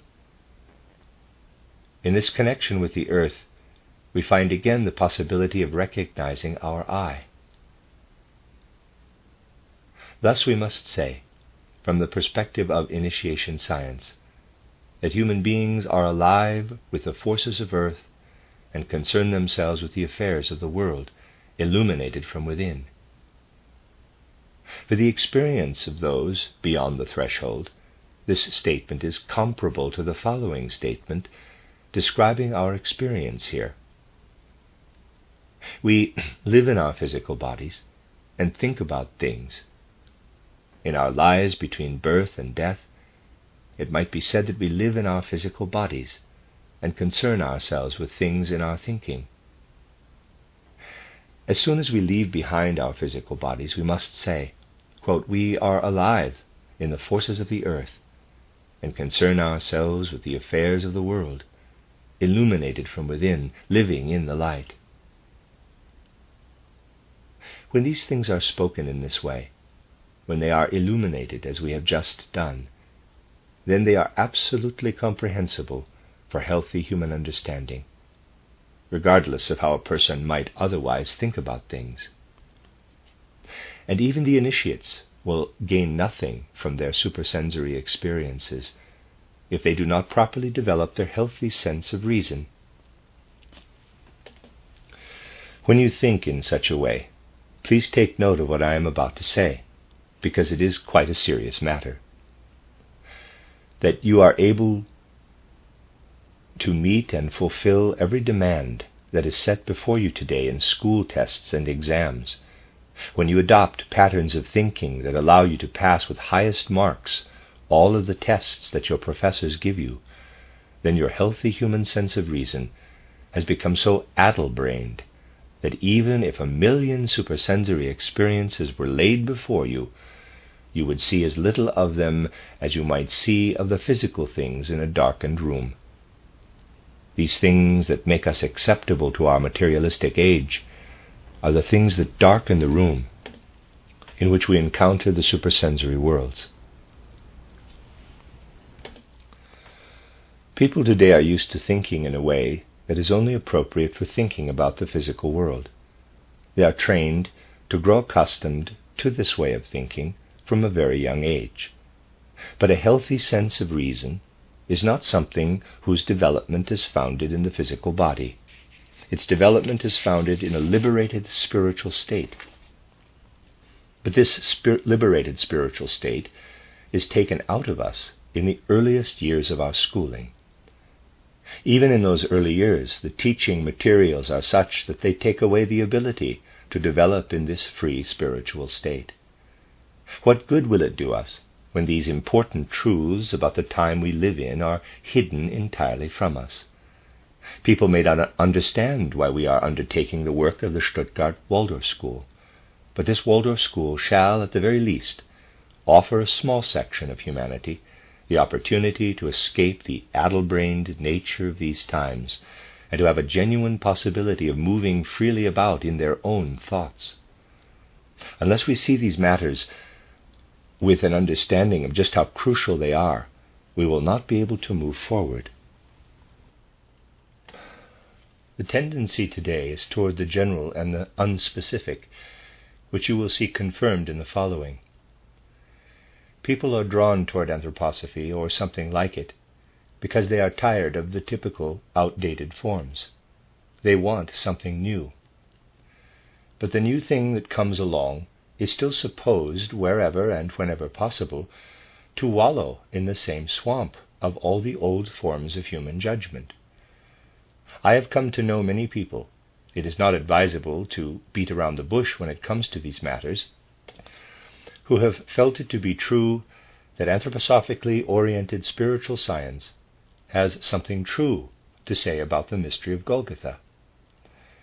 But in and among these people there are those who only believe this to be true because by declaring their belief in it they became less offensive to the Church, people who consequently found this anthroposophical spiritual science a more opportune choice than some other form of spiritual science with a different relationship to Christianity. Now, all of these people believe in something that is the truth. But some of the people who have taken it up have not done so because it is true, but rather because they saw in it a good opportunity. Naturally, it is quite uncomfortable that we must admit to ourselves that the representatives, and even more so that their followers, are taking up the truth, at least outwardly. It rubs off on the non-believers as well.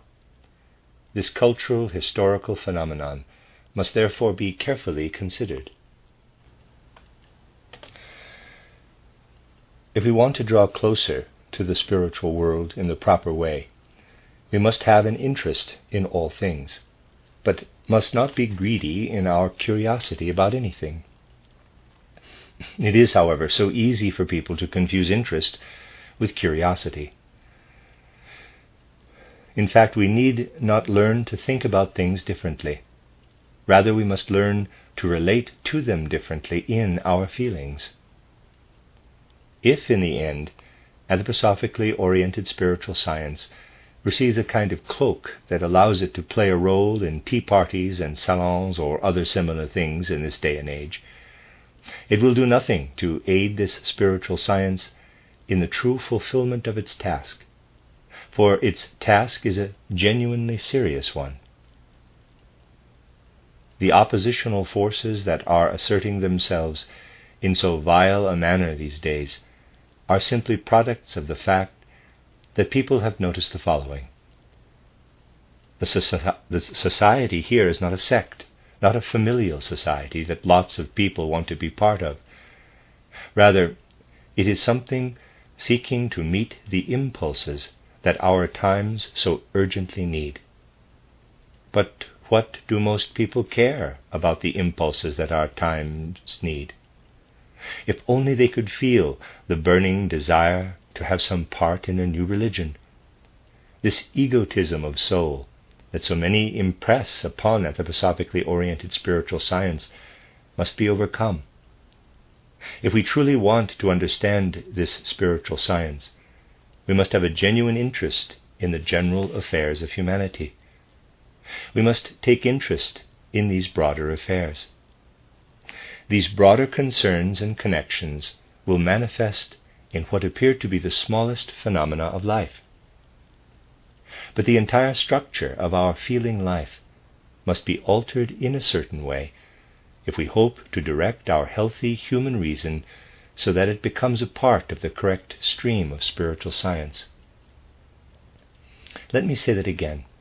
It is necessary to alter the entire structure of our soul life in a particular manner if we hope to integrate our healthy sense of reason into the current that flows over humanity through anthroposophically oriented spiritual science.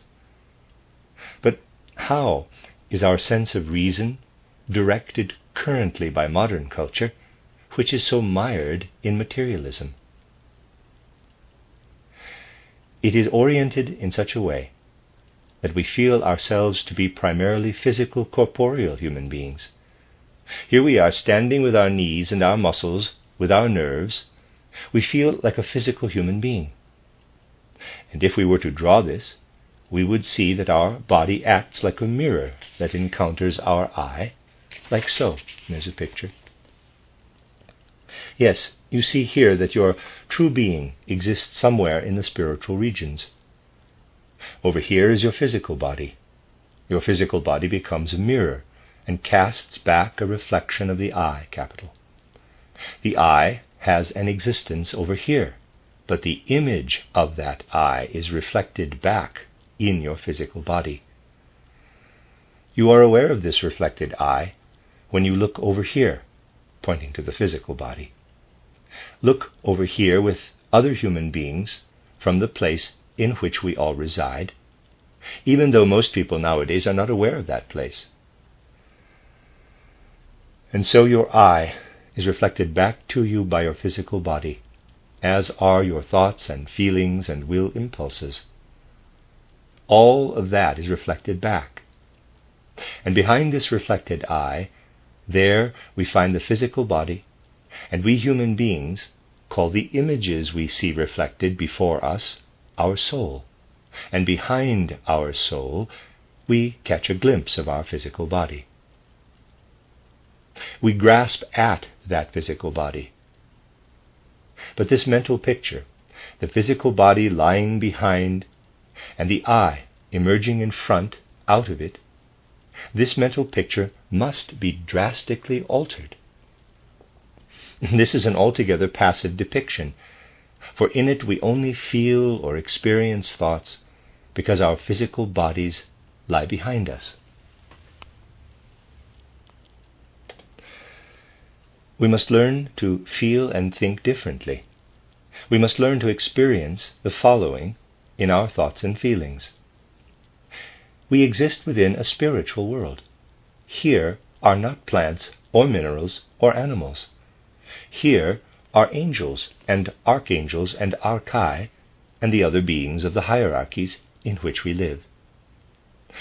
And when an individual is filled through and through with, impregnated by these spiritual beings, the I then streams outward. This I streams outward from the spiritual world. We must learn to feel this I. We must learn to feel that each of us has an I within us, behind which the beings of the hierarchies stand. Just as the physical body, composed of the three kingdoms of the natural world, stands behind this I, which is only a reflected image. We must move out of a passive experience into one that is fully active.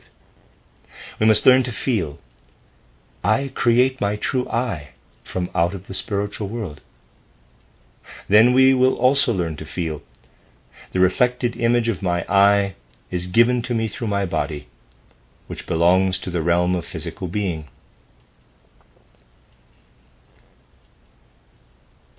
This is a reversal of what we might sense inwardly, and we must learn to settle into this reversal of that inner sense.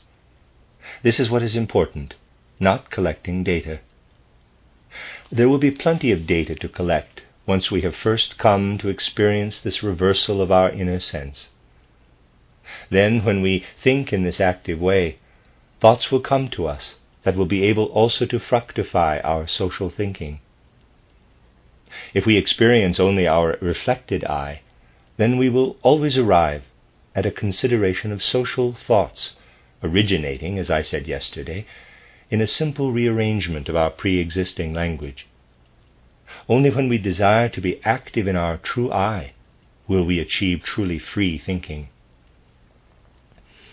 This free thinking still existed in humanity in earlier centuries, not so long ago really, due to the continued existence of certain atavistic soul conditions.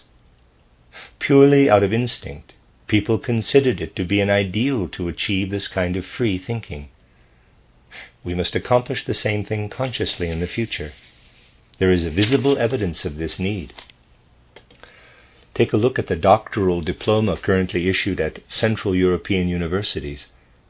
People typically are not simply awarded a doctorate, rather they are promoted to the rank of doctor and master of the 7 liberal arts, arithmetic, logic, rhetoric, and so on. These titles have no meaning any longer, for nowhere in the modern university will you find these 7 liberal arts. This is a carryover, a vestige, from an older time. in which freeness in thinking, the development of a soul life that could raise itself up to free thinking, was what people sought in university life. People no longer have any understanding of what, in quotes, liberal arts are. The reason they are referred to as arts is because the striving after them took place outside of a sphere that could be perceived purely by the physical senses, in the same way that one developed the artistic life of imagination and fantasy, free and independent from sense perception. What is referred to in these university diplomas did at one time exist, just as many other things that we still find in the outward form of university life also existed. This Magister Artium Liberalium is a very characteristic thing of this modern age. And consequently, we must be clear about the fact that this kind of self-understanding must again be stirred to life and activity. But it is not comfortable, for people nowadays would prefer to get around on crutches and not on their own two legs. In any case, this is what they tout as their ideals. They would prefer that all of their thoughts be taken out of physical sense-perceptible reality. The idea that what must actually be thought must live in the free world of the spirit is something that people find uncomfortable, since it truly demands a separation from the comforts of life, a separation from everything that carries us through our soul lives as supports, as crutches. And if anyone speaks their perspective with thoughts that have absolutely nothing to do with the sensory world, and were created out of totally free intuition, then people have no understanding of what is said. This is why my book titled The Philosophy of Freedom was not understood, because it can only be grasped by a person who truly desires to develop free thinking, one who is truly a master of liberal arts in an altogether new way. These are the things that must be understood with the proper feeling and the proper sense of seriousness. In particular, I would like to say to our English friends who are here with us only for a short time, it is important to regard the emblem of this building, the Goetheanum, built here upon this hill, as a physical symbol. This building is to stand here so that by the fact of its existence in the world, we might be able to say, quote, "You all may prefer to think in the old ways, to which you for centuries in your sciences have been accustomed to think, and in doing so, you will lead humanity to its downfall. In the manner you find comfortable, you might find a crutch in socialism, but in doing so, you will validate those things in you that contain the seeds of death and downfall." Close quote. Today, it is necessary to discover free thinking for the soul life, a thinking as free as the architectural, sculptural, and artistic forms out of which we have attempted to build this building. That this truth might be spoken somewhere on the earth, not only through words but also through forms, this is what we are trying to do here. And we should all feel that here, through these forms, something different is being spoken, something that cannot be heard anywhere else in the world. We should all feel also that what is being said here belongs to something incredibly essential in all branches of scientific and social life for the continued evolution of humanity, regarding both its knowledge and its society. Now, I would like to say the following primarily for the benefit of our English friends, though naturally I am speaking to everyone else as well.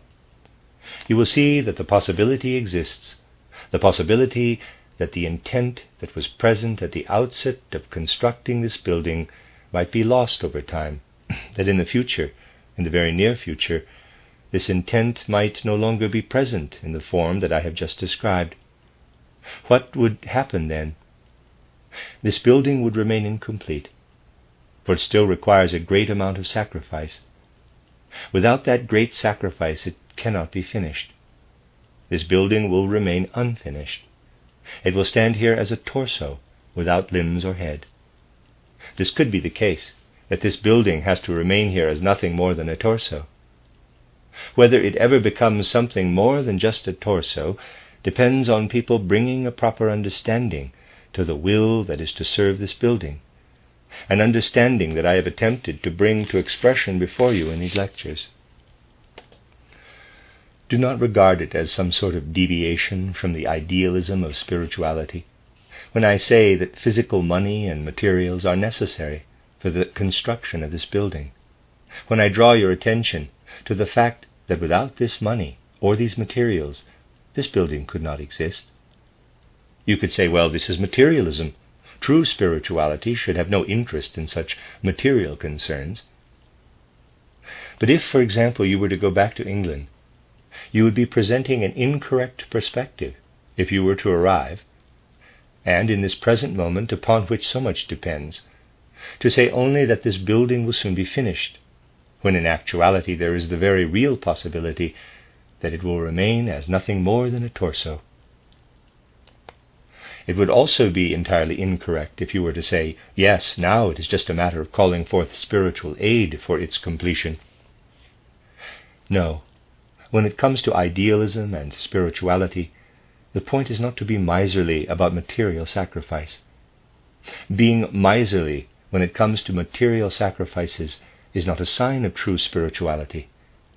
And when people do not properly understand the things about which I am speaking now, many people have it somewhere in the back of their minds, since this is a spiritual matter, there is no need to bring any material sacrifice to bear upon it, and so we can feel astounded, be amazed by spirituality, have a reverence for it, hang upon it lovingly, and still keep our wallets shut tight. It will not do to serve our spirituality in this way. It will not do to keep our wallets shut so tight.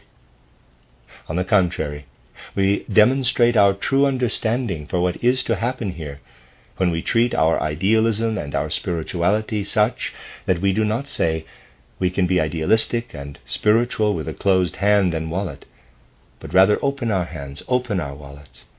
In actuality, much depends upon those open wallets.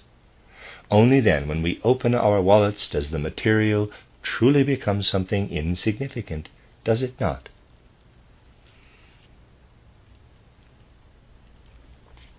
And so let us not consider it such a significant act, shall we say, to open up our wallets. If we consider it with the appropriate understanding of its insignificance, then we come to the heart of the matter. But to do this requires a certain strength in us, for of course we must approach other people and ask them to make a sacrifice. They will not want to do this immediately. It is also not a matter of doing this in such a way that we present the matter in a form that the people already understand. Many times people have told us, for such and such a person, who might then open up his or her purse for us.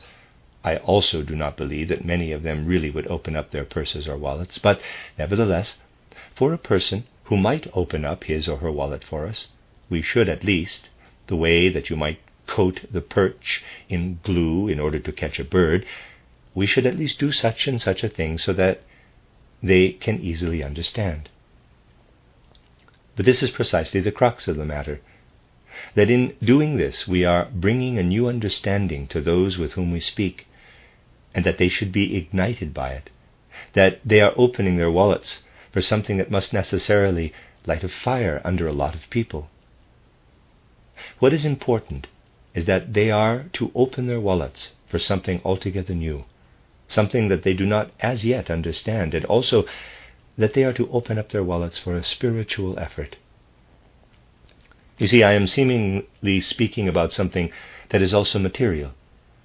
But my dear friends, what I am saying to you today is something I have not said for many years, and I can assure you that not speaking of it has helped matters far less than my speaking of it, I would hope, will help now.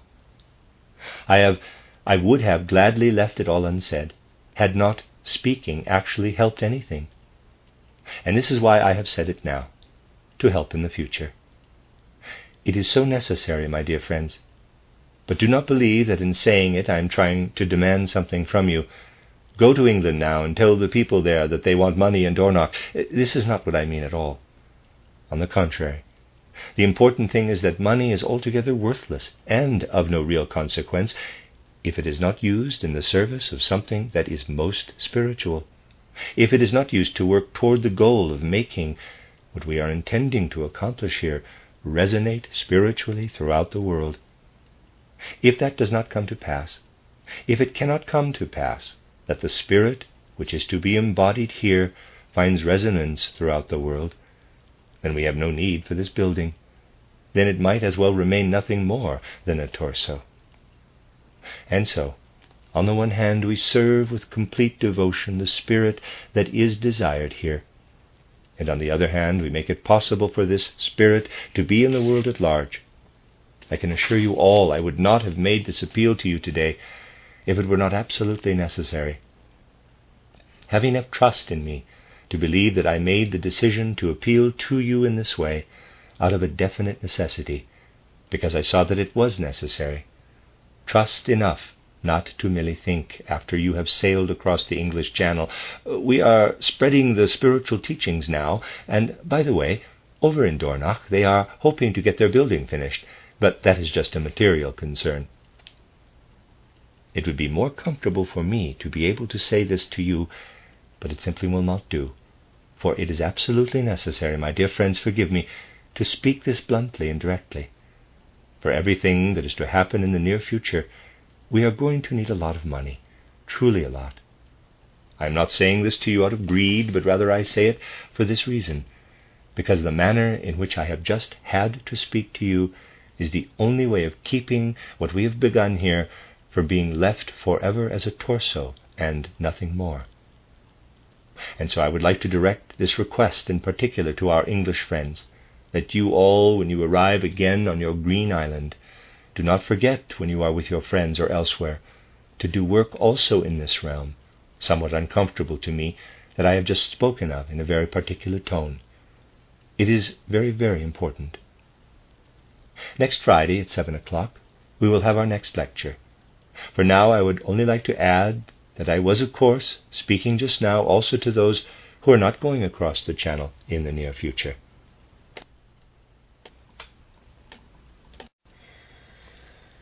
This is a reading of a collection of lectures by Rudolf Steiner entitled "What is Necessary in These Urgent Times?" This is Lecture 7, entitled "Thinking, Feeling, and Willing in Social Life," given in Dornach on January 30th, 1920. In our last 3 meetings here, I took some time to describe this building, both the process of its construction and the goal connected with it. Today I will add to these building reports something I would like to call a report on the times in the most wide-reaching sense. I must stress that this building is intended as both a representation of our anthroposophically oriented spiritual science and a representative phenomenon of the times. In its form, its design, and its composition, it is meant as an expression of everything that is attempting to enter and must be allowed to enter this evolutionary moment, which will carry us from the present into the near future. When I speak about the great task of this time, and particularly when I indicate how important it is that the majority of people become receptive to all things spiritual, we must recognize that this task arises directly from everything that initiation science and initiation wisdom have drawn from the spiritual world. You need not approach the demands of the spiritual world alone to understand the necessity of a spiritual intervention in these times. In one of my last lectures here, I spoke to the fact that even in its outer forms, the world is visibly undergoing a vast reorganization. Nearly everyone in the world today can see that recent events have given the English-speaking people dominance over the physical earth. We will not be discussing this shift in power today, but we will speak, and have already spoken, about the fact that this shift is accompanied by a certain feeling of responsibility, a feeling that tells us clearly there, in the moment, it becomes possible to exercise power over the world. In that moment, we must feel impelled to fill our every action with the spiritual impulse at present in human evolution. Not to do this, or not to desire to do this, is to bring about the downfall of human evolution. It is not a pointless exercise in these times to consider reports about past events, and of all the various reports that could be laid out here today, I would like to present this one to you. A particular confluence of events occurred in 1870. A clear-thinking man living in a German city gave a talk at almost the same moment that the conflict broke out with Sudan. The people in that city had not yet heard of the conflict. This man, whom I referred to as clear-thinking, gave a talk in which he foresaw certain victories that Germany would achieve in that conflict. In this talk, the foretelling of this victory was accompanied by a demand that the victors undergo a spiritual deepening in the wake of their success. And soon after the foreseen victory had been achieved, this same man wrote an article about the necessary evolution of the age itself. In this same article, which was written almost 50 years ago, there were many noteworthy things that lead to two separate considerations. First of all, the article speaks to the necessity that people avoid two different, imbalanced ways of looking at the world. One imbalanced worldview consists of turning toward only the abstract spiritual, and the other consists of turning toward the consideration and adoration of only the material. And then this man demanded of his contemporaries and their successors something he referred to as, in quotes, ideal realism. You can see that such a demand came at a time when people longed for a renewal of spiritual life. But if you follow everything that resulted from this longing for a renewal of spiritual life, you will discover just how incapable people were of finding a way to establish a connection between spiritual and material strivings, a way to bring into reality the concept of ideal realism. So this important demand, spoken out of a dimly felt longing, came out of a profound inability, out of the impossibility of finding any true content in the world. It was an uncertain feeling and nothing more. But its expression was also connected to something else.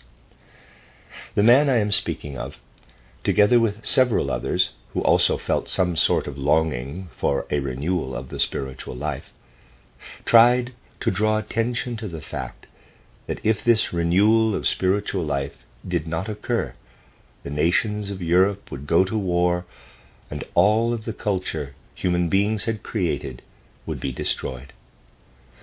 Back then there was also a man who gave many lectures in Switzerland named Johannes Scher, and please remember this all was spoken about 50 years ago, who spoke of how dangerous it was that most people were coming to self-awareness at a time when the leaders of the educational system had turned away from spiritual worldviews in favor of materialistic concepts and ideas. Even at that time, these matters were spoken of in piercing and weighty words. What happened then?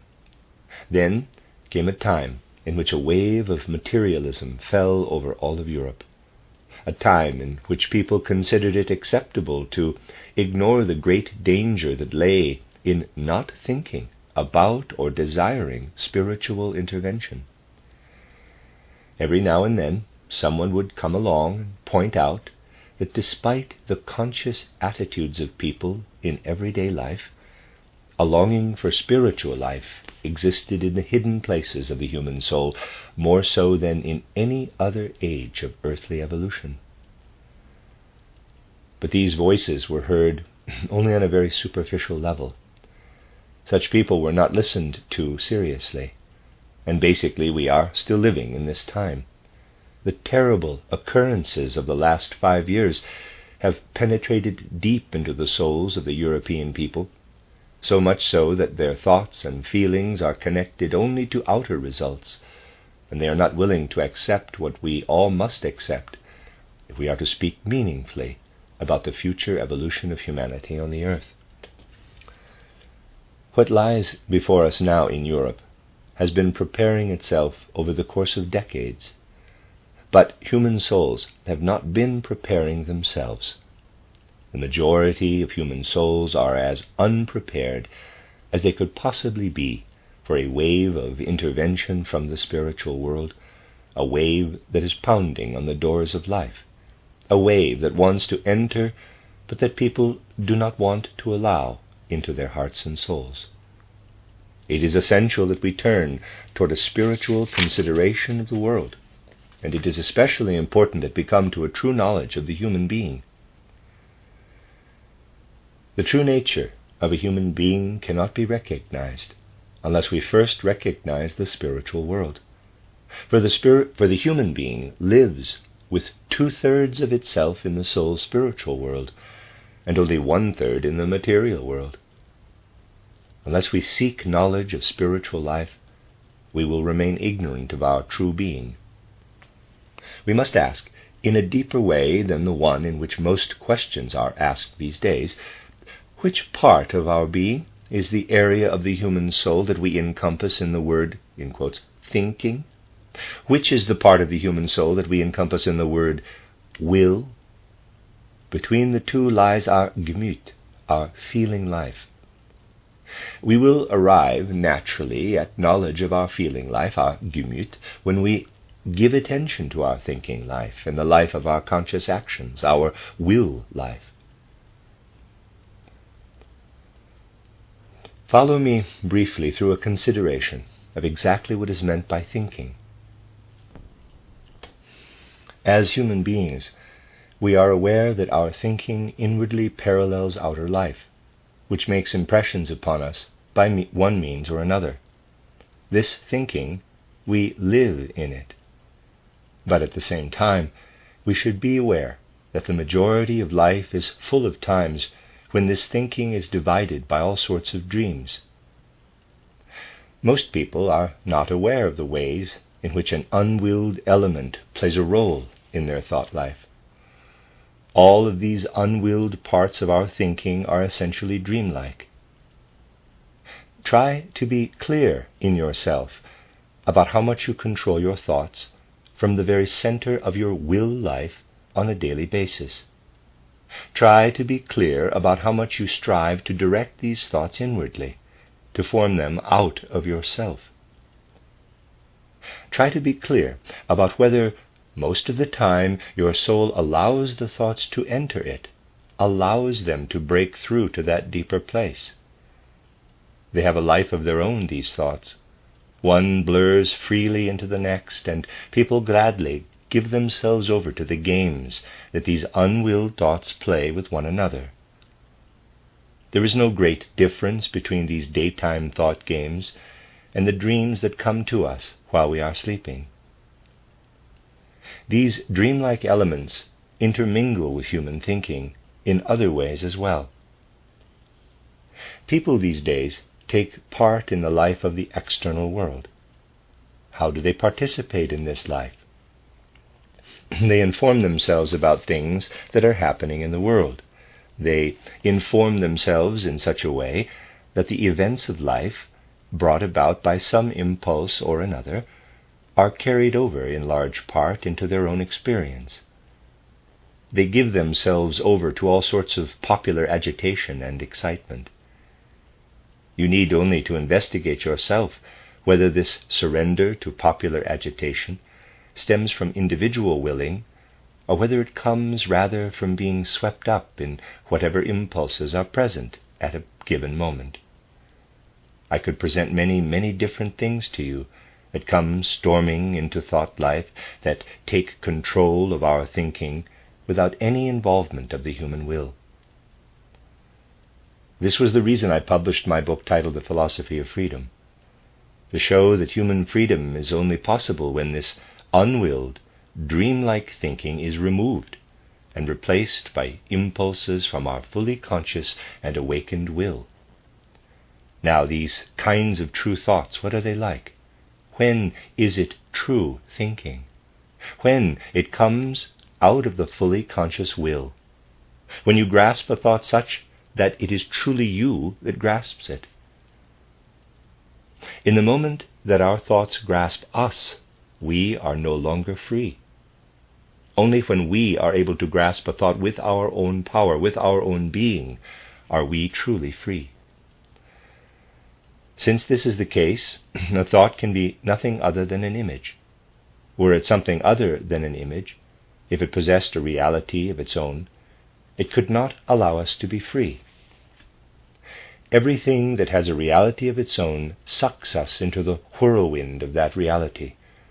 Only an image can allow us to be free. Think about it. All of the objects you see around you in a room have a real effect upon you. You are only completely free in relationship to the images that you see in a mirror. Those images can do nothing to you themselves. You cannot bump into those images. Were those images to have any sort of effect upon you, it would only be because you chose to undertake something in relation to them. If a fly lands on your nose, even though it is only a very small organism, you are not free. You move reflexively. This is the case with all things in reality. You are only free in relation to those things that you perceive as images, things that have no actual reality of their own, things that are simply images. Why are our thoughts made up of nothing more than images? To answer this, we need only to recall something that you can read about in my title, Outline of Esoteric Science, namely, that human beings were once connected with a previous incarnation of the planet Earth, an incarnation that we call the moon evolution. If you read through everything described there about moon evolution, you will say to yourself, quote, during moon evolution, humans were connected with entirely different forms of being and entirely different forces of nature than the ones we encounter now during Earth evolution. Close quote. Humanity has moved through this period of moon being. Its after effects are still present on Earth. Humanity evolved out of its existence on the moon into its existence on Earth. And if you read what I have described there more exactly, you will say to yourself, quote, during moon evolution, humans did not yet think in the way that they now do on Earth, close quote. Back then, people lived in a realm of unconscious imagination. And this unconscious imagination was not integrated into their will, just as dreams are not integrated into our will now. Thinking was first integrated into the will after a long period of evolution, one that we are still gradually moving through in this fifth post-Atlantean epoch. What we now experience as thoughts developed out of what we experienced as pictorial images in our souls during moon evolution. Let me read that again. What we now experience as thoughts developed out of what we experienced as pictorial images in our souls during moon evolution. If you consider this very carefully, you will also come to see that everything that creeps into our thinking, such as the dreamlike things I just described, is a carryover of what people experienced in their soul life during moon evolution. When we surrender to the rapid motion of our thoughts, allow our thoughts to give form to our will, allow dream-like things to play games in our thinking, in these moments, the conditions of moon evolution are, in one way or another, at play in our thinking life. As you can see, the influence of our previous existence on the moon extends very, very far into our everyday thinking life. You can detect it everywhere, the way your thinking, your imaginations, are intermingled with the unwilled element of those things that simply occur to you and zip through your mind. This is a carryover from moon evolution. It is the case, therefore, that we have two different forces within our beings, working directly against one another. The first impels us to control our thinking with our will, to become free in our thinking life. The second constantly tries to disrupt this free thinking with carryovers from moon evolution, a luciferic element.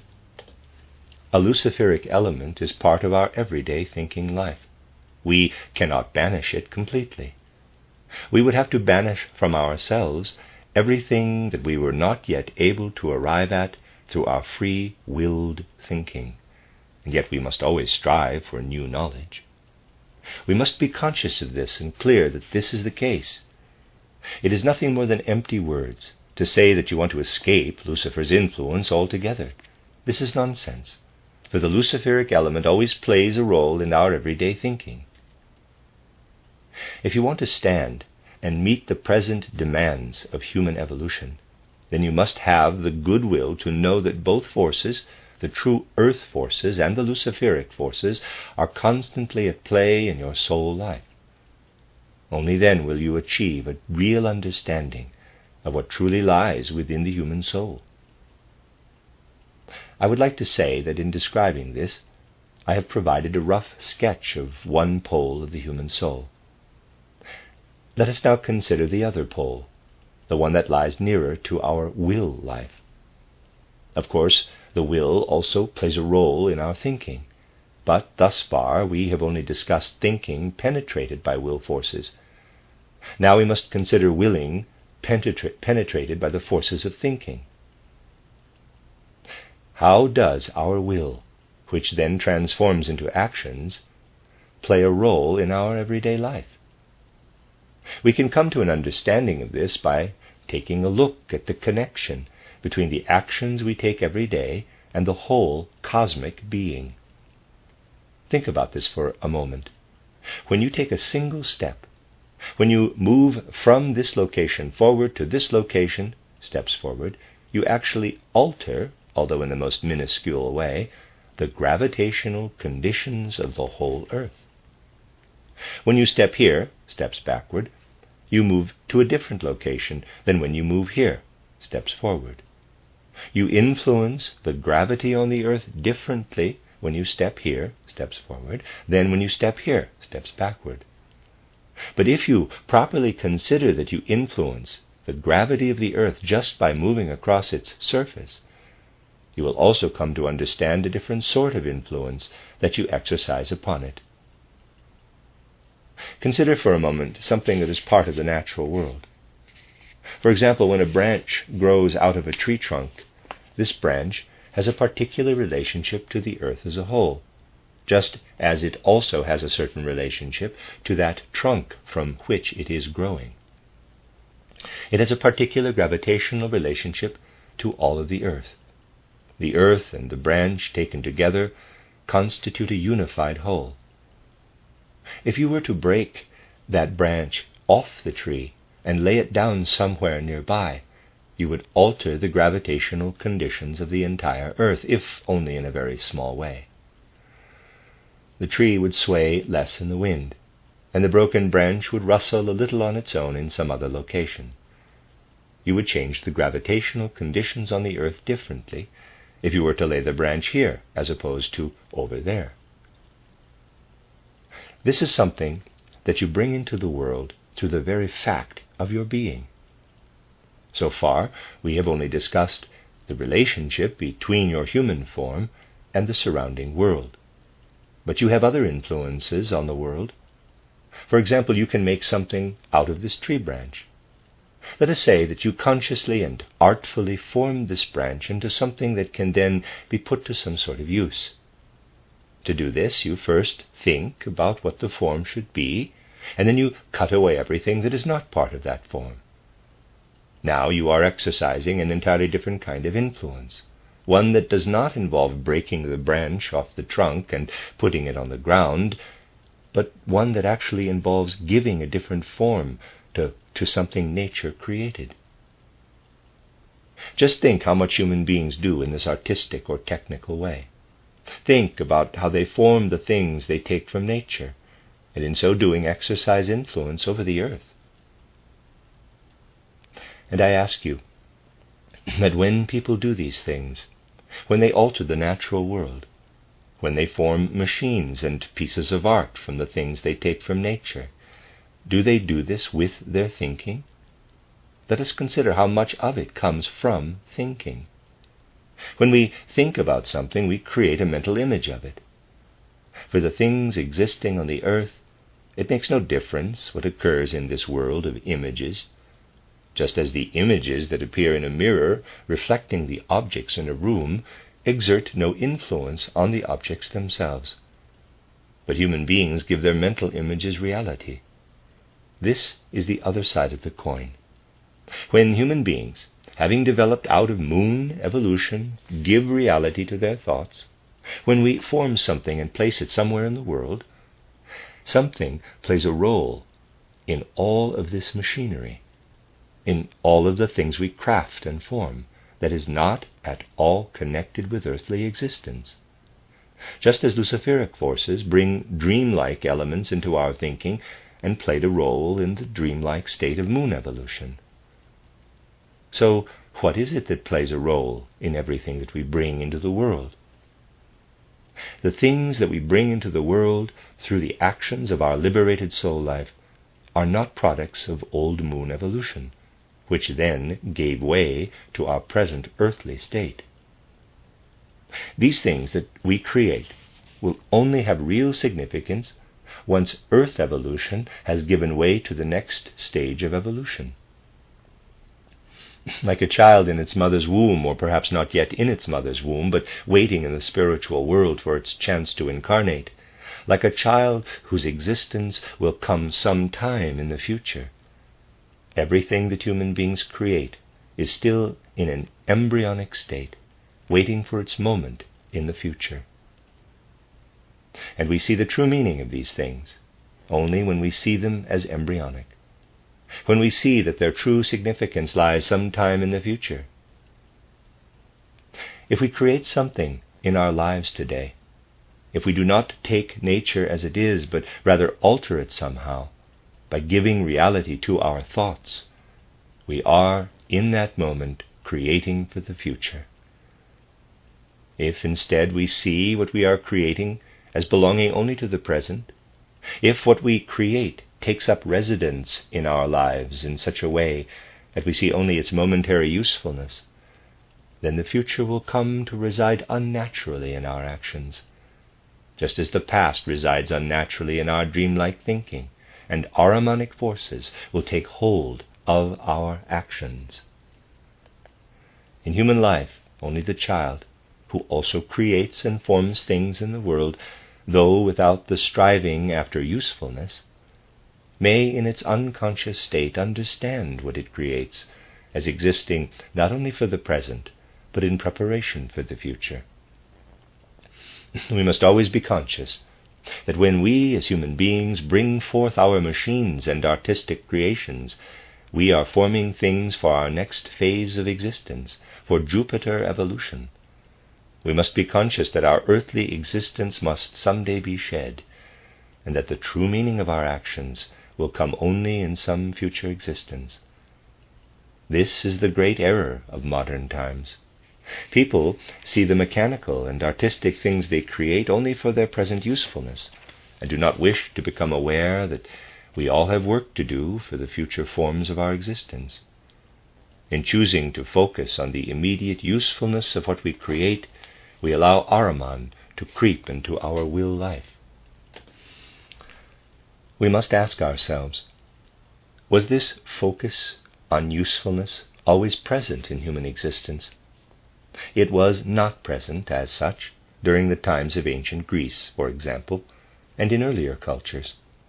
During those times there was still awareness, if it came from a kind of atavistic clarity, that a human being had an existence beyond an earthly form. It was in the 15th century that people began to strive solely after usefulness in what they created, and these days worldwide programs are founded entirely on this desire for usefulness.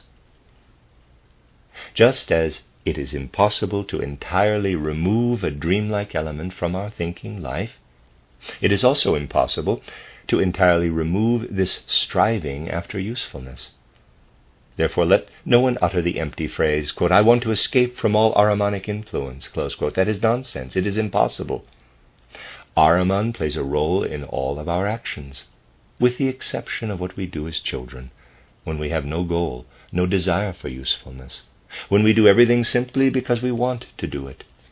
In all of our other actions, we can only strive to achieve a certain kind of ideal. How can we do this? We must be clear that there are two forces at play in our present lives as human beings. What forces? One is the force that causes us to act out of a desire for usefulness, but the other is as follows. Whenever we undertake something in life where we do not allow ourselves to be tugged and pulled about like a puppet, whenever we do something without being in this puppet-like state, then something else always accompanies our actions. We become more clever, we grow wiser, we are able to do whatever we just did better after we have done it. This is the other force within us. Most people, especially after they turn 18 and believe they already know everything they need to know, do not pay attention to the fact that it is possible to grow wiser and better at the things they do throughout the whole of their lives. The first force within us is our drive for usefulness. The second is ongoing self-development, which causes us to pay attention to all that we do, that we might then observe how we can improve our human existence by doing this or that in a certain way. The force that influences human existence in this way has a very different effect and significance than our simple sense of a thing's usefulness in a given moment. Let us examine this in light of a very, shall we say, distinguished example. Let us consider the paintings of Raphael. Raphael worked on his paintings during the span of a very brief lifetime. At some point, there will come a time in the future when nothing will be left of Raphael's paintings. There will perhaps be reproductions of them, but nothing directly connected to Raphael himself. There will someday come a time when no incarnated human being will ever be able to lay eyes on Raphael's paintings. But Raphael will still be there, and that which Raphael became through the process of working on his paintings will still be there. Through the process of working on these paintings, Raphael was carried forward into another incarnation that was suitable to the preparation he had done. He carried that work with him during the time between his death and his next birth, and then appeared in a new earth incarnation, during which he did something else. He continued to carry that work with him throughout his life.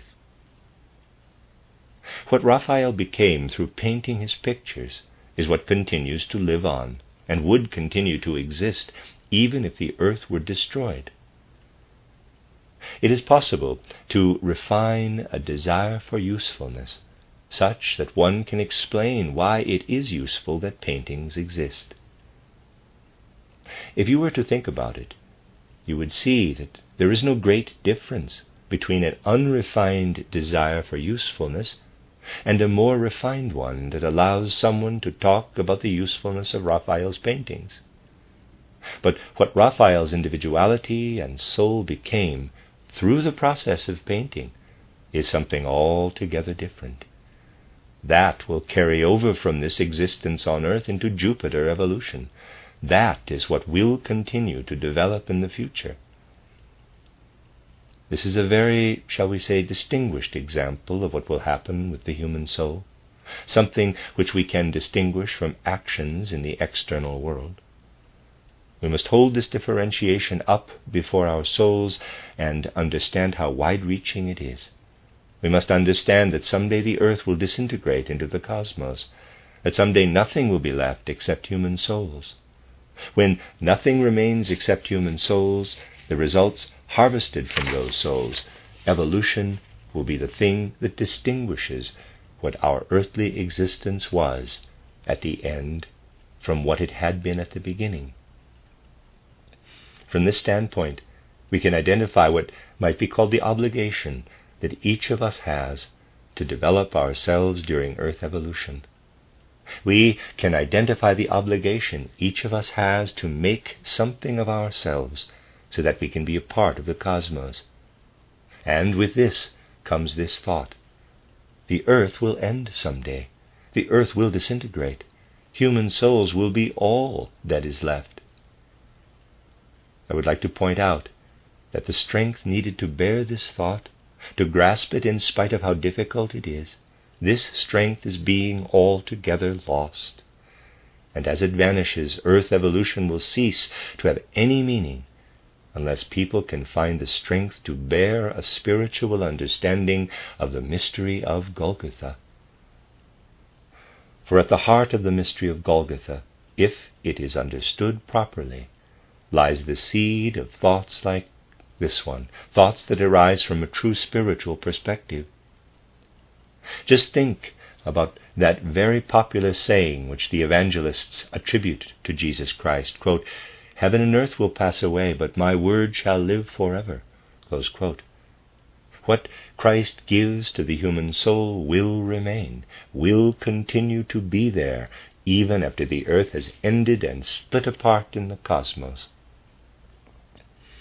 Now I ask you, and here I return to my report on these times, can the interpretations of the mystery of Golgotha that religious teachers and theologians have made over the years still offer us the needed perspective? No, that is altogether impossible. Even the theologians and religious teachers have become materialistic. And a materialistic understanding of the mystery of Golgotha does not hold sufficient meaning for all of our existence on earth. Anyone who is serious about Christianity these days, I have said this from other perspectives in the past, today you hear it again from a new point of view, must seek a spiritual understanding of the mystery of Golgotha. In other words, true spiritual knowledge of the spiritual world, is absolutely necessary for humanity at present. As I mentioned at the start of this lecture, for 50 years people were powerless to imbue their ideal realism with any true reality. This is the reason that so much misfortune has come to Europe. But now comes the question: do those who are able to avoid further misfortunes, living as they do in a time when people are actively speaking about spiritual science, wish to go on living as those who had not heard about spiritual science were forced to live for the last 50 years?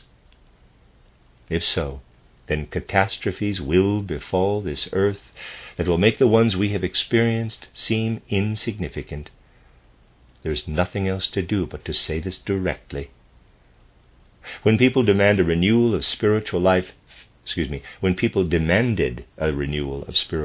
50 years ago, they were not able to achieve it, because its time had not yet come. Today the time has come. Today, if you do not wish to turn towards spiritual life, then you cannot truly be serious about the continuation of human evolution. This is the responsibility that I must speak of, that must be spoken of, particularly to those who are able to take it up, building on foundations that have already been laid. We must look toward the horizon in our consideration of the world. We cannot shy away from our existence. Imagine that a cabinet of yours has been broken into many pieces. You have the pieces in front of you. You are looking at them. Some sort of accident has broken this cabinet apart, and now the pieces of it are in front of you.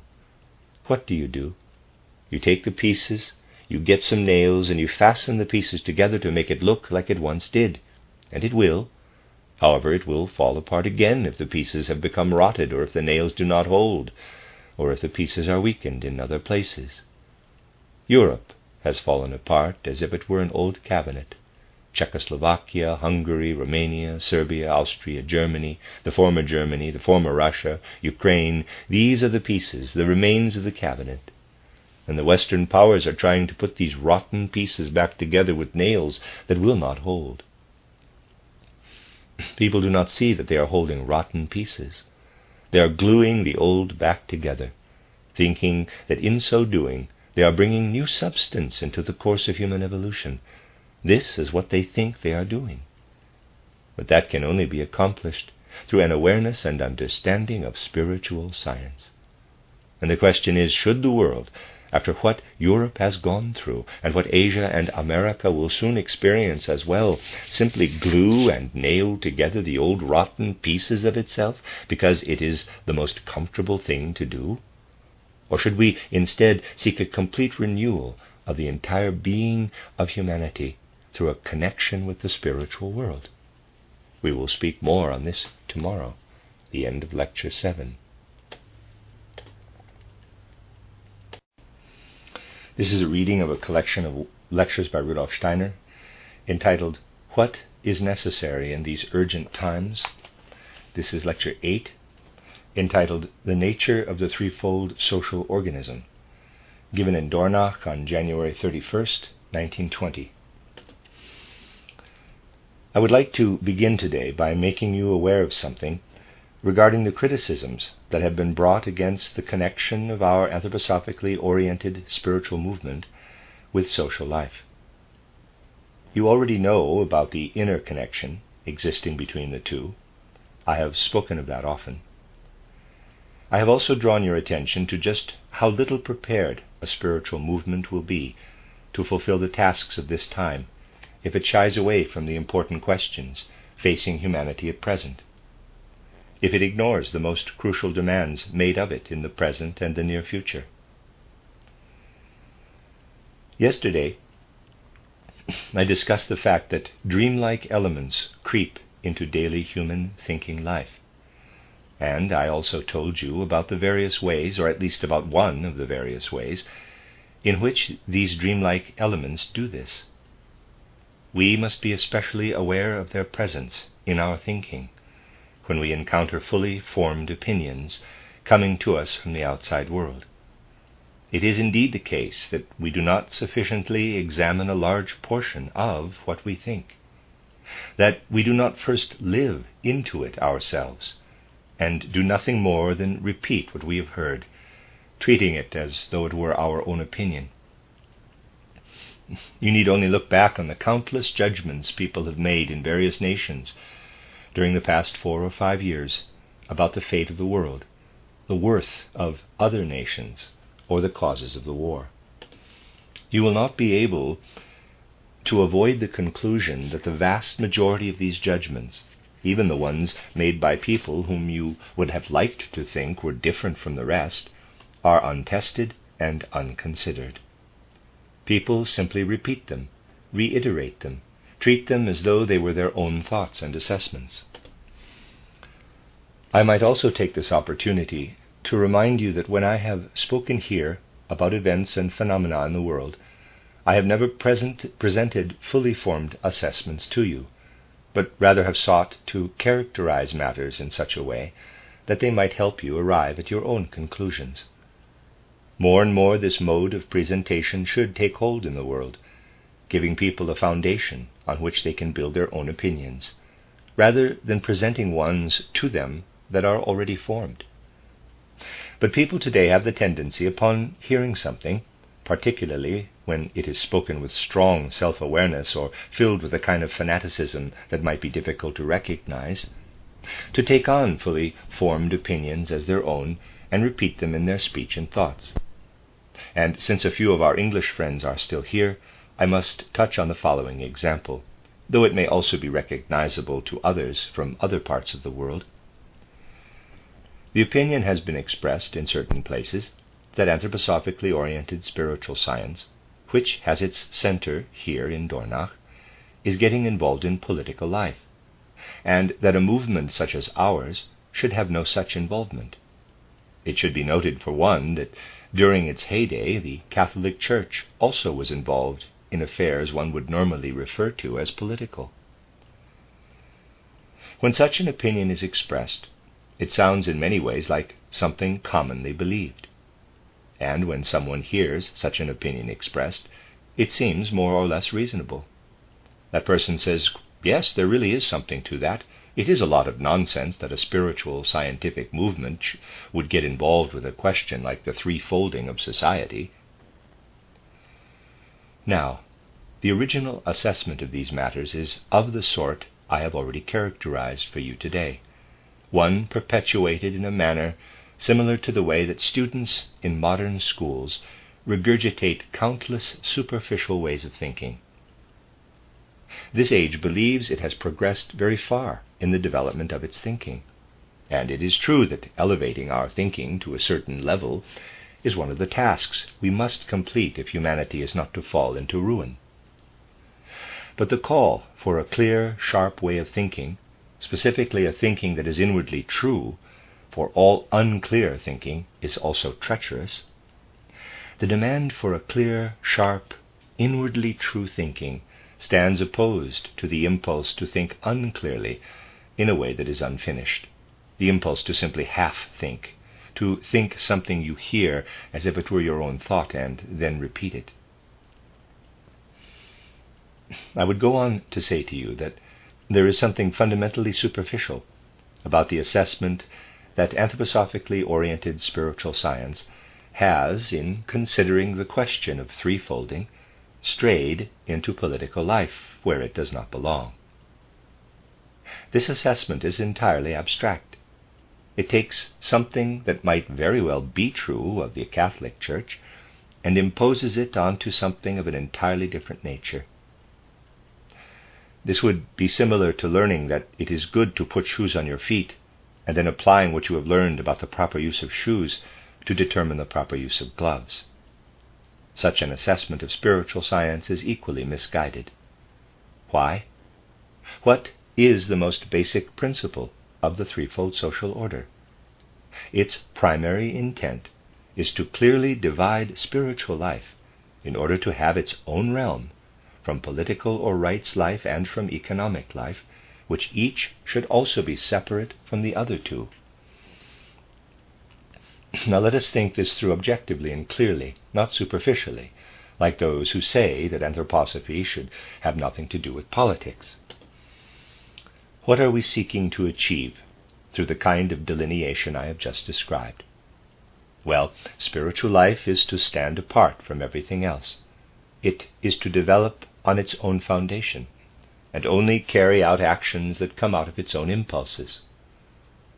We are striving to ensure that spiritual life is no longer entwined in political and economic life, but rather free and independent, in a way the Catholic Church, which was always tangled up in political and economic life, could never be. We want to ensure that we are in a position to bring all of the impulses of spiritual life into reality. Think about how ridiculous, how superficial it is when someone says that anthroposophy should not try to move into political life, when it is actually anthroposophy that is demanding a social organization in which spiritual life would no longer be connected to politics at all. We should create a political system in which spiritual life can give form to itself, can have its own inner organization. And it should no longer be the case that when you want to found a school or rework a curriculum, you have to turn to individuals in the political sphere, for this is what makes us dependent upon politics. In this example, you can see what truly clear thinking means in comparison to the way in which people take in what comes flying toward them and then simply stumble upon opinions about impulses that come out of the spiritual world. For the idea of the threefold social order comes out of initiation science. And the person who says that anthroposophically oriented spiritual science should have nothing to do with the threefold social order does not understand anything at all, and is not thinking clearly. Furthermore, that person does not understand anything about the true impulses of spiritual science, and does not see that these matters, which are connected with the great tasks of this time, are taken out of the impulses of spiritual science. Countless assessments, rife with the same sort of contradictions, are publicly aired and then parroted along by a large portion of the population these days. The task that lies before us is, above all else, to attempt to arrive at a pure, clear, inwardly true thinking, free also from any attachment to nationalistic chauvinism. We will not get there unless we first recognize that right now we are very far from it. For if you do not feel how distant the judgments made today are from a place of objectivity, you will not feel the impulse to arrive at clarity, at a thinking that is inwardly true. I would like to give you another example of how mistaken judgments move through the world, one that is unlike this misconception of the relationship between the threefold social order and spiritual scientific problems. I know well that such assessments confound many because people do not think them through. They believe that there is something to it when people say anthroposophy should not be concerned with the threefold social order, for this opinion supports those who believe that a spiritual movement can be of service in the world only when it stands apart from it. Some are striving for this sort of separation. Thus anyone who makes judgments like this is seeing only half of the picture. With all of this in mind, I would like to suggest that you consider that there are half-formed opinions residing deep within human beings everywhere, judgments lacking in any sort of foundation. It is especially easy, we can speak about this generally, when working out of a superficial assessment of something, to criticize this or that piece of what anthroposophically oriented spiritual science offers. If you do not sense the depths out of which these things are drawn, it is possible to make judgments of anthroposophy based upon the most superficial opinions of the day. This is why we so often hear from people who have actually barely even had a whiff of anthroposophy, speaking in quotes cleverly and saying, well, that I can agree with, that I do not agree with, and so on. The task for those who have a proper feeling for these matters is always to penetrate ever deeper into them, thereby gaining some sense that initiation truths are actually drawn up from the very depths of being. For when you truly grasp in a deeper way what I have merely touched upon so far, you will have a deeper understanding for the following. In recent history, we have experienced an increased intermingling within the social order of spiritual life, rights life, and economic life. Modern parliaments strive, by a process of majority rules, to make decisions regarding matters about which its members may know nothing. Decisions about matters that can really only be decided by someone who does know something about them. A single parliament is supposed to make decisions about all manner of things, about spiritual life, about political life, about economic life. Yet in the moment when spiritual life, let us start there, is divided from the other two, from the rights, political, and from the economic spheres, it is only then that it is fully brought to human beings. Spiritual life becomes its own organism. Spiritual life should give form to itself, according to the same principles by which it is constantly being drawn up from the depths. People who have something to teach should also be the ones to give form to the process by which teachers are hired, or to the form that the schools take. Spiritual life should be allowed to support itself in complete freedom. This will ensure that the capabilities of each individual are always called up in service to spiritual life. This will ensure that those decisions which must be made regarding spiritual life are dependent upon the capabilities of human beings, the capacities of those human beings who are present at the time of the decision. This is the way it should be. It should not be that those who are capable of doing something or other in a particular era, at a particular time, are hindered or prevented by some sort of state or parliamentarian structure in bringing that capability forth. This makes spiritual life entirely dependent upon human beings. But in that nothing else is allowed to affect the development of spiritual life except human beings, what I described yesterday, that ever-developing element of spiritual life, is what is actively at work in the world. I called upon Raphael as a characteristic example. If his works were to be long forgotten, then what he developed through the creation of those works would continue to exist in the world. This principle of inner development becomes the very thing that actively affects spiritual life. In other words, the separation of spiritual life from the state greatly hinders everything Luciferic. And only through this division can Luciferic forces be diminished. Everything in spiritual life that is dependent upon the state is imbued with Luciferic impulses. When majority voting or something similar plays a role in spiritual life, marring everything coming out of human individuality, then clear thinking and definite willing, both of which come out of that human individuality, become blurred. This blurring of sharpness and definition in thinking and willing is precisely what allows the Luciferic element to enter human beings. Thus we can say, all aspects of spiritual life bound up in political life bear a Luciferic character. And in order to overcome this Luciferic character, which indeed must be overcome in public spiritual life, we must be free that spiritual life, we must free that spiritual life from the right's life. An individual human being cannot overcome it, for dream elements, I pointed this out to you yesterday, must always play a role in our spiritual life.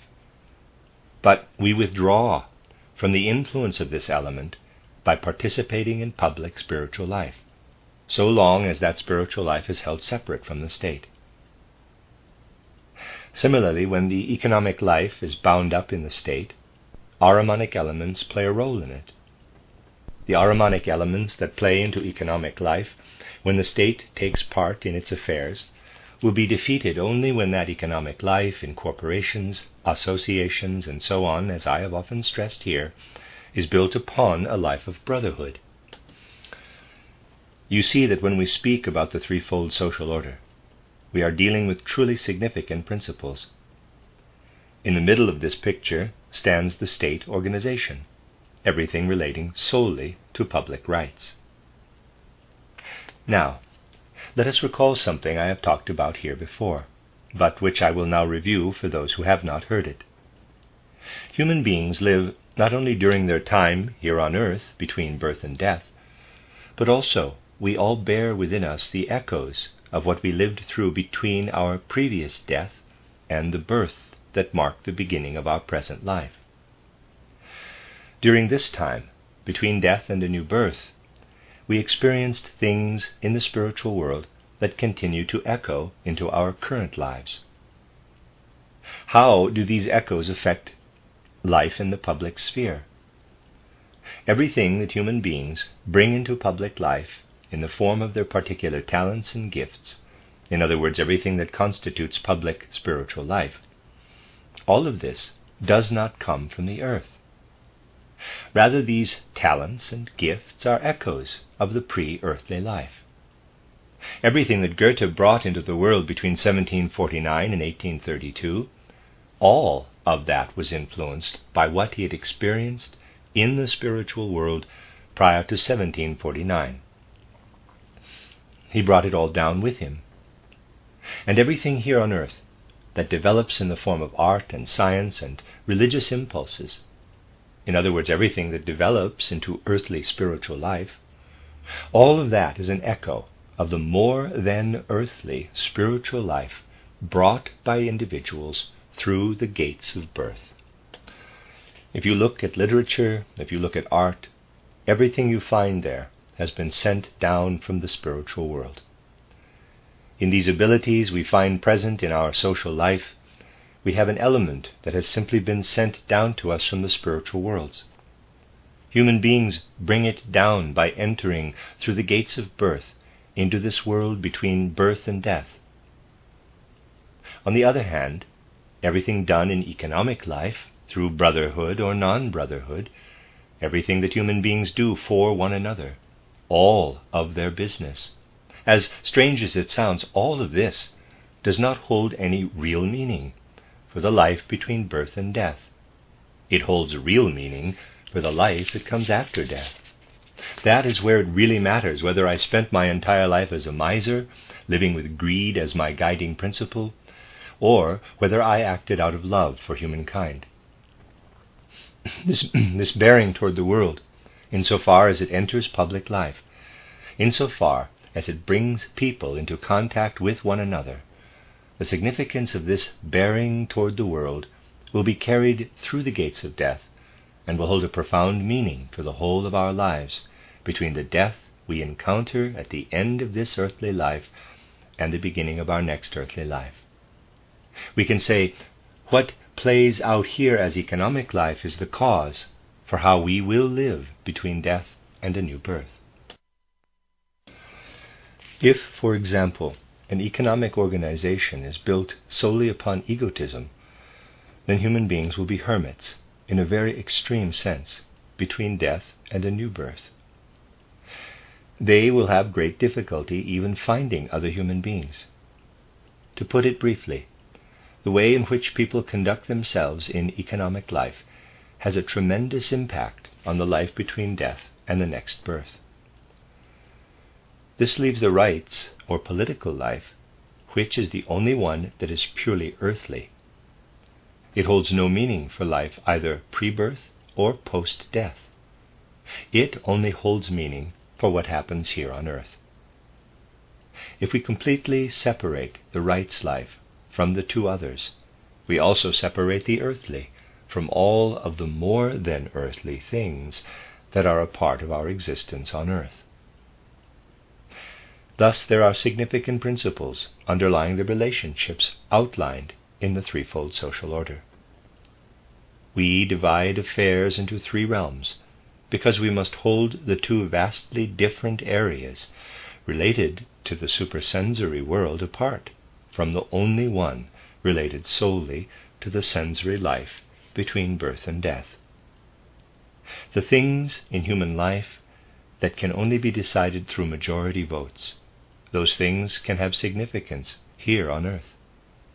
The things we do because of talents or capacities that we were born with and develop throughout our life, as I have described to you, these things are done out of one's human individuality, and the, quote, prince of this world, close quote, to use an old turn of phrase, rules from his throne in the moments when majority decisions somehow hinder that individuality. Majority rulings can be applied, it should be reiterated, only to things relating to purely earthly affairs. Because for everything that holds meaning after death, the strength of human love, humanity, and goodwill, all things that are and can only be left to the individual, must be developed. Along with this, let me point out something here that further strengthens the idea of the threefold social order, but can only be gained through initiation science. What areas of our world does the infiltration of luciferic and ahrimanic forces affect? The infiltration of all luciferic and ahrimanic forces causes something to move into the world from out of abnormal spectrums of consciousness. When we come into the world through the gates of birth, we leave a normal spectrum of consciousness of an entirely different nature than the earthly, and enter into the earthly spectrum of consciousness.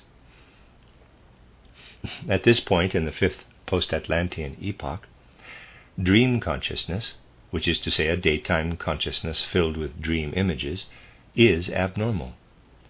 If we allow dreams to enter our thinking, we mix something we are only to have during our life prior to birth with all that plays out in our life between birth and death. And this intermingling is especially helpful to Lucifer in the achievement of his goal for us, which is not the normal, godly goal of earth. Any time abnormal dream elements play into present-day consciousness, this can only lead to a greater influence of Lucifer on humanity. It is normal to allow ourselves to develop in a dreamlike state during the time in which our consciousness is itself still dreamlike, namely during childhood.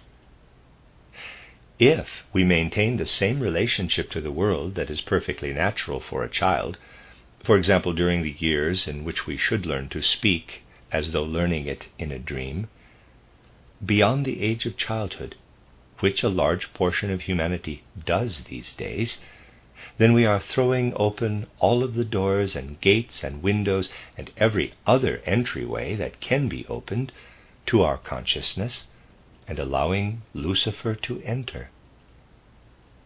If we take on public opinions as our own and do not lay a foundation for our judgments that is any deeper than the foundation laid in dreams, we are holding open the gate for Lucifer.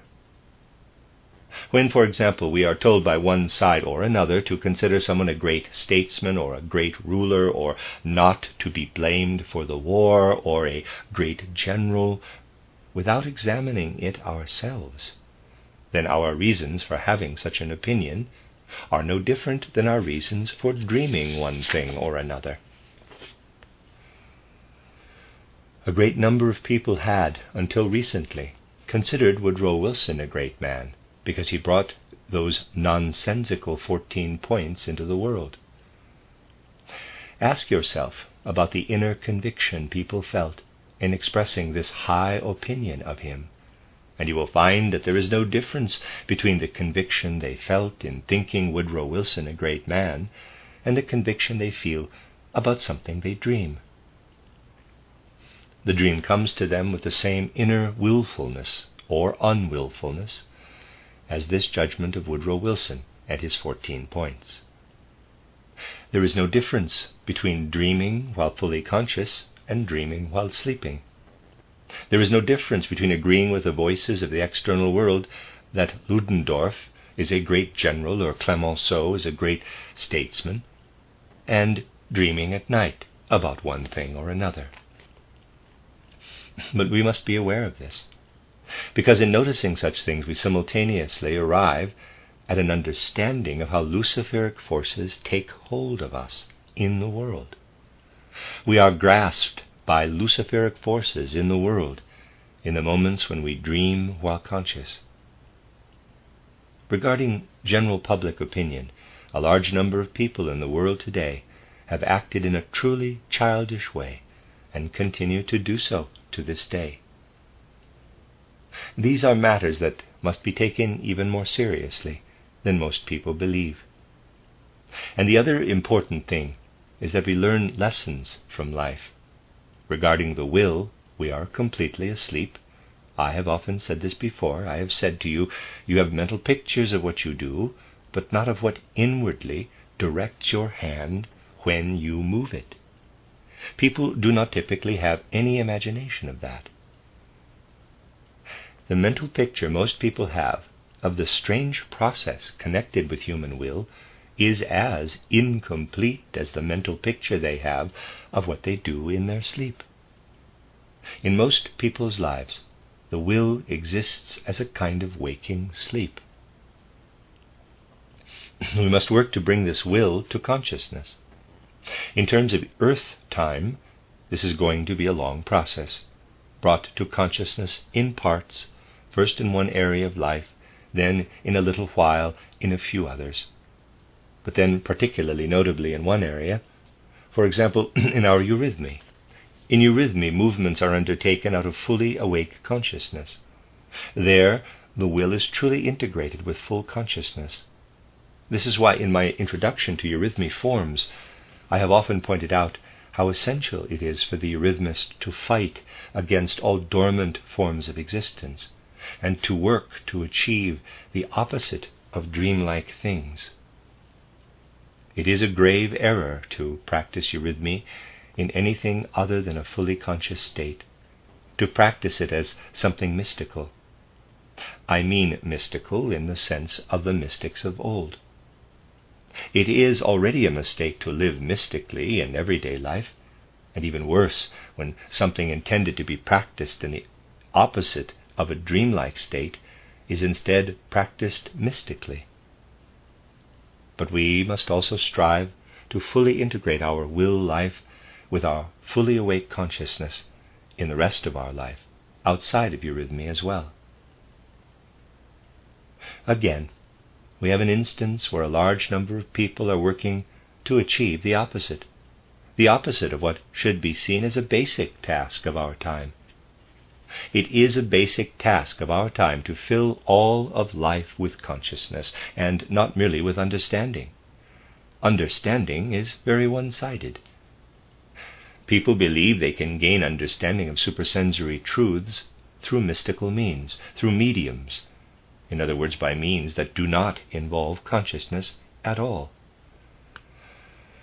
There is no more luciferic, Ahrimanic pathway to the spiritual world than via these pseudo-spiritual methods. On the one hand, because a medium is involved, it leads toward the luciferic. On the other hand, because people allow mediums to proclaim these truths to them, it leads toward the Ahrimanic. And the content of such truths, or so-called truths, follows the same paths.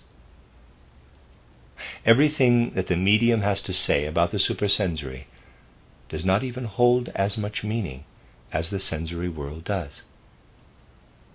The sensory world holds significance for the whole of Earth evolution. What mediums tell us only has significance for a very brief period of time, if it touches upon truth at all. It only has meaning for certain elementary spiritual realities during a brief period of time. You will experience higher truths simply by looking at the world through healthy eyes and listening through healthy ears for a lifetime than you do when you ask a medium to tell you something about the supersensory world. From this and other similar matters, you can see that on one hand there is a great demand for a renewal of spiritual life at present, but that on the other hand there is also deep opposition to what has been prepared for this time in the fount of true spiritual life. People today resist the integration of the spiritual into the physical sensory world. This resistance, it can be encountered in nearly every area of society, and it is what you should recognize behind the various objections raised against spiritual science as it is meant here. This spiritual science, as it is meant here, is clear in saying that even the things which are to enter public social life in the future must flow out of the fount of initiation. What results from that, things such as the threefold social order, people do not necessarily like some of these things. There are people who say about them, "I do not really like this or that part." These people should learn to understand what complete thinking is. In life, it does not matter what we like or do not like. I once knew a woman, I have told this story often, who spent some time listening to an explanation of spiritual science. Then she said, "Yes, but this reincarnation, this repetition of lives on earth, I do not really like that idea. I do not want to come back to earth." Well, I tried to make it clear to her that it did not matter whether she wanted to during this lifetime, for she did not know yet what she would want between death and her next birth. By then she would want to return. Well, she seemed to understand this and left saying that she did. That was in Berlin. Later, from Stettin, she wrote a postcard in which she said that she did not believe it. She did not like the idea of coming back to earth. In this case, the disruption in thinking was dynamic. It went back and forth. It can also be quite mechanical and constant. We have also experienced an instance of this close to home. The following example itself makes some sense, but the fact that it also that it is also representative of the way that many people think, that makes a lot less sense. At a gathering, I was talking about how human beings return to Earth through reincarnation as individual human souls. Animals, I explained, have a group soul, and though each human being has an individual soul that is protected for the time between death and new birth, appearing again in that person's next life with him or her, when an animal dies, it is taken back into the whole of the group soul. Each individual animal is drawn out from the group soul in birth, and then retracted like a tentacle back into the group soul at death. When I said this, a woman began to argue with me.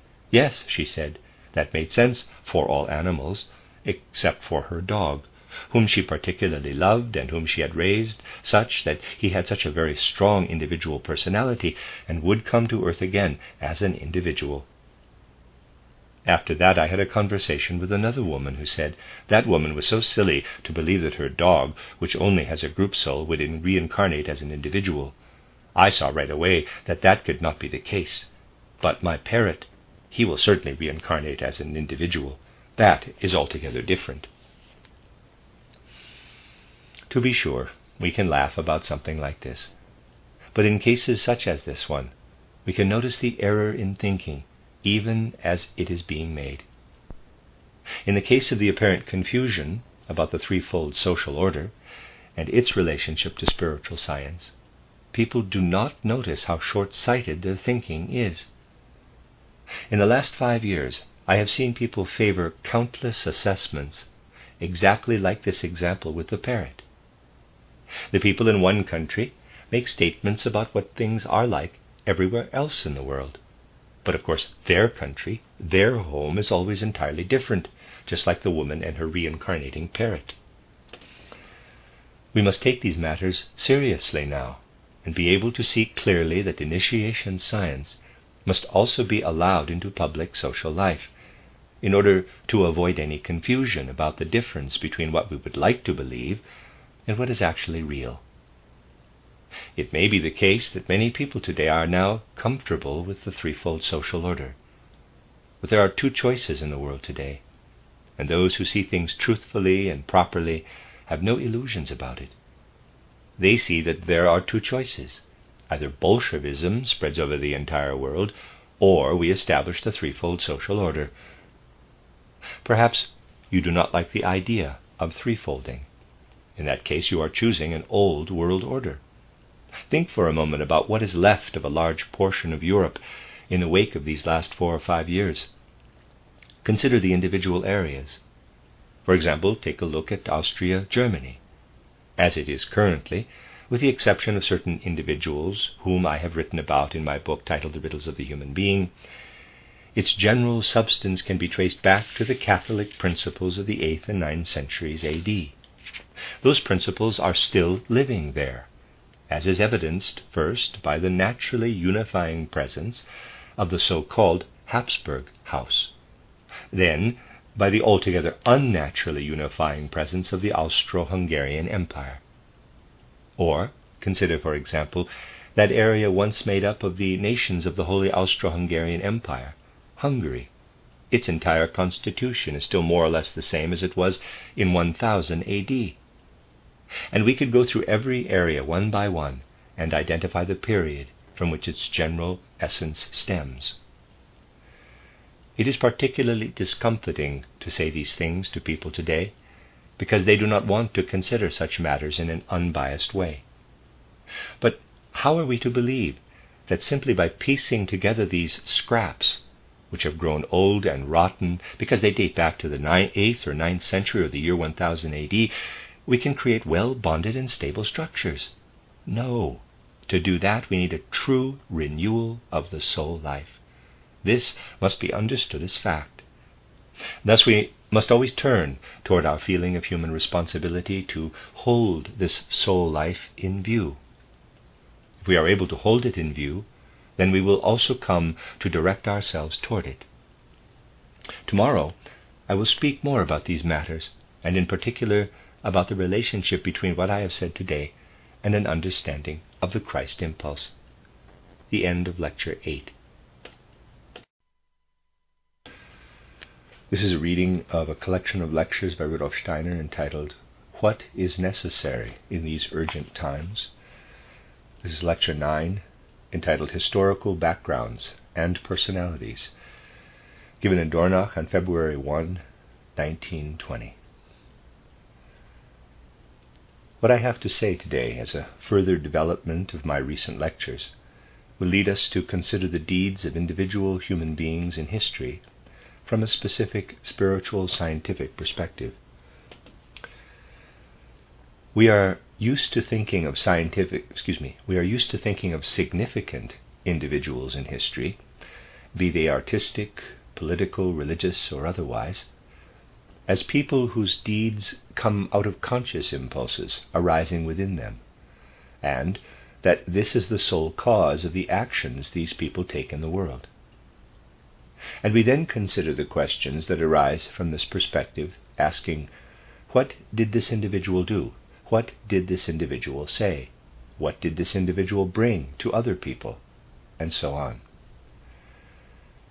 But in the case of significant historical events, the matter is not nearly so straightforward. What is actively at work in human evolution depends upon the driving spiritual forces that stand behind history's unfolding. And individuals are simply the means and paths through which certain driving spiritual forces reach from the spiritual world into Earth's history.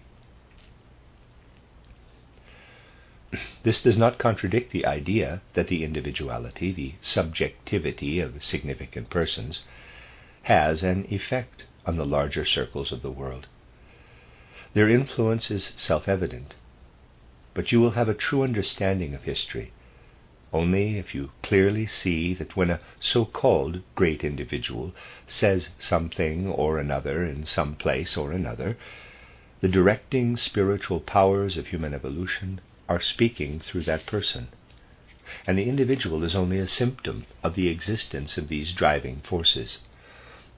That individual is the doorway through which these forces enter world history. So if, for example, someone from a particular period of history were to be quoted, and you attempted to characterize the influence of those words on the whole of that time period, then, if you were speaking from a spiritual scientific perspective, you would not claim that this individual had only practiced such influence on the world through the force of his or her personality alone. Let me give you a specific example. Let us assume, as we do in short order, that a particular philosophical man was quoted as being especially characteristic of his time period. Someone else could come along and say, well, this person certainly wrote many philosophical texts, but he only had an influence on certain circles. The vast majority of people were not influenced by this person at all. It would be entirely false to reply in such a way, because the individual mentioned, though also a philosophical figure, is simply the expression of certain forces that stand behind him.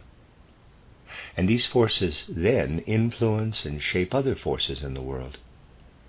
In the individual we see only the expression of what is actively at work in that time period. For example, the following might be the case.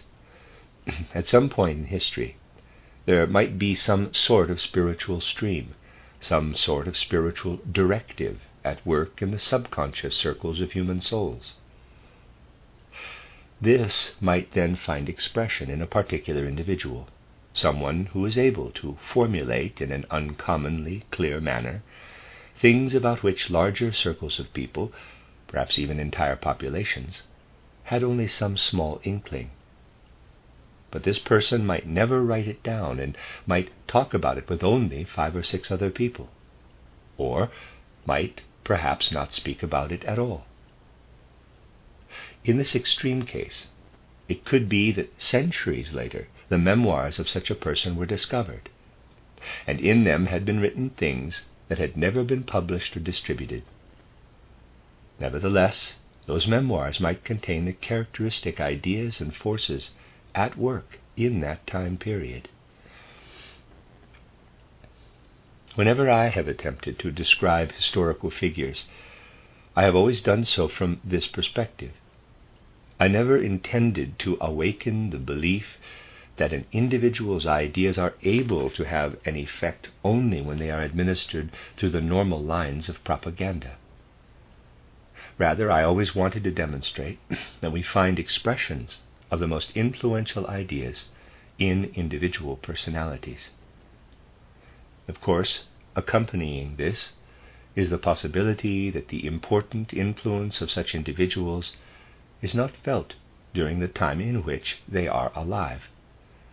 It is, of course, also possible for the exact opposite to be true. Such individuals can have a very large effect on many circles of humanity. But the former point must be made expressly clear, so that people do not say to themselves, when one describes an individual as influential and significant in a particular time period, one is speaking only about something happening in some small corner of the human world. I am interested in hearing a description of what was going on for humanity as a whole. I would ask you all to consider all of what I have to say today with this perspective in mind. I have spoken often about the pronounced leap forward in the historical unfolding of humanity that occurred in the 15th century. Anyone who studies the soul life of civilized human beings will find that soul life in the 16th and 17th centuries was radically different than soul life in the 10th, 11th, and 12th centuries. I have also often indicated how incorrect it is to say, though it is repeated often, the natural world and historical events on earth do not make any leaps. Such leaps always occur at significant moments in evolution. And one such leap in the evolution of civilized humanity occurred at the transition from the fourth post-Atlantean epoch, which ended in the 15th century, to the fifth post-Atlantean epoch, which we are living in currently, and which has only just begun. The entire way of thinking, the entire form of civilized European human thought, was different in a certain sense after the 15th century. But the changes that occurred were different for the people of each nation, for the members of each population. Certain transitional phenomena appeared in the various populations of Europe in different ways. Now, we cannot understand the spiritual life in which we currently find ourselves if we do not have a perspective on what has developed in our spiritual life since the 15th century. We must have an understanding of certain characteristic aspects of this newly emerging spiritual life. As always, it is possible to describe only certain individual streams and perspectives.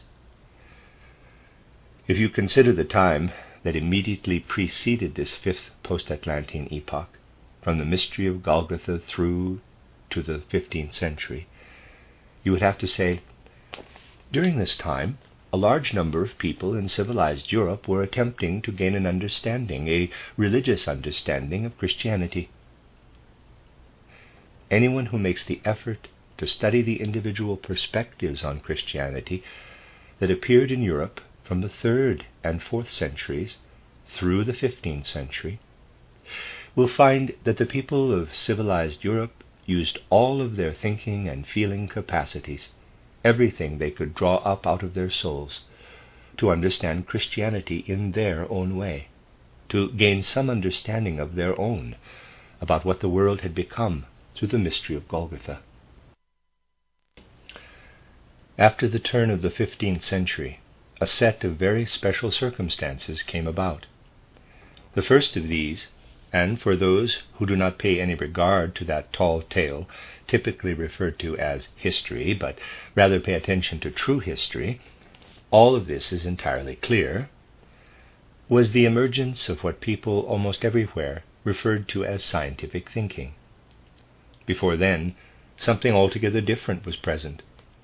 What is seen today as truly scientific had its beginning at the start of the fifth post-Atlantean epoch. And it was expressed with a very particular structure. and one might say it was expressed in several different ways. Actually, what was expressed was always the same, but it received a different minting in the West, in Western civilization, than it received in Central European civilization. And now the time has come in which these matters must be considered freely, without the influence of nationalistic ideas, in the negative sense that I described yesterday.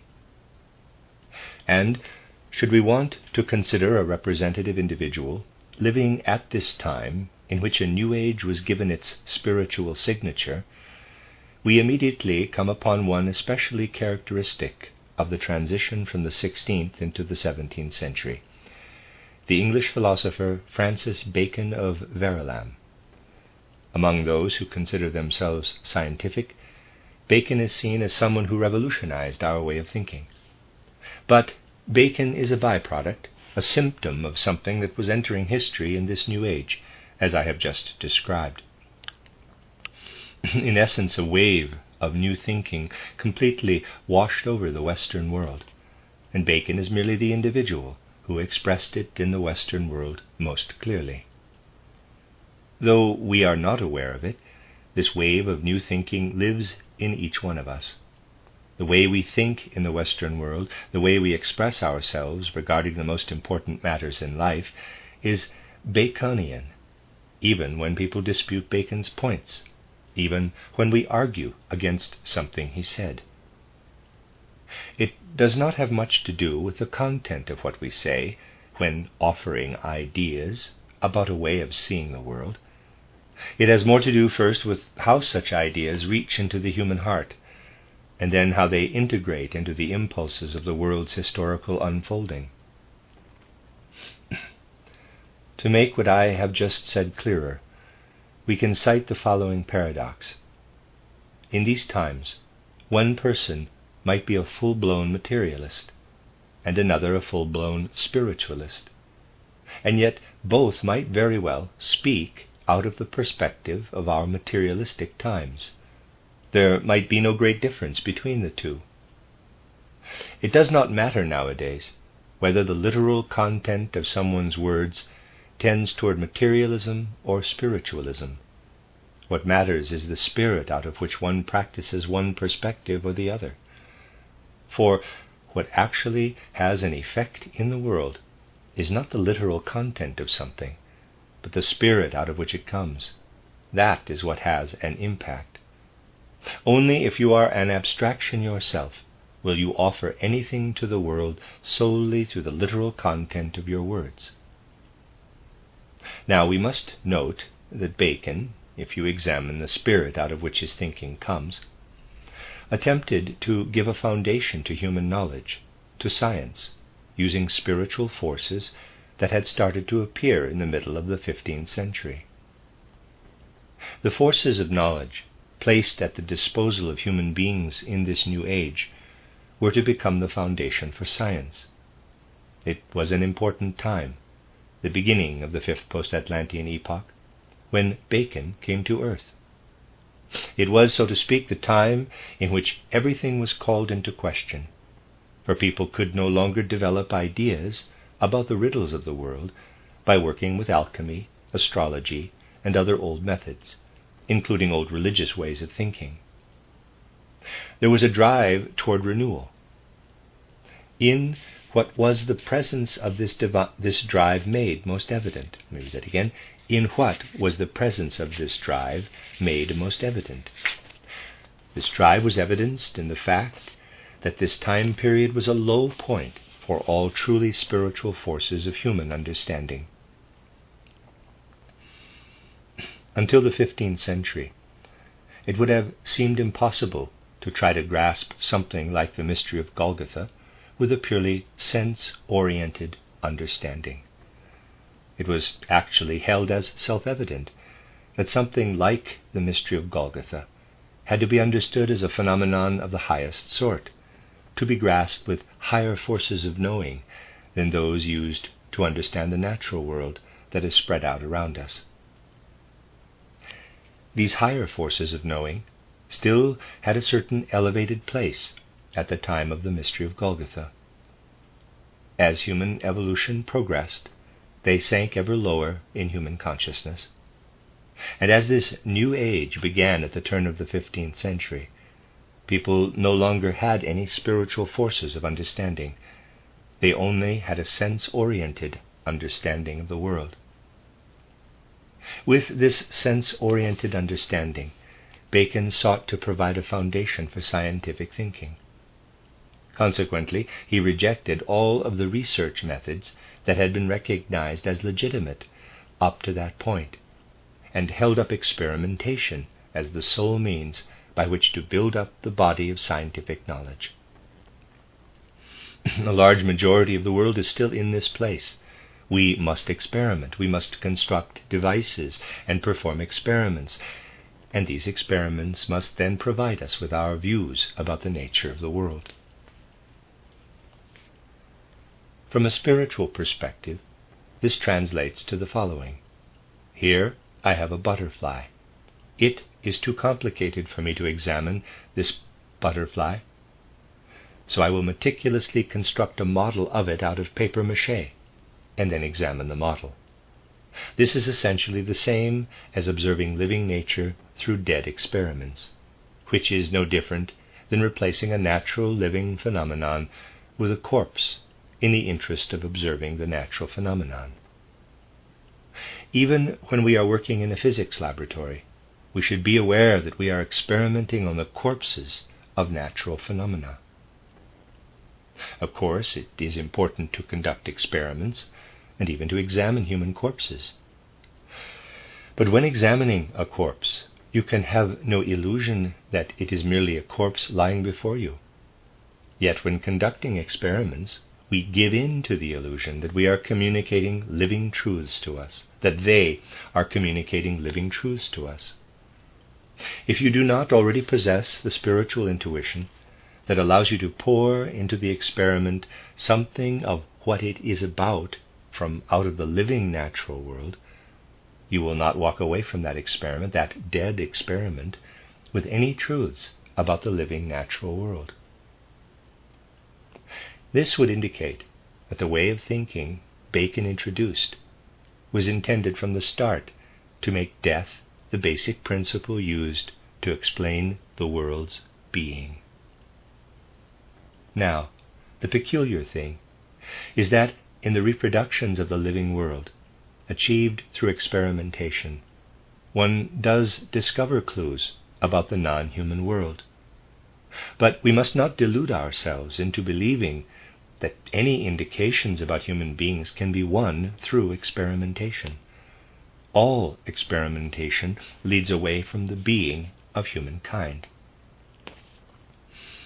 Thus it has come about that in the intervening centuries, during which that way of thinking so highly developed by Bacon was spread throughout the world, any understanding of the human being and its essential nature, of that driving, active being that exists in the human being's inmost core, was lost. Now, great moral and social will impulses cannot be found without turning toward that essential human nature. As a direct result of Baconian thinking, our understanding of these social and moral will impulses has disappeared during the past few centuries. Consequently, and paralleling the death of our understanding of the world as a result of Bacon's thinking, arose the morality of usefulness. It is a perfectly Baconian definition of morality. A thing is good if it is useful to human beings, either individually or collectively. So as a result of Bacon's thinking, and this was far more pervasive than anyone today can truly imagine, we have a scientific system of thought able to understand only the non-human world on the one hand, and a morality based on Ahrimanic usefulness on the other. The latter found fuller expression in Thomas Hobbes, a contemporary of Bacon, than it did in Bacon himself. But this sweeping morality of usefulness then became the basis for understanding all of the external non-human world. It washed over all of philosophy, from Locke and Hume to Spencer to the natural scientists from Newton to Darwin. Anyone wanting to study the most characteristic parts of what came out of the Western world from its beginnings through to the development of the most recent systems of European thought must begin by studying Baconian thinking. Now, something very important is also connected with the Baconian system of thought and morality. It only allows you to examine the non-human world, only allows you to think over morality in terms of what is useful to humans and humankind.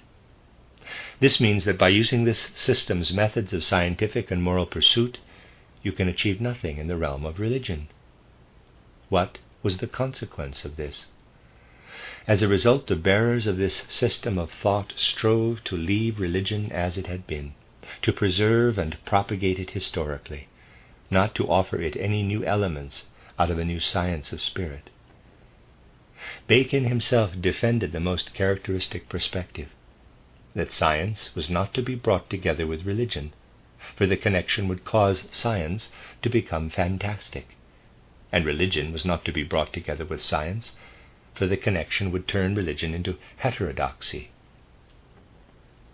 And so religion was held at a comfortable distance from scientific pursuits.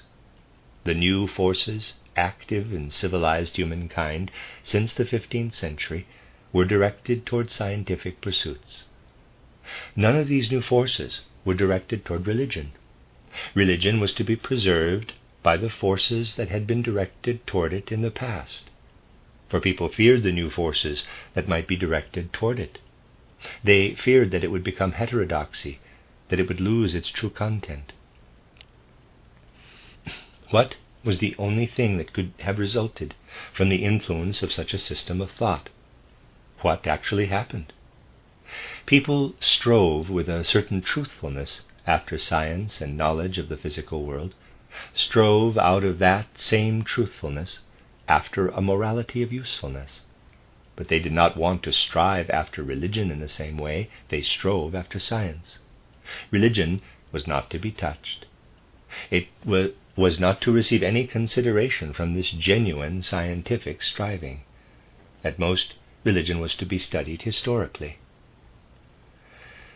This is what led to the difference between science and organized religion. This difference can also be explained in stronger language. It can be explained as follows, which is simply a stronger way of putting it, but this makes it more uncomfortable for those who do not like to hear the truth. It can be characterized as follows. People strive genuinely after science, namely a science that reaches out to the physical world. People also strive just as genuinely and earnestly after usefulness, but they do not turn this genuine striving toward religion. For religion must remain unsullied. Science may not touch it. Genuine physical science, genuine drive for usefulness, religion as hypocrisy, religion taken from untruthfulness. This is just a stronger way of putting it, and is consequently more discomforting for those who do not care to hear the uncensored truth about the difference between science and organized religion.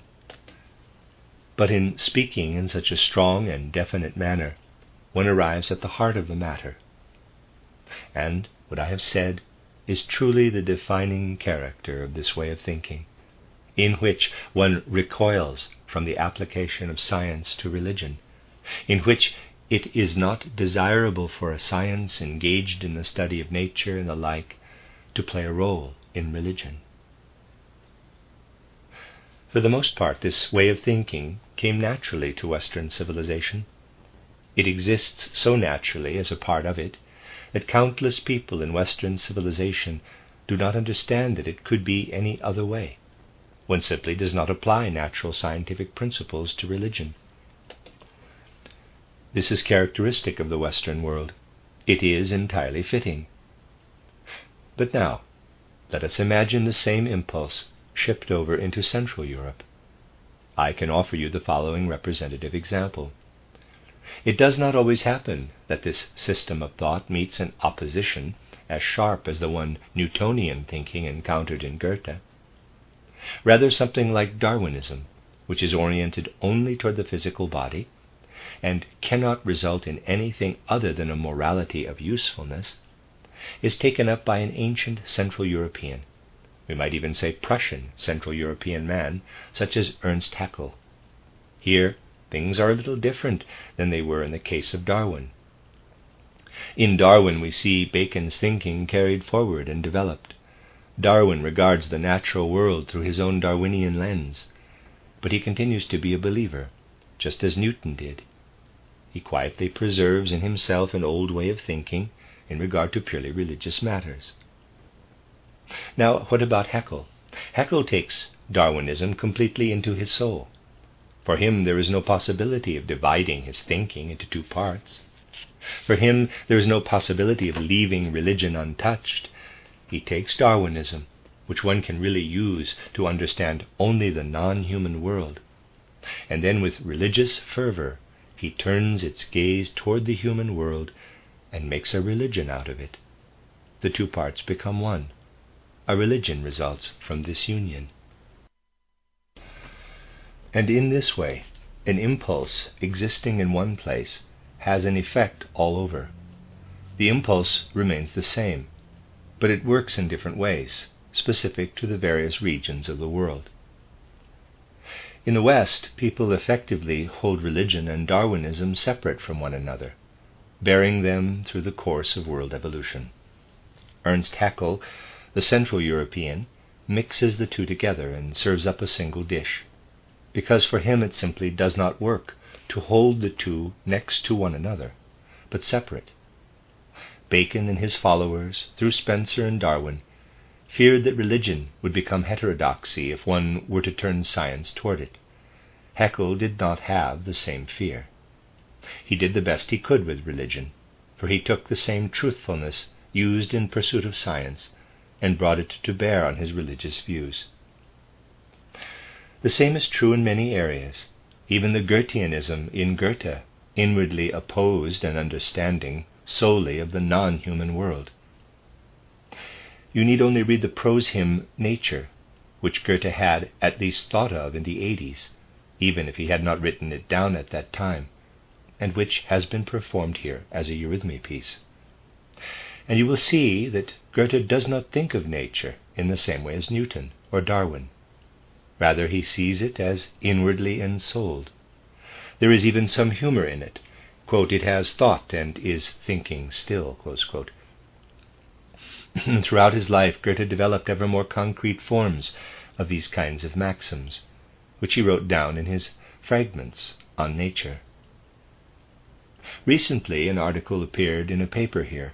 A continuation of it appeared in this Sunday's paper, I believe, that said that when I published the fragment on nature, along with the commentary, in a new edition of the Threefold Journal in the papers of the Weimar Goethe Society, back in the 90s, that I emphasized too strongly that the details that Goethe was working through in the prose hymn Nature went on to play a role in his work in natural science.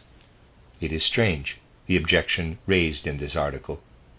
It said that there are no natural philosophical ideas in this fragment, but rather religious ones, and that one may not connect the religious ideas in this prose hymn with the later natural philosophical works of Goethe, as I had done. So a pedant, for what else might we call him, has the satisfaction of splitting all those seeking some understanding of humanity in two, by telling them that the natural scientific ideas of Goethe are different from the religious ideas. From the very start, this conclusion was drawn in a manner that makes it clear that Baconian thinking lies behind everything this man says. Can we now, I would like to post the question this way, also see another way in which religion and science are differentiated in modern civilization? We can indeed. Certainly, even in England, the land of Bacon, there were men such as Wycliffe and others like him, but this does not have an influence on the actual structures of civilization. In Central Europe, on the other hand, something occurred that had a major effect upon civilization, but whose influence did not reach into the West, for example into France. As the new era began, this fifth post-Atlantean epoch, there was no opposition in Central Europe of the sort that occurred in the West, where science was properly founded but not allowed to affect religious concerns, which were to continue in perpetuity as they had up to that point in the old forms of organized religion. In Central Europe, the opposition was instead taken up strongly in the form of the Reformation, and this resulted in that unfortunate event in Central European evolution, the inciting of the 30 Years' War by the Jesuits, as well as everything that happened because of that war, and everything that followed after that as well. Here we see an example of how the impulse that had arisen during the 15th century became active in religious concerns in Central Europe. In the smallest and in the most significant historical events, we can see that this same impulse is always there, but it is always slightly askew, drawn up out of the particularities of a certain population, of certain individuals. But again and again, it is the Western world that leads the way forward, and again something significant occurs. The farther we look into the future development of the spiritual life in Central Europe in the time since Goethe, the farther we see it moving away from Goethe. Goethe will continue to be studied by the literary historians and others, of course. After all, there is even a Goethe Institute. But Goethe is not present in any of those things. What Goethe actually intended to bring as an impulse into Central European civilization, Goethe and his followers, that impulse sickened gradually during the 19th century. And in the Central European world, just as Darwinism gave way to Haeckelism, all of the impulses coming out of the Western world have also gradually sickened. The Western world bears these impulses well, but the Central European world does not. On the one hand, we have Darwin, who in his final work, using principles that are applicable only to the non-human world, gave some indications of the significance that his work might have for humans. But these indications were nowhere near as wide-reaching as the ones that Haeckel later worked on. In Darwin's case, the principles of science were applied primarily to the non-human world. In Central Europe, on the other hand, everything went the way that Haeckelism went in relation to Darwinism. People tried to fill their entire lives with impulses such as this one. They would not hold apart certain, for example, religious aspects of their lives. They attempted to push these impulses into those areas as well, and the same is true of other similarly distinct areas of life.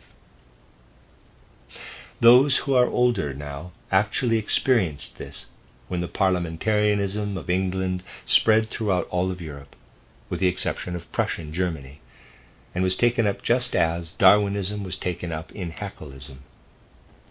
Parliamentarianism, as it existed in England, was a good fit for England. For the countries of Central Europe into which it has been transplanted, it is bound up with the same set of consequences that accompany Haeckel and Darwinism. The modern age arose under the influence of these things. But we can go deeper still and characterize these historical occurrences in a deeper way. In addition to Bacon, there is another tremendous influence on the modern age in the personage of Shakespeare. For those who are in a position to study spiritual life, to speak of Bacon and of Shakespeare is to allude to the same more than earthly source, which is then represented in the earthly. Both took the same path into recent evolution, and it is known in spiritual circles that the inspiration for Bacon and for Shakespeare came from the same source. In recent times, where everything has become crude, this has even led some to posit the well-known Bacon theory, which naturally, as it has been proposed, is complete nonsense. But out of the very same fount from which Bacon and Shakespeare drew their inspiration, indeed stemming from the same initiated persons, came the spiritual stream of Jacob Boehme and the southern German Jacobus Baldus into Central Europe. And all that came from Jacob Boehme is much more alive in Central European spiritual life than is commonly believed. Here, again, we have a person who gave a form to something that worked its way as fact into the widest of circles, even if it was not expressed there in Jacob Boehme's words. We must understand clearly that a good portion of Goethe's teachings on metamorphosis can be traced back to Jacob Boehme, that a good portion of Goethe's whole organic chemistry came to him from Jacob Boehme via certain detours and circuitous routes that can also be easily traced backward. And even though Jacobus Baldus lived in sleepy little Ingolstadt, he too is one of those individuals who, though he did not have a big effect on his contemporaries, gave expression in a very characteristic way to certain things that were felt and thought in the widest of circles in this newly begun epoch. But let us consider the strange depths of these matters. Bacon and Shakespeare, Boehme, Baldus, all came from the same source of inspiration. What came from Jacob Boehme can still be seen at the core of Central Europe's strivings, but it has grown sick. In its place, Baconian thinking, whether itself or in the form of the later Darwinism, has taken on a position of significant influence in Central Europe. Shakespeare has taken on a similar position of influence. Consider the fact that the entire second half of the 18th century, or at the very least the later portion of it, was influenced by Shakespeare. That 19th century spiritual life in Central Europe was heavily influenced by him. That Goethe in his youth was deeply influenced by him and only freed himself from Shakespeareanism in the 80s. Everywhere we can detect the same paths. Everywhere the impulses are the same, but they work in different ways. In Central Europe, the impulses sickened over time. The Western impulses washed over the non-human world. They made religious life into a life of hypocrisy, existing next to and apart from scientific pursuits. And as these Western elements have flooded into the whole of modern civilization, we see that people, even today, have not arrived at a point where they can direct these spiritual powers, the spiritual science stemming from human nature itself, that must take hold in modern times, just as the scientific powers directed at the non-human world have done, toward religious life. It is time for a new understanding of Christianity, because nothing further can be done with all that has been left untouched thus far. It is time to work on a new understanding with new spiritual powers. The old spiritual powers are used up, and those who believe today that they are at all able to understand Christianity with the old spiritual powers that have been recognized as belonging to religious life, they live in a terrible illusion. It must be said that a new epoch of humanity, in which the mystery of Golgotha itself will be understood with new spiritual powers, must come. For everything that has been said about it has outlived its truth and usefulness. It has reached the point of absurdity.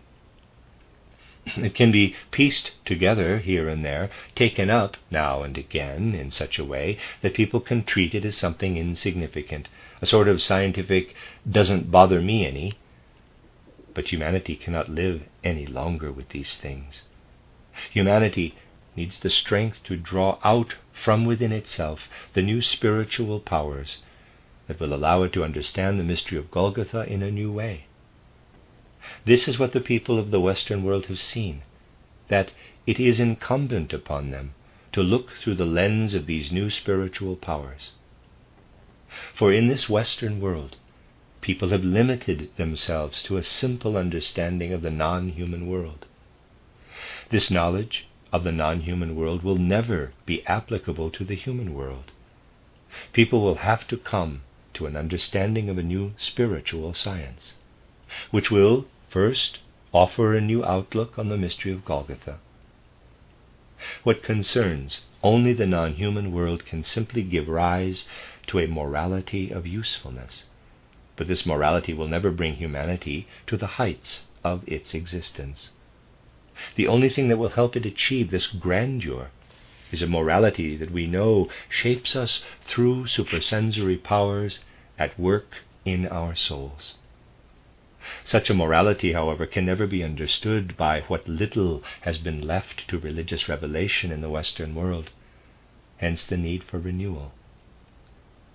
The questions that I have touched upon here may seem to lay far, far above and beyond all aspects of everyday life, but this is not the case.